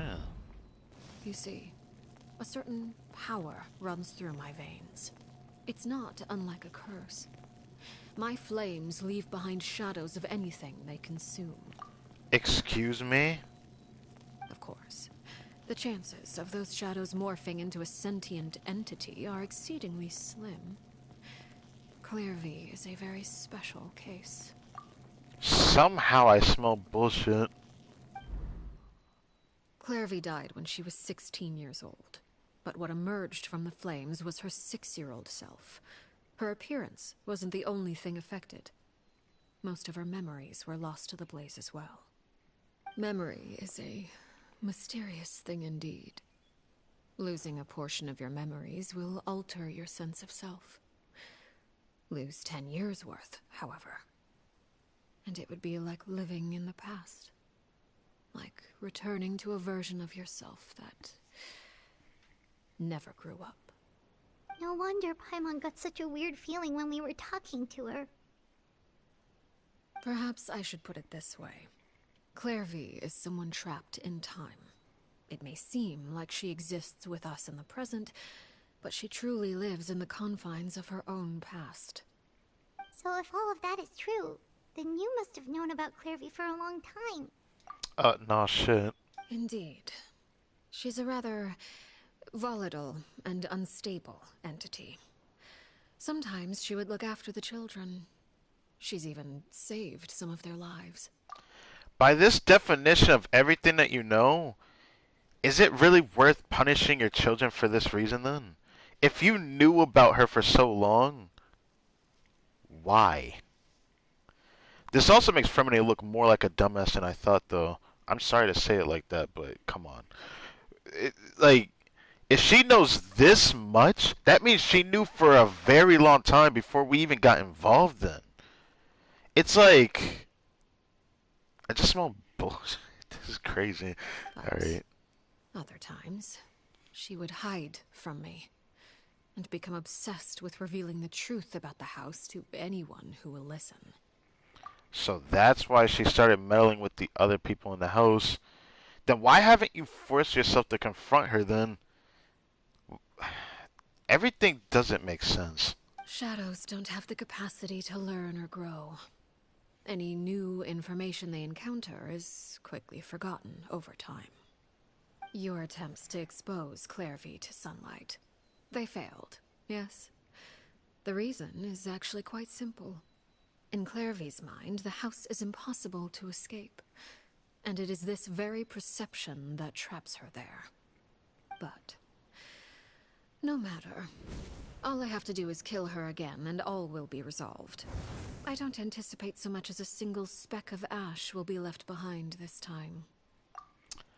So this is what Fremine didn't want, but I hate to say this. I feel like Fremine trying to add his 2 cents to this just doesn't matter. He should have never done this at all, not for his own sake, but because of her past. Like, what's the point in this? I mean, she has every right to kill her twice if she wants to. Wait! I can understand why you might want her gone, but isn't there another way? How can there be another way here? So what if she's trapped in her 6-year-old self? She's still your friend! At least talk to her first! It's too late for that. She broke the rules, and now she must be punished. That goes for Filial and Nantoy as well. She's had quite the effect on them. If you know that much, then why punish the other people of the house for this then? This is why I say I didn't think that she would keep these terms. I'm not saying I expect her to be as fickle or have more emotions. She never gave off that vibe from her animated story, but I still didn't expect her to be like this tied up like this. It's almost like she never intended to change the rules to a extreme point that meant that they can't be at least close as somewhat of a family and organization. It just feels like an organization but set by her own rules rather than it being something fresh and different. I hope you understand. The difference between Crucibina and myself lies in our formulation of the rules, not our policy for enforcing them. Upholding the rules without question is a trait we both share, because that is how a household should be run. Yesn't. But I don't need to tell you that. It's just obviously you have something very much missing from yourself that you don't know, and everyone just doesn't realize it. It's fine. We have to find those things, but then again, I'm not expecting her to either, because Nublet made it pretty apparent. It's kind of her fault, though. What can you do? It's kind of just. It's. I still don't have any better explanation than just saying it disappoints me. I'm not saying that she has to be a bad person. Like, I think it's cool that she's a bad person as a character that's going to be playable, right? But it's just like, she does some good things and then she does some bad things, but she's more morally black than gray itself. I can't really see her as gray. So it's like, there's more that she knows that we don't know. The more things that she's done that we don't know. And I'm pretty sure she's killed more than we could possibly imagine. But the way she upholds herself, comma, use that word then, it's crazy to think that after all this, she didn't really change that much from Crucibina. The only thing that changed is that it's not enforcing a certain rule of livelihood on the children. She just gives them stuff that they need to abide by, and if they do decide to not do the rules or not abide by the rules, they get punished for it. But her form of punishment has to be much worse than Crucibina, from what I've seen. Like, outside of like the doctor getting experimented on other people through serious injury, that's not even the point. It's not like she's ever had to do that. It seems like she just kills them outright. You're not much different from her, you know. Is this really what you want to do? Interesting. Whatever could you mean? Don't you want to say a proper goodbye at least?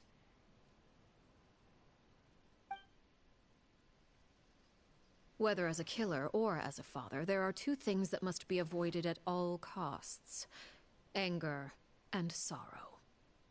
Anger makes you impulsive. Sorrow causes you to waver. Well, it appears it's about time to proceed. Before we arrived, I told some of my well-behaved children to bring our troublemakers here by nightfall. Oh, fuck. Well, it's about to begin. Let me prepare myself. I need to go to the restroom.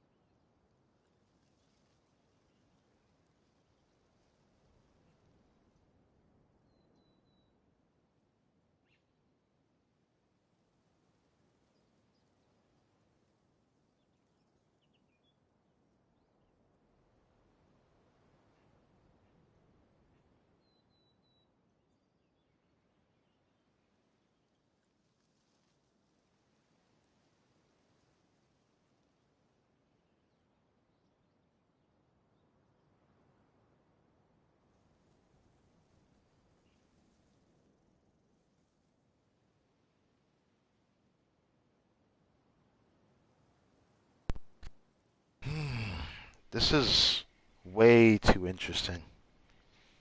I can't help but say it. This is way too interesting. Like, I just can't believe it. I was even thinking to myself in the bathroom. This is such an interesting scenario that she's brought to us here. Like, on one hand, she's taking things step by step, but on another, I can't tell what she's thinking. She obviously gives herself a set of rules that she abides to herself without us really knowing. I'm pretty sure, saying that there's lines that the house will not cross, but I don't know how this story quest is gonna end. I do believe I've kept my end of the deal. I gave your friends quite a bit more time. As for what happens now, we'll just have to wait and see.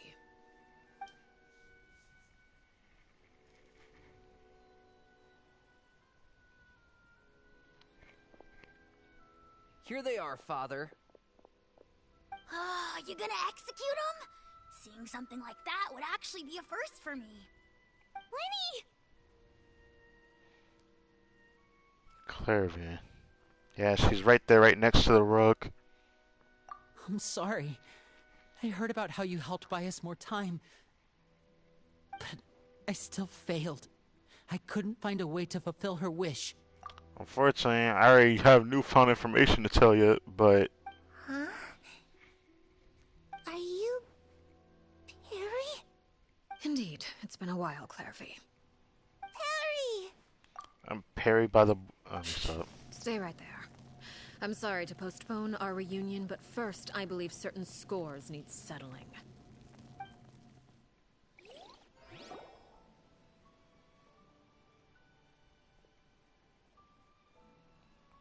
Father, let me explain. No, let me explain, brother. Out of my way. Father! She's after Fremine. You chose to conceal a threat to the house.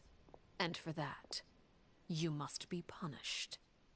Overall, however, I suppose your wrongdoing is hardly the most egregious of the bunch, so I'll deal with your punishments later. As for right now, the more pressing concerns are the traitors among us. Wow, that's a very abstract word you used there. For what? By traitors? Do you mean us? Oh, is she talking about these two? What did they do? Father, let me explain. We didn't mean to... What you didn't mean to? Fultz, why don't you share what you heard? Yes, Father. Secret Midnight Meeting number 3. Participants, Filial, Nantoy, Sato, Toddy. Nantoy clearly said, if only Father wasn't the one who took us in. Sato added, I'm sick of this life. I just want to live as a normal person. Filial was the worst of them all. She called us crazies and said a bunch of mean things about Father. I did not! You're lying! Fultz is trying to frame us. It's not like I'm the only one who heard those things. After that, you and Toddy and a bunch of other people started talking about Clairvy. You were using all those things Clairvy brought up as an excuse to question Father. We're birds locked in a cage. The only way out is to destroy it. That's what you said, wasn't it? Damn, this kid is sneaky, bro. You little... You just want me gone, don't you? What did I ever do to you, huh? And you, Sheplo, have you forgotten who stood by your sickbed, watched over you, and changed your dressings? Come on, let's hear it then. What's your reason for all this? The rules of the house. You're wrong, Filial. We don't want you to die. You're our family. Contradiction? Liar. You wouldn't be doing this if that were the case. So why? Why have you backed us into a corner? This is the thing that Arlecchino doesn't understand, though. That's about to happen. We all live in the House of the Hearth. You know the type of work we do, Filial. A single betrayal can cost dozens of us our lives. It's not like it's never happened before. That kind of thing is hard to forget. But why are y'all just thrown away? I don't get it.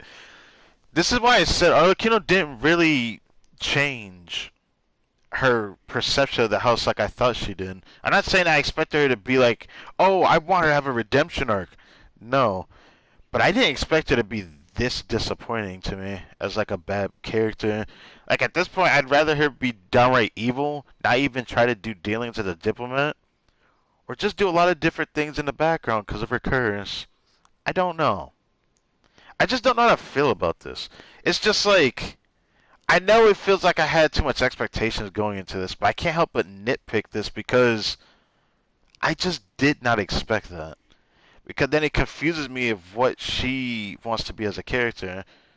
Obviously, it doesn't change the fact that she's a bad move, but at the end of the day, I'm sorry for pausing. That's why the House of the Hearth cannot tolerate any form of betrayal. Ever since we came to Poisson, you've had 7 secret meetings. A lot of the things you talked about really crossed the line. I don't want you to die, but we're family. I just want to point that out.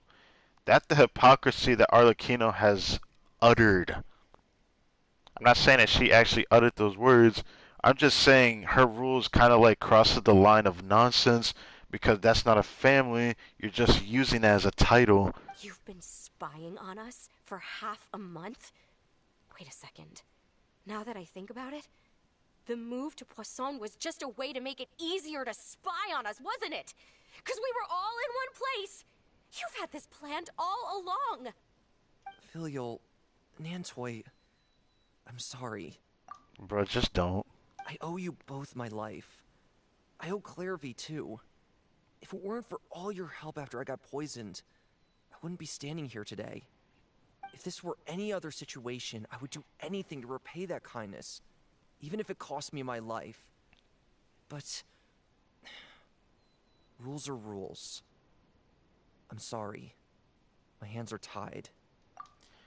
Again, this is the hypocrisy that Arlecchino has uttered. Why? Why? That's enough, Filial. We made a mistake, and we should own up to it. We broke the rules, plain and simple. And now we have to face the consequences. I feel like consequences as severe as death makes no sense, though. There's only but so much that can make sense to me on that.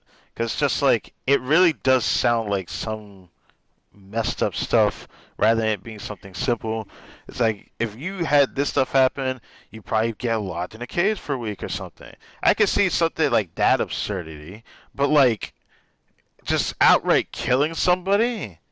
I just don't understand it. It just feels stupid because it's nothing different than what she said about Kusabina. I'm just going to keep saying it. I'm sorry, Chapleau. Fultz. I'm sorry, Father. We accept our punishment. You make it sound like you're not allowed to accept it. Hold on a second. Chapleau, according to the rules of the House of the Hearth, how should these traitors be punished? That's still a fucking wild-ass word to use, man. Traitors?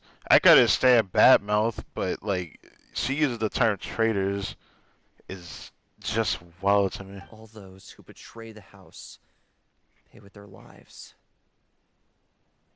And so it shall be.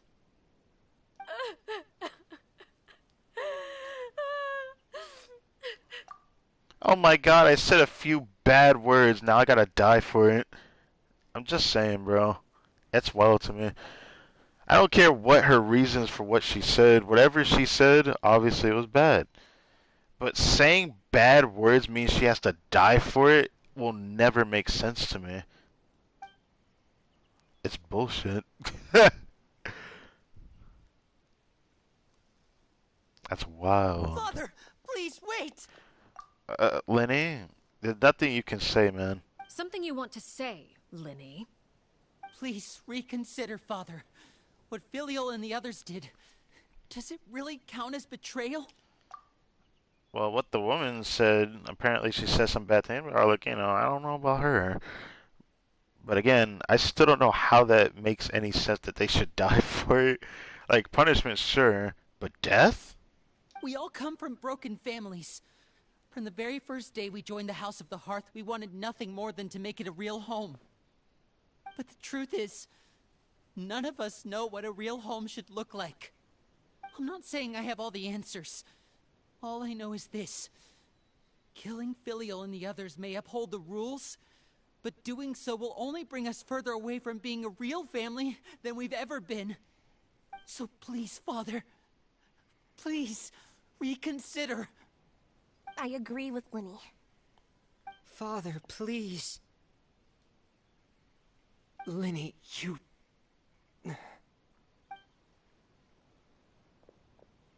I also agree with Linny. But rules are rules. I know she's gonna say it. But rules are rules. An order once given cannot be rescinded. But rules are rules, looking at... However, given the extent of your determination, I suppose we shall have to go about this a different way. Draw your weapons and face me. Damn, okay. Our weapons? So like this? I didn't know it would start out like this. Interesting. Father, are you referring to a duel? Precisely. The rules of the house will not be altered. Traitors must be punished. However, resolving disputes with a duel is also one of our rules, one that also applies to me. Demonstrate a sufficient showing of strength, and I shall offer a concession. Wait. Beat Father in a duel? Impossible. Father is way too strong, even for Lenny. Even though Lenny actually might be meta-wise stronger than her in-game, we don't talk about that.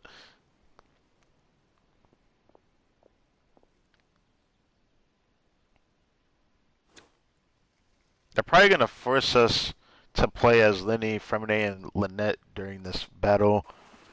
And then we're probably going to play the Traveler halfway through the fight.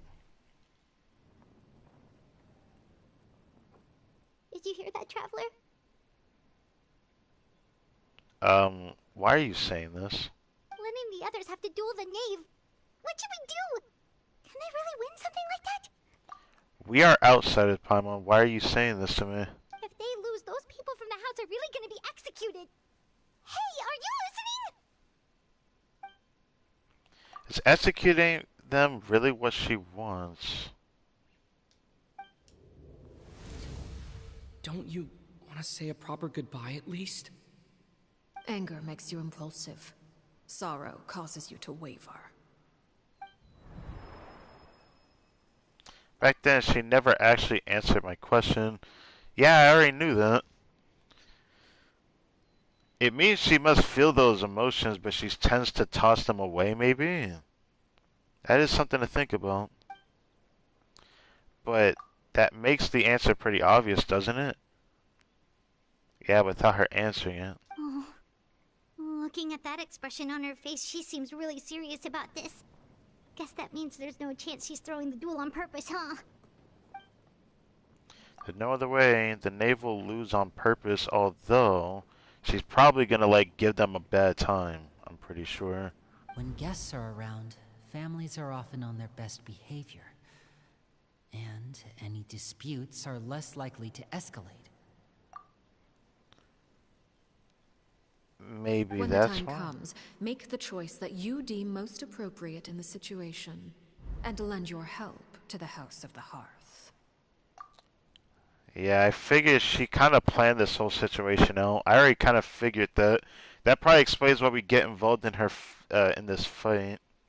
What's wrong, Traveler? Hey, where are you going? Traveler? I like to see for myself what the fourth of the Fatui Harbingers can do. You're asking to join the duel against the Knave? If that's okay.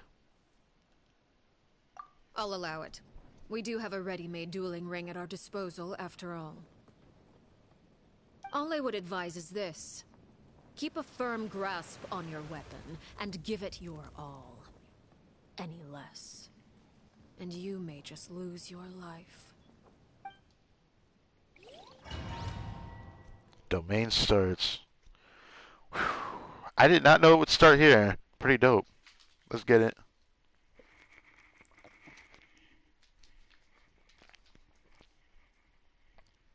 Ten minutes till reset.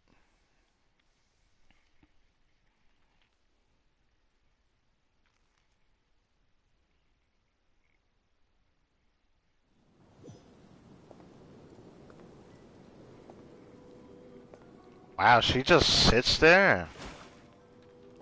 I still applied Hydra to you, lady. Okay, she just slaps me.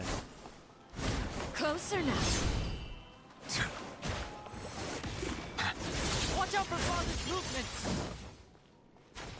With these rising That Lenny. flames. The wind knows me. I'm trying not to kill her, 'cause I'm pretty sure I can kill her very easily.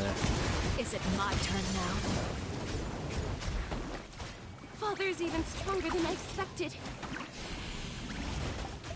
With the fall of darkness, destruction shall rise. Solidify. Oh shit. Have a taste of purgatory. Uh-oh. I gave it to Nuvolet, which sucks. Get in gear! With these rising flames.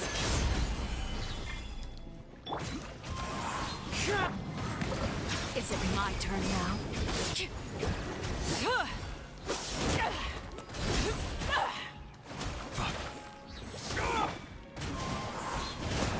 And voila! Not bad.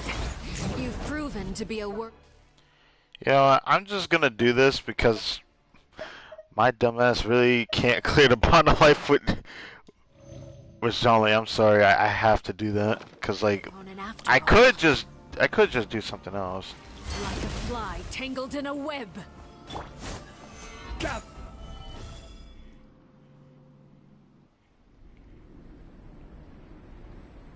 Wow.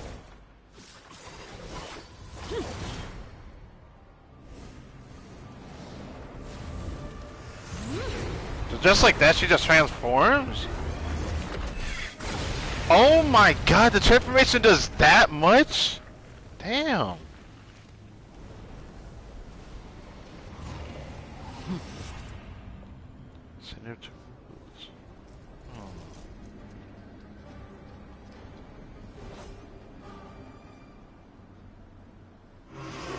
Oh, that you mother. Stabilize. My blade is all Actually. that remains. Bow your head. Let the mighty be humble. Watch out for father's movements! Look out!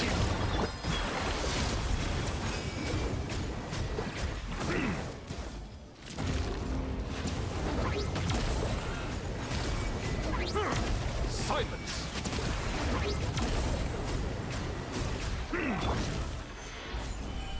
Now's our chip!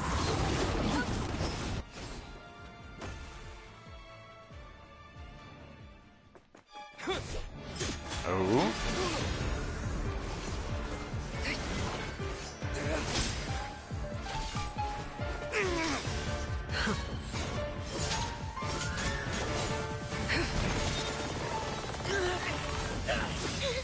Ooh. You should know better than to crowd in one place.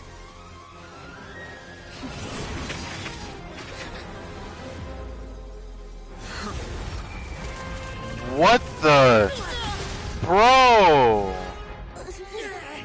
Oh, I know. No! I'm sorry, Father!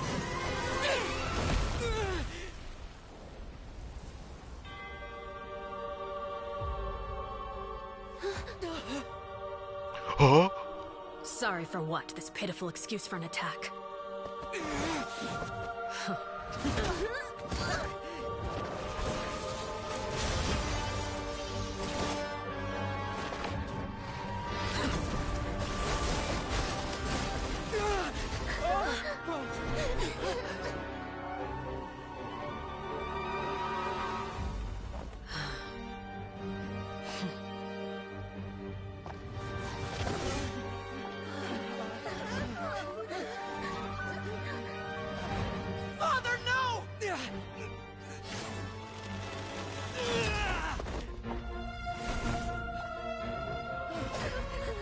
Made it out, did you? You're stronger than I expected.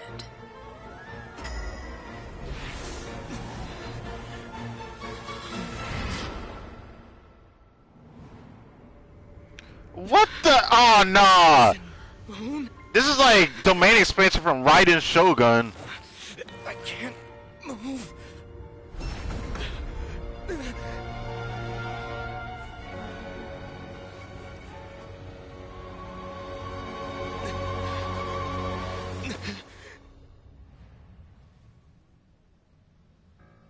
Still, not strong enough to beat me.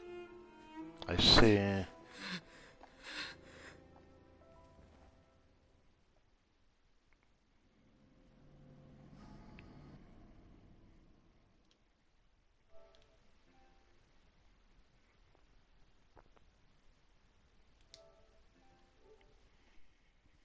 That is messed up, bro. Wow.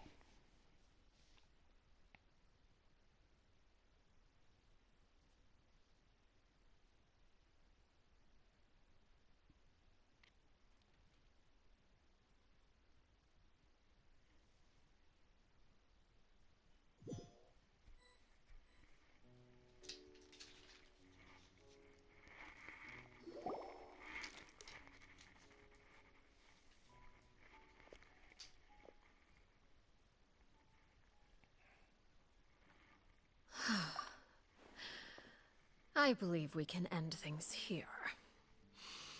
It's not often that we get to enjoy the company of guests, after all. We wouldn't want things to get too out of hand. I can't tell what the Knave did in that cutscene. Put us in a domain expansion like Raiden Shogun.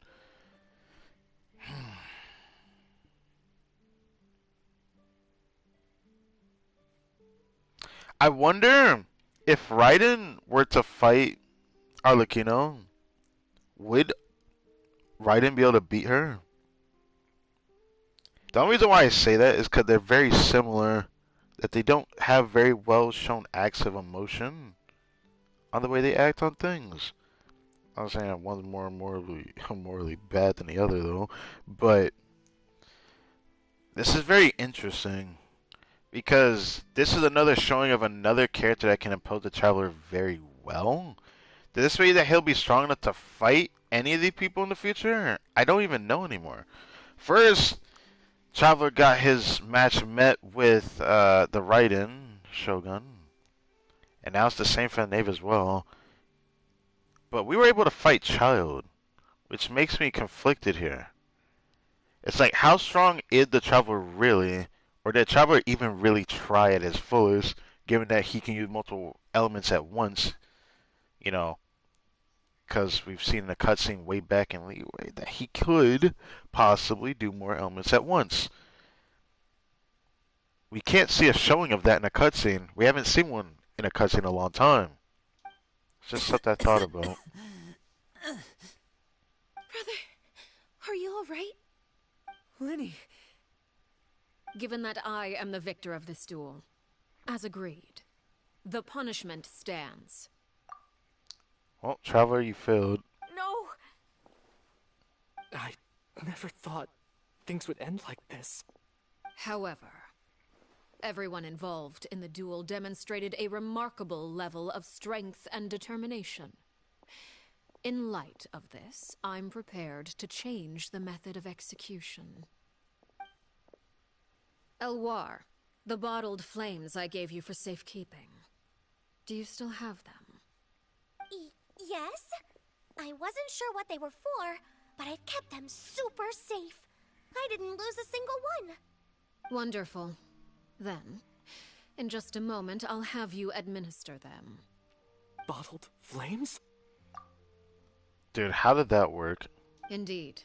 They're the product of a secret experiment. Under certain special circumstances, flames can be extracted from my person and preserved. What? Once ingested, searing pain will spread across every inch of your body. No harm will come to you physically, but your memories will be burned away. How far If you can withstand the pain. When you awake, you'll have forgotten everything you know about the House of the Hearth, and will be expelled from the organization. Really? That's insane. That's actually insane. If this is an execution that she planned to do all along, she'd be better off doing that instead of killing people. In other words, administering this concoction will kill the version of you that grew up in the house, and give you a new identity. So that means the young man I thought looked familiar, the one selling newspapers outside the Parlay of Ammonia, he must have been the same horror we saw in the list of executions. He wasn't killed at all. Memory is a mysterious thing indeed. Losing a portion of your memories will alter your sense of self. Now, if my understanding of the Knave is right, she really thinks that killing him, horror that lived in the House of the Hearth, is dead. The one that remains is simply a normal person living out his life with his beloved. That's interesting. So this means she truly is different, but I still think the act of killing it kind of well. But I mean, it's better than actually killing them because I think that shit's so ugly. But I digress.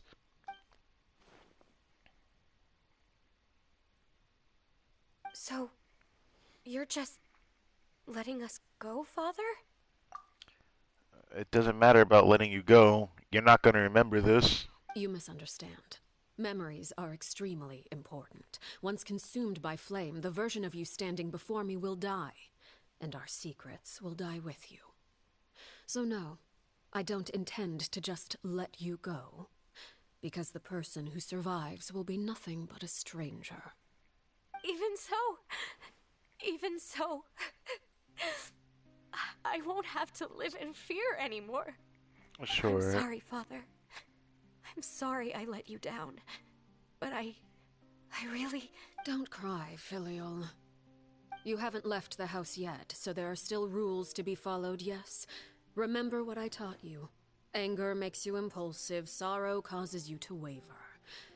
Don't let yourself be controlled by your emotions. Sure. Of course. I'll remember. I'll remember for now.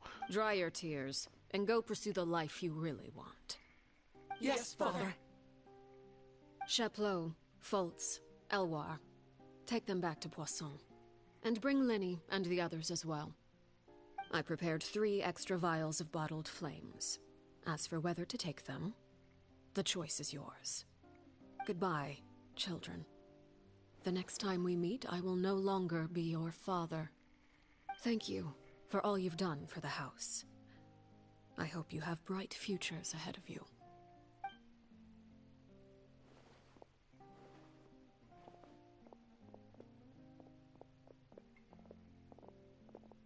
Father. Let's go.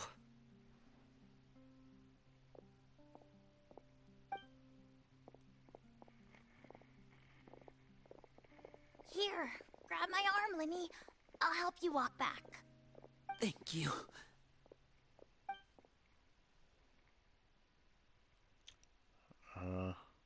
Clairvy.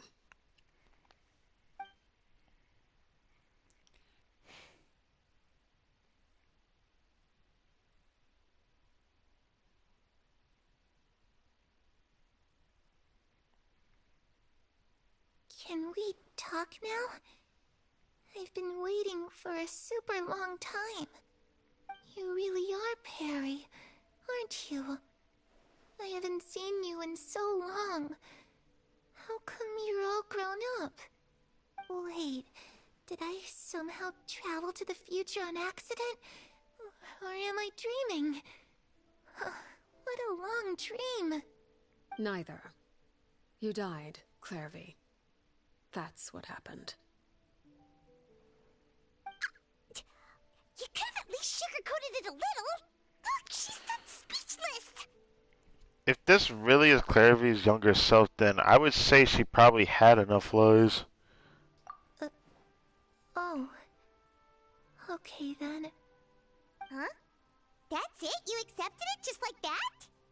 Yep. If that's what Perry says happened, then I believe her. Perry wouldn't lie to me. Plus, I don't really need to know why I'm like this. I'm more curious about what happens in the future. If you're a Harbinger now, Perry, that means Mother is gone, isn't she? Can you tell me about it? I want to know what happened to her. And to me. You never stopped trying to defy fate. At first, no one believed you. You could only vent your frustrations to the moon. In fact, you often sought comfort in the night sky. You wanted to see the aurora, so one night we promised each other we would go to Snezhnaya to see it together. Later on, you tried to run away, but you were brought back each time. Mother spared your life, but it wasn't out of kindness. Instead, she decided to make an example of you by slowly torturing you over time. That way, the other children would know what happens to traitors. Still, you never gave up. Mother hoped that through ruthless duel after ruthless duel, she would be able to crown an ultimate victor among the children she raised. But you called on everyone to unite, to fight to a draw in order to reduce casualties. Your efforts may have only delayed the inevitable, but still. You gave them hope. You tried everything you could think of, but every attempt ended in failure. Still, you never turned your sword on Crucibina, and you never turned it on me. On that gloomy day, you told me, "For the last 16 years of my life, I've done everything I can to fight for freedom. But now, I realize that the only freedom I truly possess is the freedom to choose to die." I never imagined I would say something like that. I must have been feeling really worn down. But somehow, I still think I understand. According to Mother's plan, only one of us was going to make it until the end. And I always hoped that person would be you. If I could do it all over again, I still don't think I would make a different choice. Even when I first met you, I knew you'd be able to do what I couldn't. Is that so?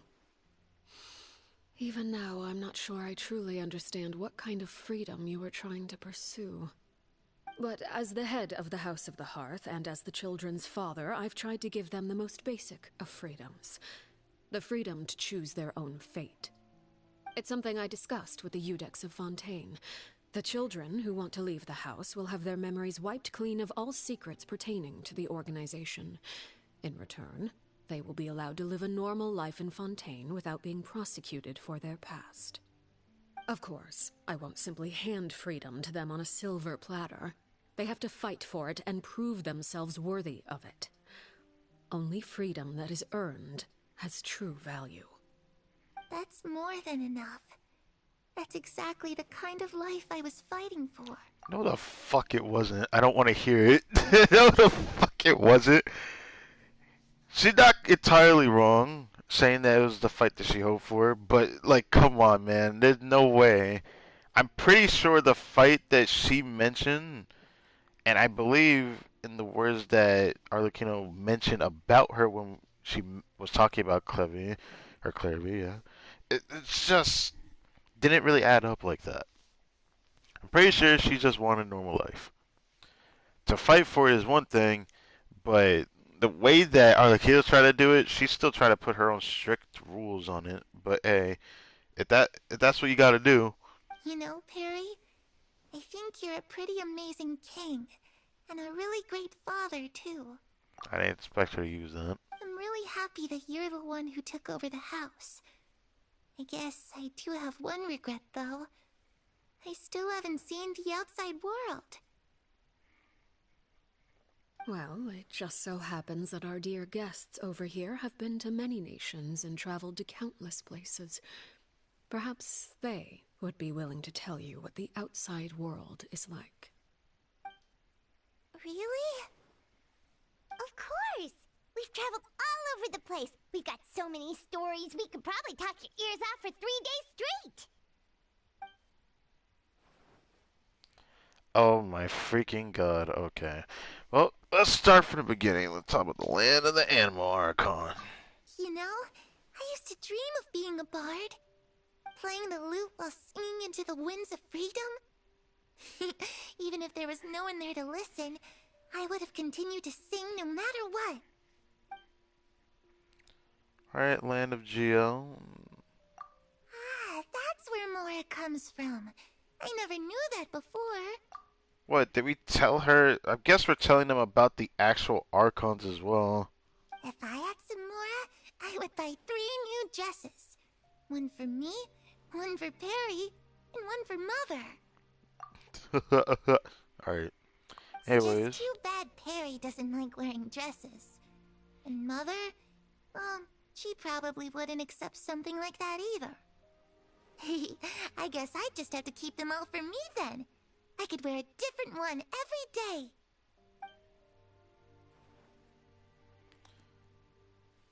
Talk about the land of Electro. Those yokai you mentioned, what do they look like? I once saw a drawing of this one guy with horns on his head and a super scary face. Are there any yokai like that? Oh, sounds like you're talking about an Oni. Yep, we've met one, and let Paimon tell you, they're not nearly as scary as they look. Let's talk about Nahida.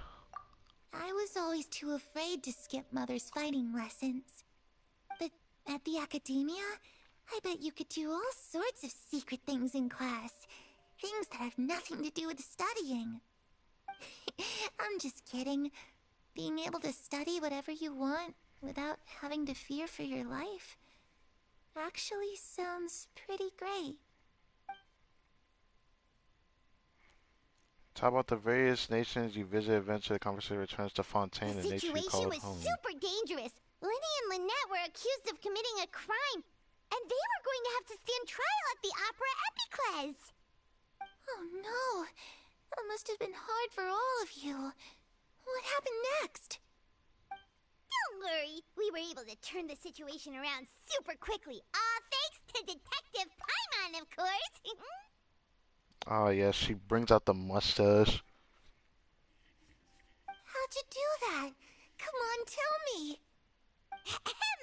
Okay, so it was like this. After the failed magic show, we rushed to the scene and...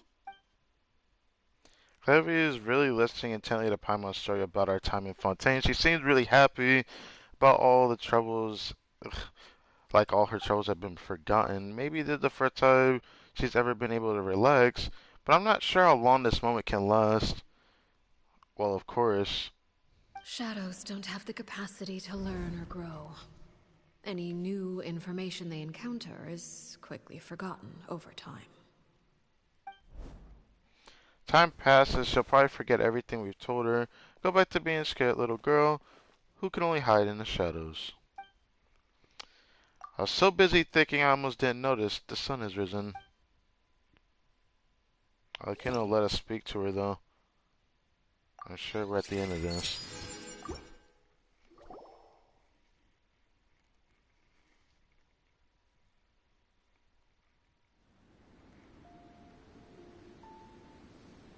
Clairvy, you've worked tirelessly from the shadows to overthrow the House of the Hearth.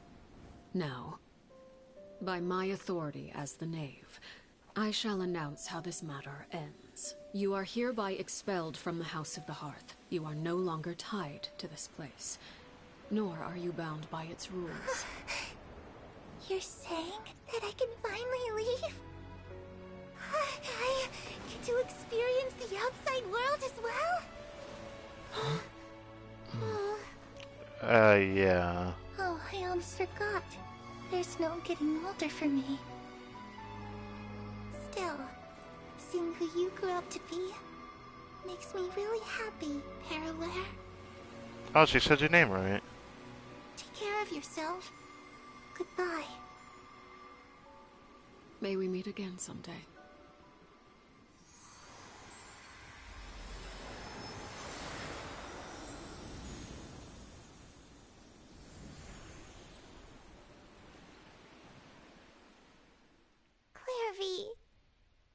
She left so soon. Paimon didn't even get to finish her story.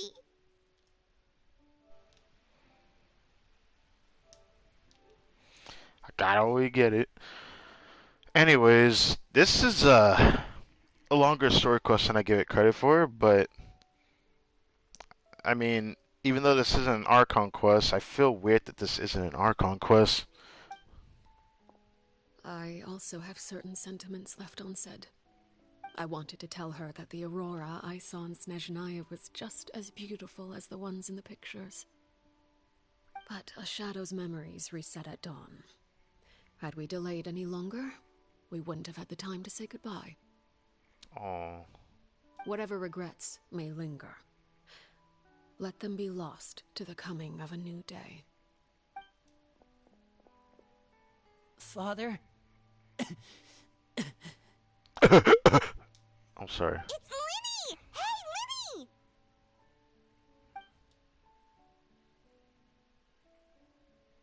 What is he doing back here? Let's go check it out. Man's afraid to talk to his own father. Crazy.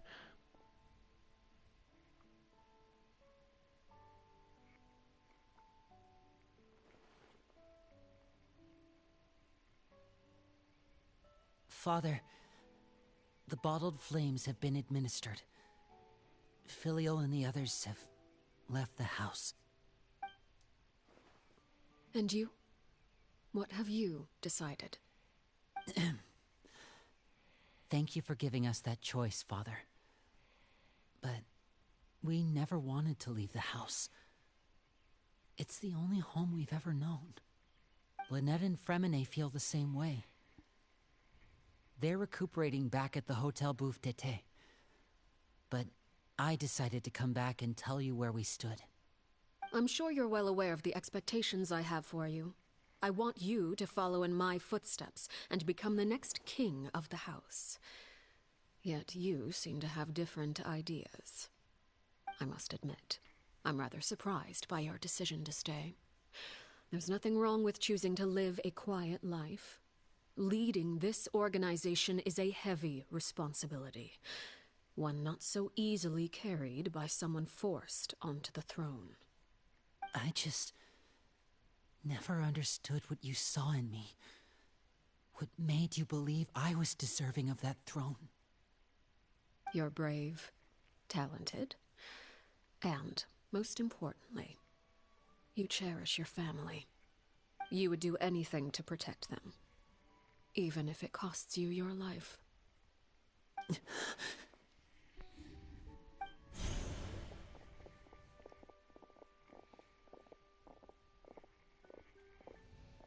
Speaking up back there was so brave of you, Linny.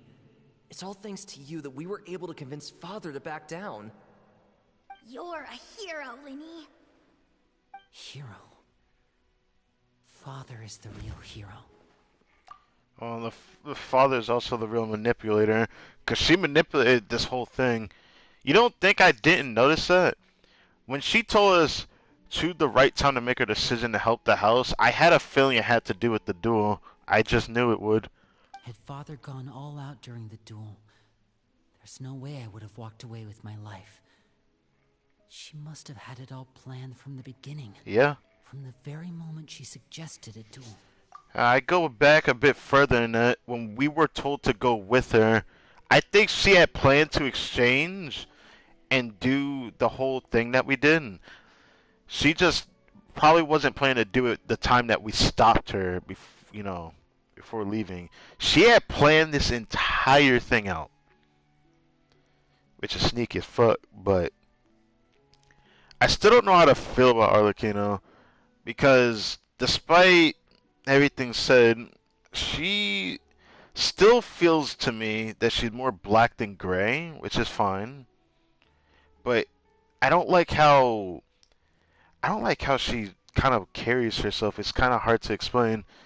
Either way, it's not like I'm saying it as like, oh, I don't want her to be a bad guy, but I would rather her have been evil rather than, being a bad person while trying to do good things. I just feel conflicted with that, is why I say that. I'm not deserving of that title. I'm not strong enough, or smart enough. You're wrong.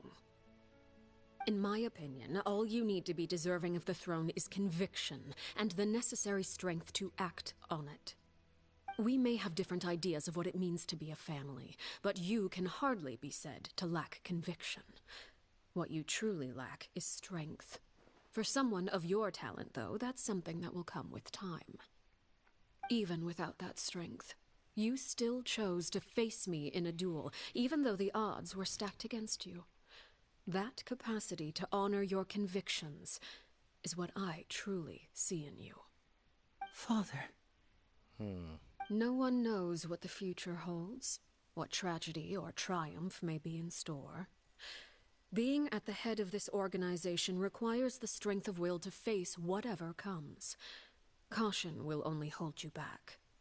If reaching a certain standard were required to go after what you want, I would never have succeeded in killing my predecessor. Back then, there was still a considerable gap between our abilities. Yeah, that's why I said I was really surprised about that story. 'Cause I was like, the Harbingers seem to all harbor delusions.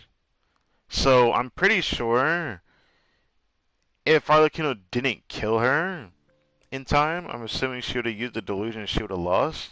Strength Things may could have been decide the different. ultimate victor, but those who let a lack of strength dictate their decisions or undermine their convictions will never be worthy of the throne. I understand, Father. Thank you. Children must grow up to surpass their parents. Only then can a family continue to flourish.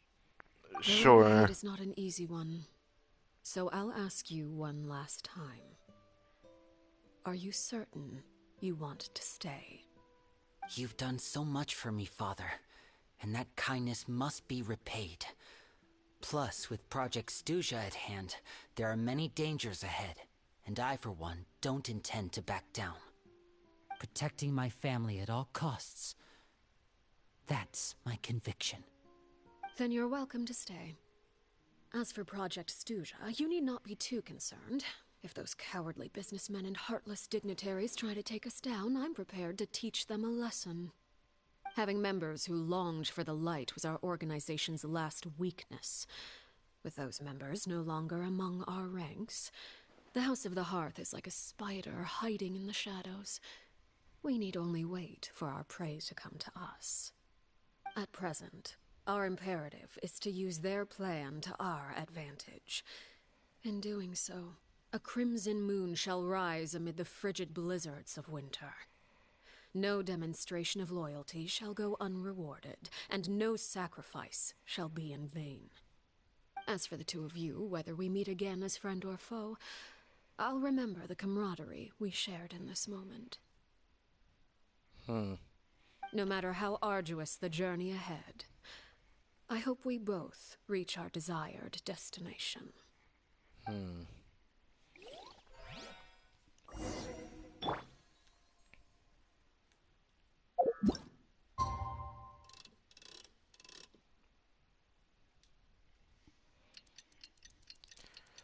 This was a good story quest.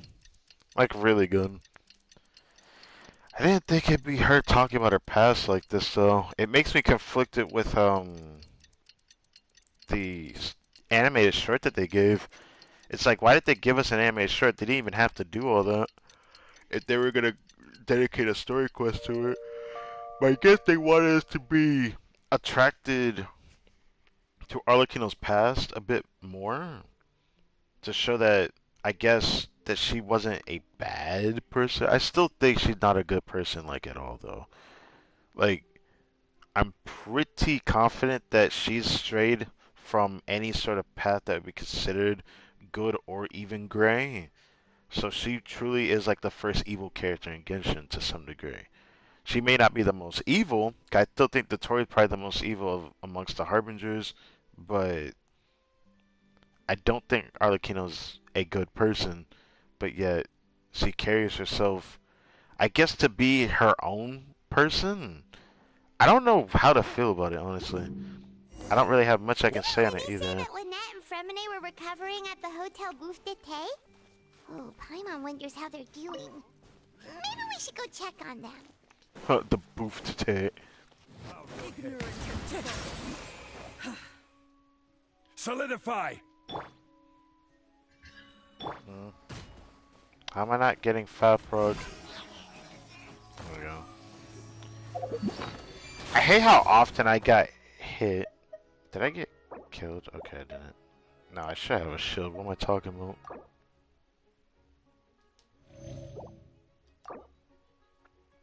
Do I dare do that? I don't see the point. Alright, new reset. We'll do that later. I still don't know if I should though, but... Let's finish up the story quest. We're at the end of it. What time is it? Almost 5:30. We still need to fight the weekly boss. Wondering if I should save the reset for tomorrow since I'm going to stream again tomorrow. I know exactly what thumbnail I want to use too, which is why I'm like,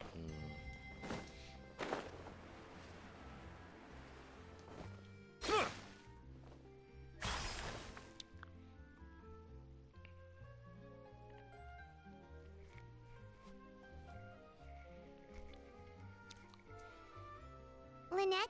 Fremine? How are you feeling? Much better. Whew, what a relief. What about you? Are you feeling alright? despite the fight with the Harbinger, it didn't seem like the Traveler took like noticeable damage. In fact, I find that more concerning as to how he lost. It seemed like even though he lost the duel, it didn't seem like he was, willing to just stop fighting. The problem was, it seemed that Arlecchino herself is able to inflict some form of fear amongst her enemies. I find that very endearing, because the type of intimidation that Raiden does, but not in the same way. I don't know. It just makes me wonder if Raiden and Arlecchino were to fight, could Arlecchino even do the same type of tactic against Raiden?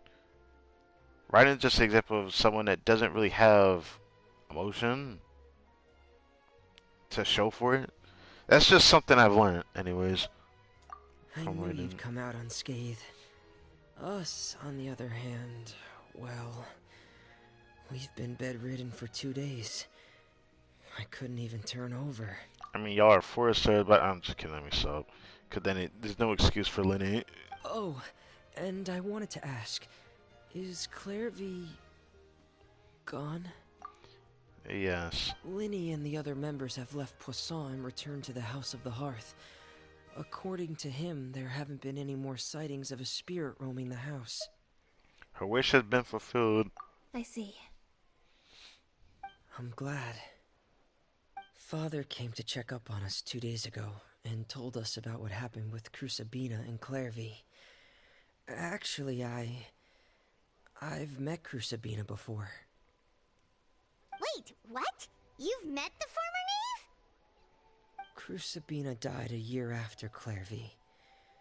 It was during the year between their deaths that I joined the House of the Hearth. Crusabina had an extremely cruel and radical way of doing things. While she was alive, the atmosphere in the house was suffocating. When I joined, though, the experiment she valued so much had already come to an end, and all the people involved, dead and injured alike, were gone. Crusabina never talked about the past with us newcomers. A couple of months after I joined, Father killed Crusabina and burned all her files. With that, the names of all the people subjected to her experiments, Clairvy included, were lost to the flames, along with the painful memories they represented. Father took in Lenny and me a couple months after that, but she never mentioned anything about Crusabina or Clairvy. It really seems like something she was planning to keep to herself. Yeah, but it looked like things kind of crept up on her. And instead of like completely doing something about herself, I guess she kind of let things kind of build up. Because again, she's proven to us that she knew about this for quite some time. Whether she's patient or not, it seemed like she had a meaning to doing things, but I can't tell why she did that. The last time you talked to her, did she mention why she kept it a secret for so long? She said she didn't want us to be affected by the darkness of the past. She was worried we'd develop a false sense of gratitude towards her if we knew about it. I kind of understand that, even though it doesn't really matter at this point, because she's proven to me that I've misunderstood her, but that doesn't change the fact that she isn't that much different from the former Knave. I still stand by it. The foundation of a family should be free of any corrupting influence. Whatever happened in the past, it has nothing to do with who we are now. She only says that because she doesn't tend to do the same things in the past, but I wonder if she would do something like that if there was something she was forced to at least conceal in the future, perhaps, that she had no choice but to. And that's what Father told us in the end. But I still thanked her for everything. It was only after hearing about what Crucibina did that I finally realized how insignificant our lives could have been. The members of the house meant nothing to her. To say that she valued them in any way, even just as a tool, would probably be giving her too much credit.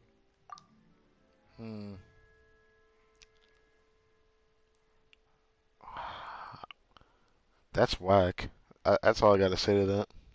If Father hadn't taken over the House of the Hearth, I probably would have already... She saved you in the Father end. rarely brings up the fact that she saved us. She doesn't believe that being indebted to her should be what ties us together.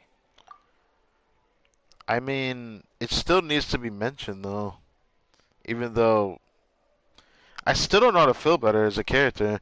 It's just like, on one hand, this feels like it's supposed to be redemption, but she doesn't seem like she's a great character. I can't see her as a great character for some reason.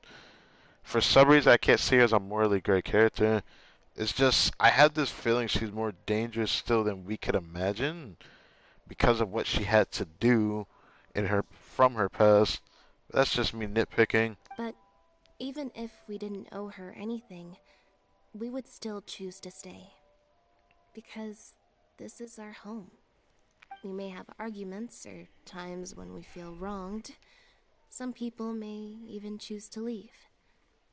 But as long as Father is here, we will always have a home. Whether the path before us is bathed in sunlight or shrouded in shadow, we'll follow Father wherever she chooses to go. So I wanted to say thank you for helping us make it through this crisis. Without your help, we could have lost a lot more along the way. I'm pretty sure she kind of forced us to make this decision, though, so I don't think it would have mattered at the end of the day. I think we would have helped, and this was what she wanted us to help with. Oh, we didn't do anything, really. Just invite us back as guests, and we'll call it even. Of course. You're welcome anytime.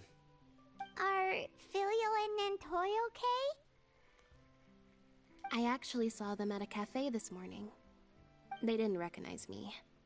From what I could tell, they were drinking coffee and talking about one of the operas that started running recently. They seemed happy.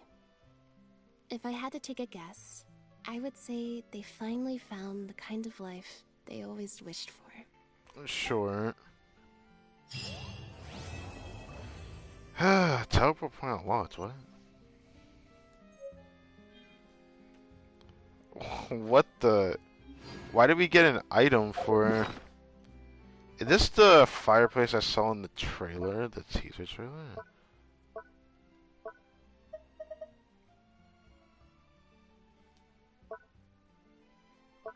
Oh, I guess it was used.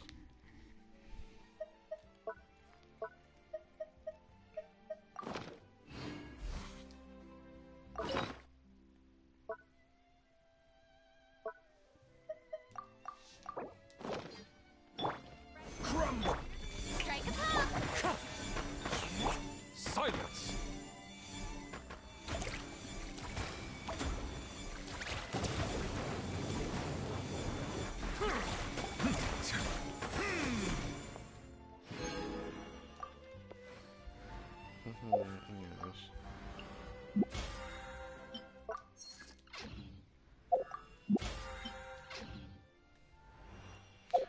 Oh, new teleport waypoint. I just realized it's probably the weekly boss. Oh, that finished the daily. Okay. Well, let's go ahead and do this. I guess I finished the daily anyway, so we don't even have to do the daily. I forgot. I forget the Archon quest can like fix up the daily. All right, so let's go back. Grab the rewards. Fight the weekly boss, and then we're getting off. I thought I would do it tomorrow, but I kind of don't want to do it tomorrow. I want to just like get right into the world quest grind, which I have no idea what to call the other area. I still wonder if I should go. I probably should go over there, but I'm scared it's gonna proc a world quest, so that's why I haven't decided yet. Oh, I'm stupid.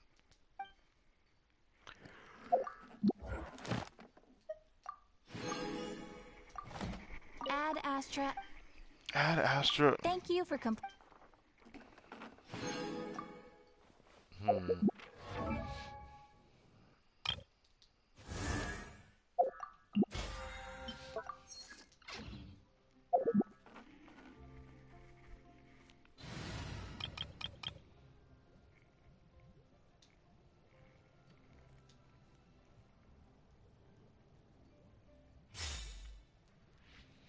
I still wonder if Freena's the right choice. It's like I see the could. value in my own work, but I also see the meaning in all the endeavors of people of Fontaine.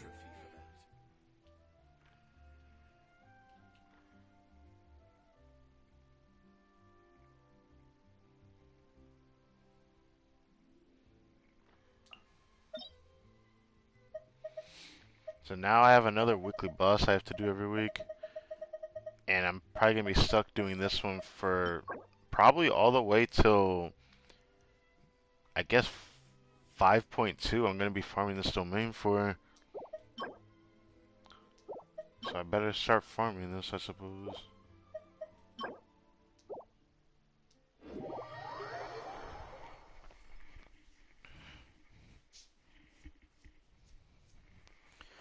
We'll see how difficult this actually gets, 'cause I heard it can get kind of crazy if you're not careful.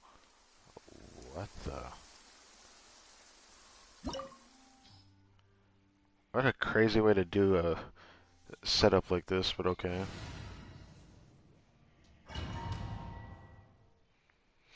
See how fast we can get through this. I'll try to actually do a fast rotation this time.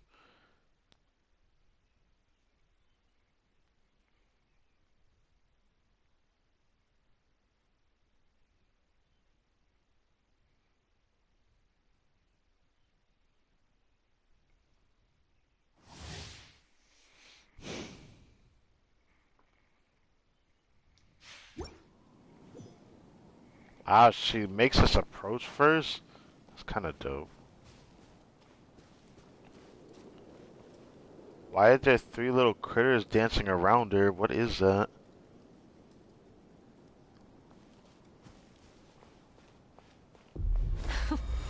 Afraid? Or do you not even have the courage to be afraid? Gather! Is it my turn now? Come alive! Settle down! Be sanctified. Uh-oh, I think I may have wasted those. Now that's more like it. Closer now. With the fall of darkness, destruction shall rise. Have a taste of purgatory. Stabilize!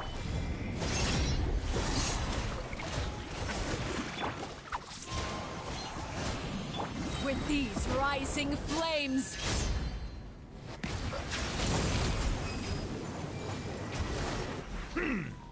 Let the mighty be humbled! How amusing. Solidify! Not bad. You've proven to be a worthy opponent. Is she blocking it? What? She's blocking it? Bro. She She was blocking it? What?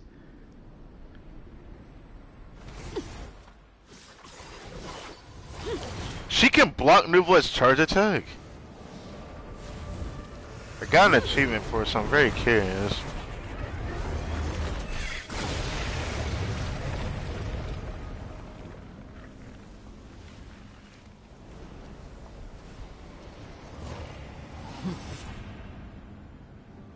That's so weird they call her pair wearing this. I thought it would be like, oh, the introduction for the two Harbingers. Apparently she's number 4. I forget that. God, I did that. My blade is all that remains. Shower me with praise. My name's Echo. One with wind and cloud.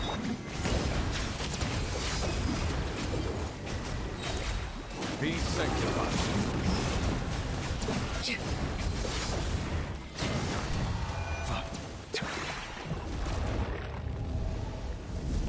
Damn, she just dips like that? Wait, before I even touch that, what are you?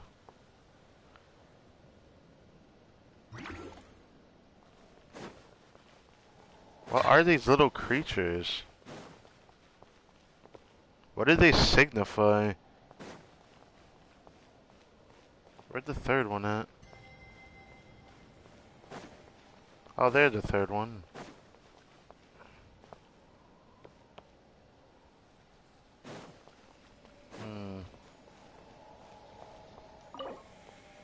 Alright, first boss run in a mini. We'd have to get a dream solvent, but you know, don't know if we're gonna get that. Oh, we actually got a dream solvent. Let's go. Can this be an ER Sans? I really need an ER Sans or crit rate on this set. Fudge. Alright, 2 of those means something else I can do. But it still requires a little bit of, oh, I need a catalyst build situation, so I don't know when I'm gonna get that.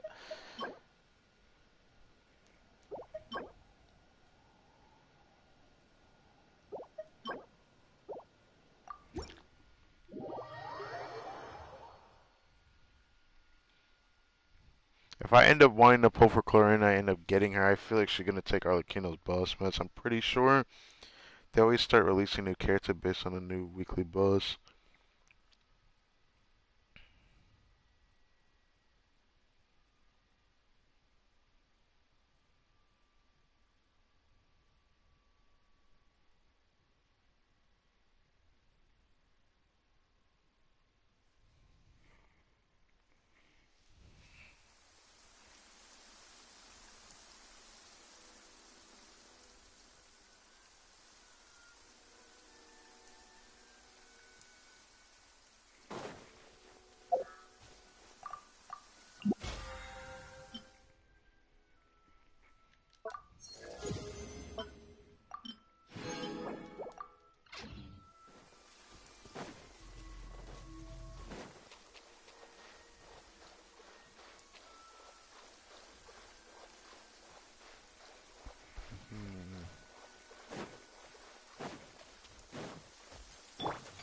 Solidify!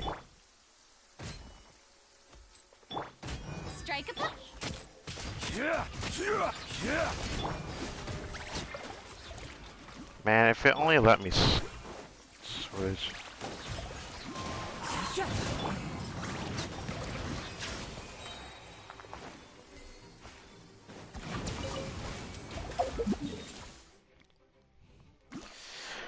Well, well, well. We're at the end of this. I want to go over here, but I'm so scared it's going to end up proccing something. I am more curious about this area, though. Like, this was something I didn't see in the trailer. I didn't know there was a new area of, actually, to add to that, there's a lot of this area that's open, isn't that? I don't even think it ever was this open on the top here. Am I right about that? I forgot. I should check my second count to confirm that. But I'm pretty sure this whole, like, mountaintop here was not here with the path as well. So, I wonder how this connects on the map. But If only we were allowed to zoom out just a bit more. Because that's something that they're going to have to allow us to do eventually with the next new area. They got to let us be able to zoom out just a bit more. Eventually, this has to be unlocked, but I'm sure we're not going to get that till Natlan's release, I suppose.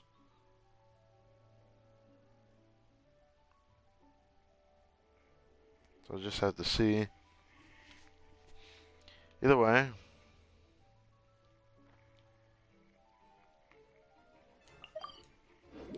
Go over here, start saying goodbye. So, thank you guys for watching this video. Whoever watches this video, I hope you guys enjoyed. Don't know. I'm gonna go on. I know that this week I'm gonna try to get that daily upload going, but I don't know how I'm gonna do it. I want to unlock the new area first and foremost, but a part of me doesn't want to do it yet. Man, it doesn't look like a Ditto anymore. I'm sad. A part of me wants to go over there still. I can't help but want to go over there. I'm gonna be honest with you. I might end up doing it. I'm wondering what would be the fastest way to go over there. This side. It looks like there's a way over there from here. I bet you there's chests in this area. I know we weren't able to like fully go on this side. But even to here, this area here that we never went to, or here, or up there, or on top of the mountain here, or even to here. So there's like areas that we need to look at, to be honest. That makes me very curious. That's why I don't know if I want to do it today, though. Part of me still wants to walk over there. Damn it, man. I hate them like this.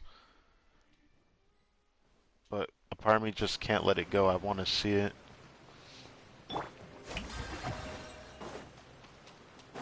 Since I have Farina,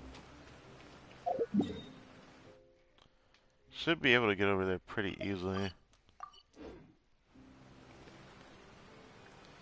Oh, the area of that island over there? Aha.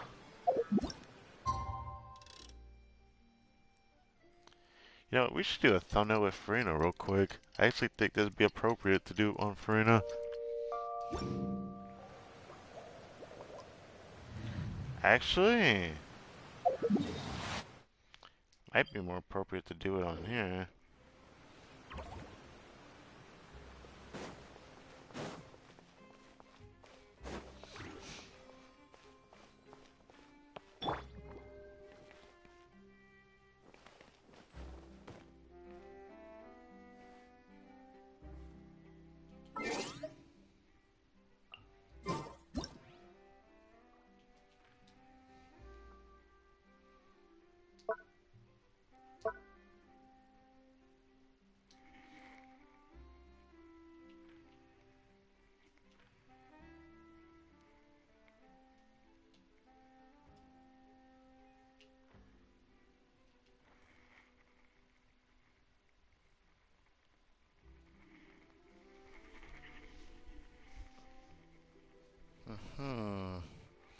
The boat there and everything. Doesn't seem that far away either.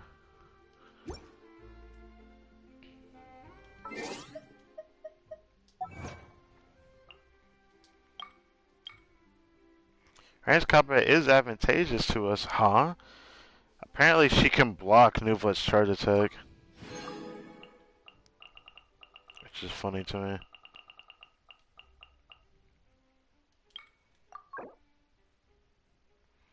Not the narwhal.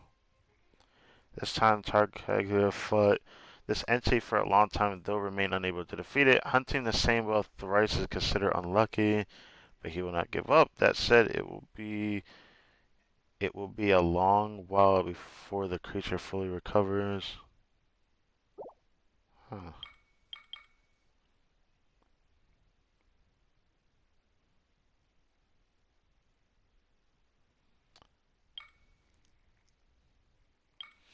To beat the Topa after its enhanced Topas.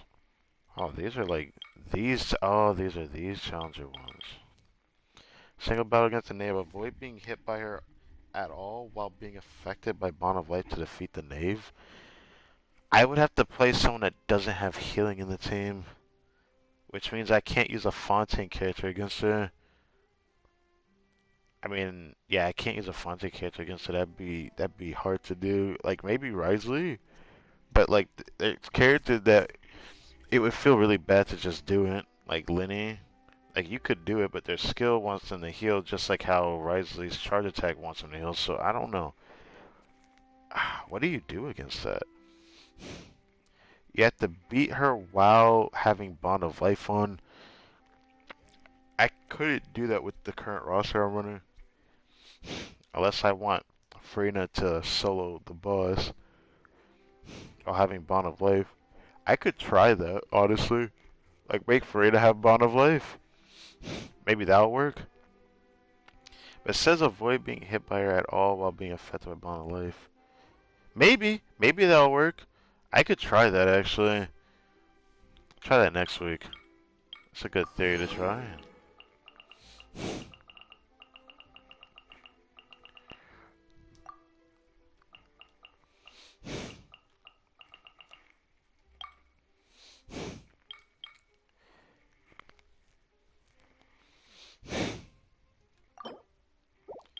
So it's called Nostoi region. I'm going to remember that. Let me just prepare that real quick. The story region.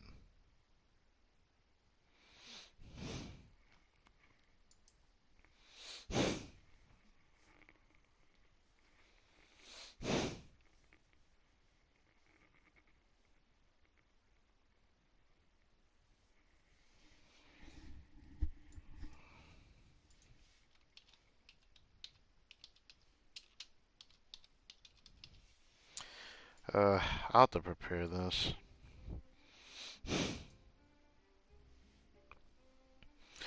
Do do do do do do do do do do do do do do do.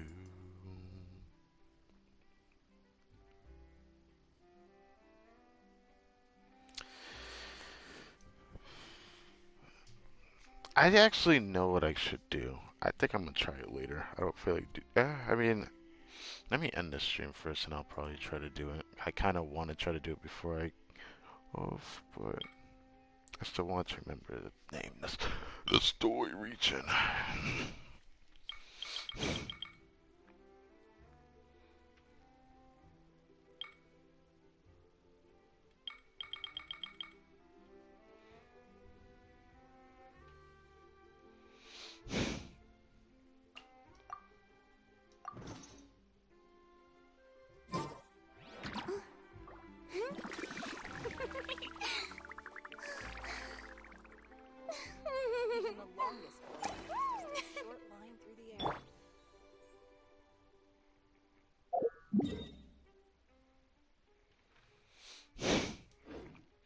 You know, a part of me still wants to wait.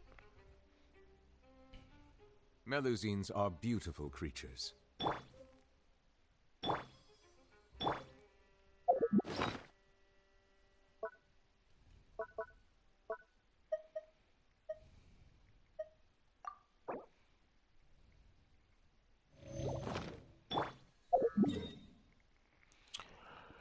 Alright. Even though part of me wants to open up the map, something tells me not to do it till tomorrow. So freak it.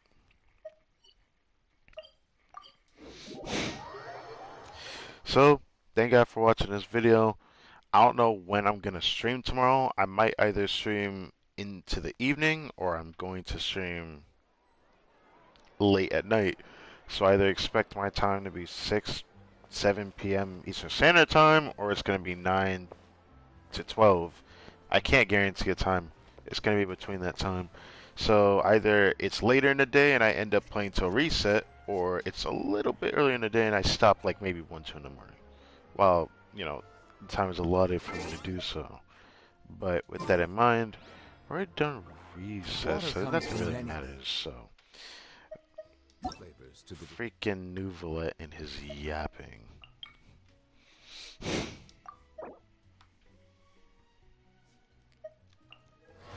Sounds like you went into the hype and expected something when you're on a 50-50. I don't know how you vent your frustrations against him, but, you know, am I wrong for that? I'm definitely wrong for that, I guess.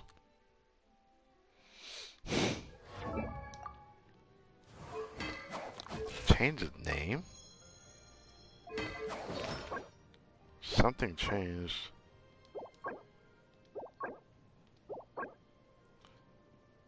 That is insane. Holy shit. That piece is insane.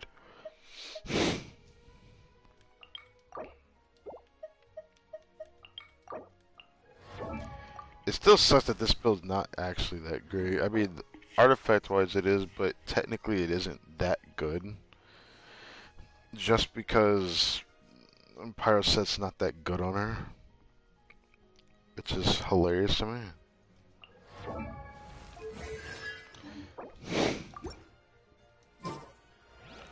If only I had an urge to pull for her on her banner, but I can't be bothered. I can't be bothered. 4 stars aren't worth it on both banners. There's nothing really for me to gain here.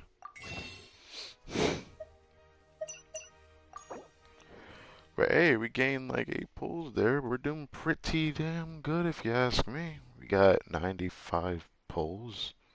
Or am I counting that wrong? Oh, 94. Yeah, we got 94 pulls. Right. 94 pulls. Obviously, we should have been well over 100 before this pass started, but I had to do what I had to do. With that being said, thank you guys for watching the video, and I will catch you guys tomorrow. We're not done here. We got exploration.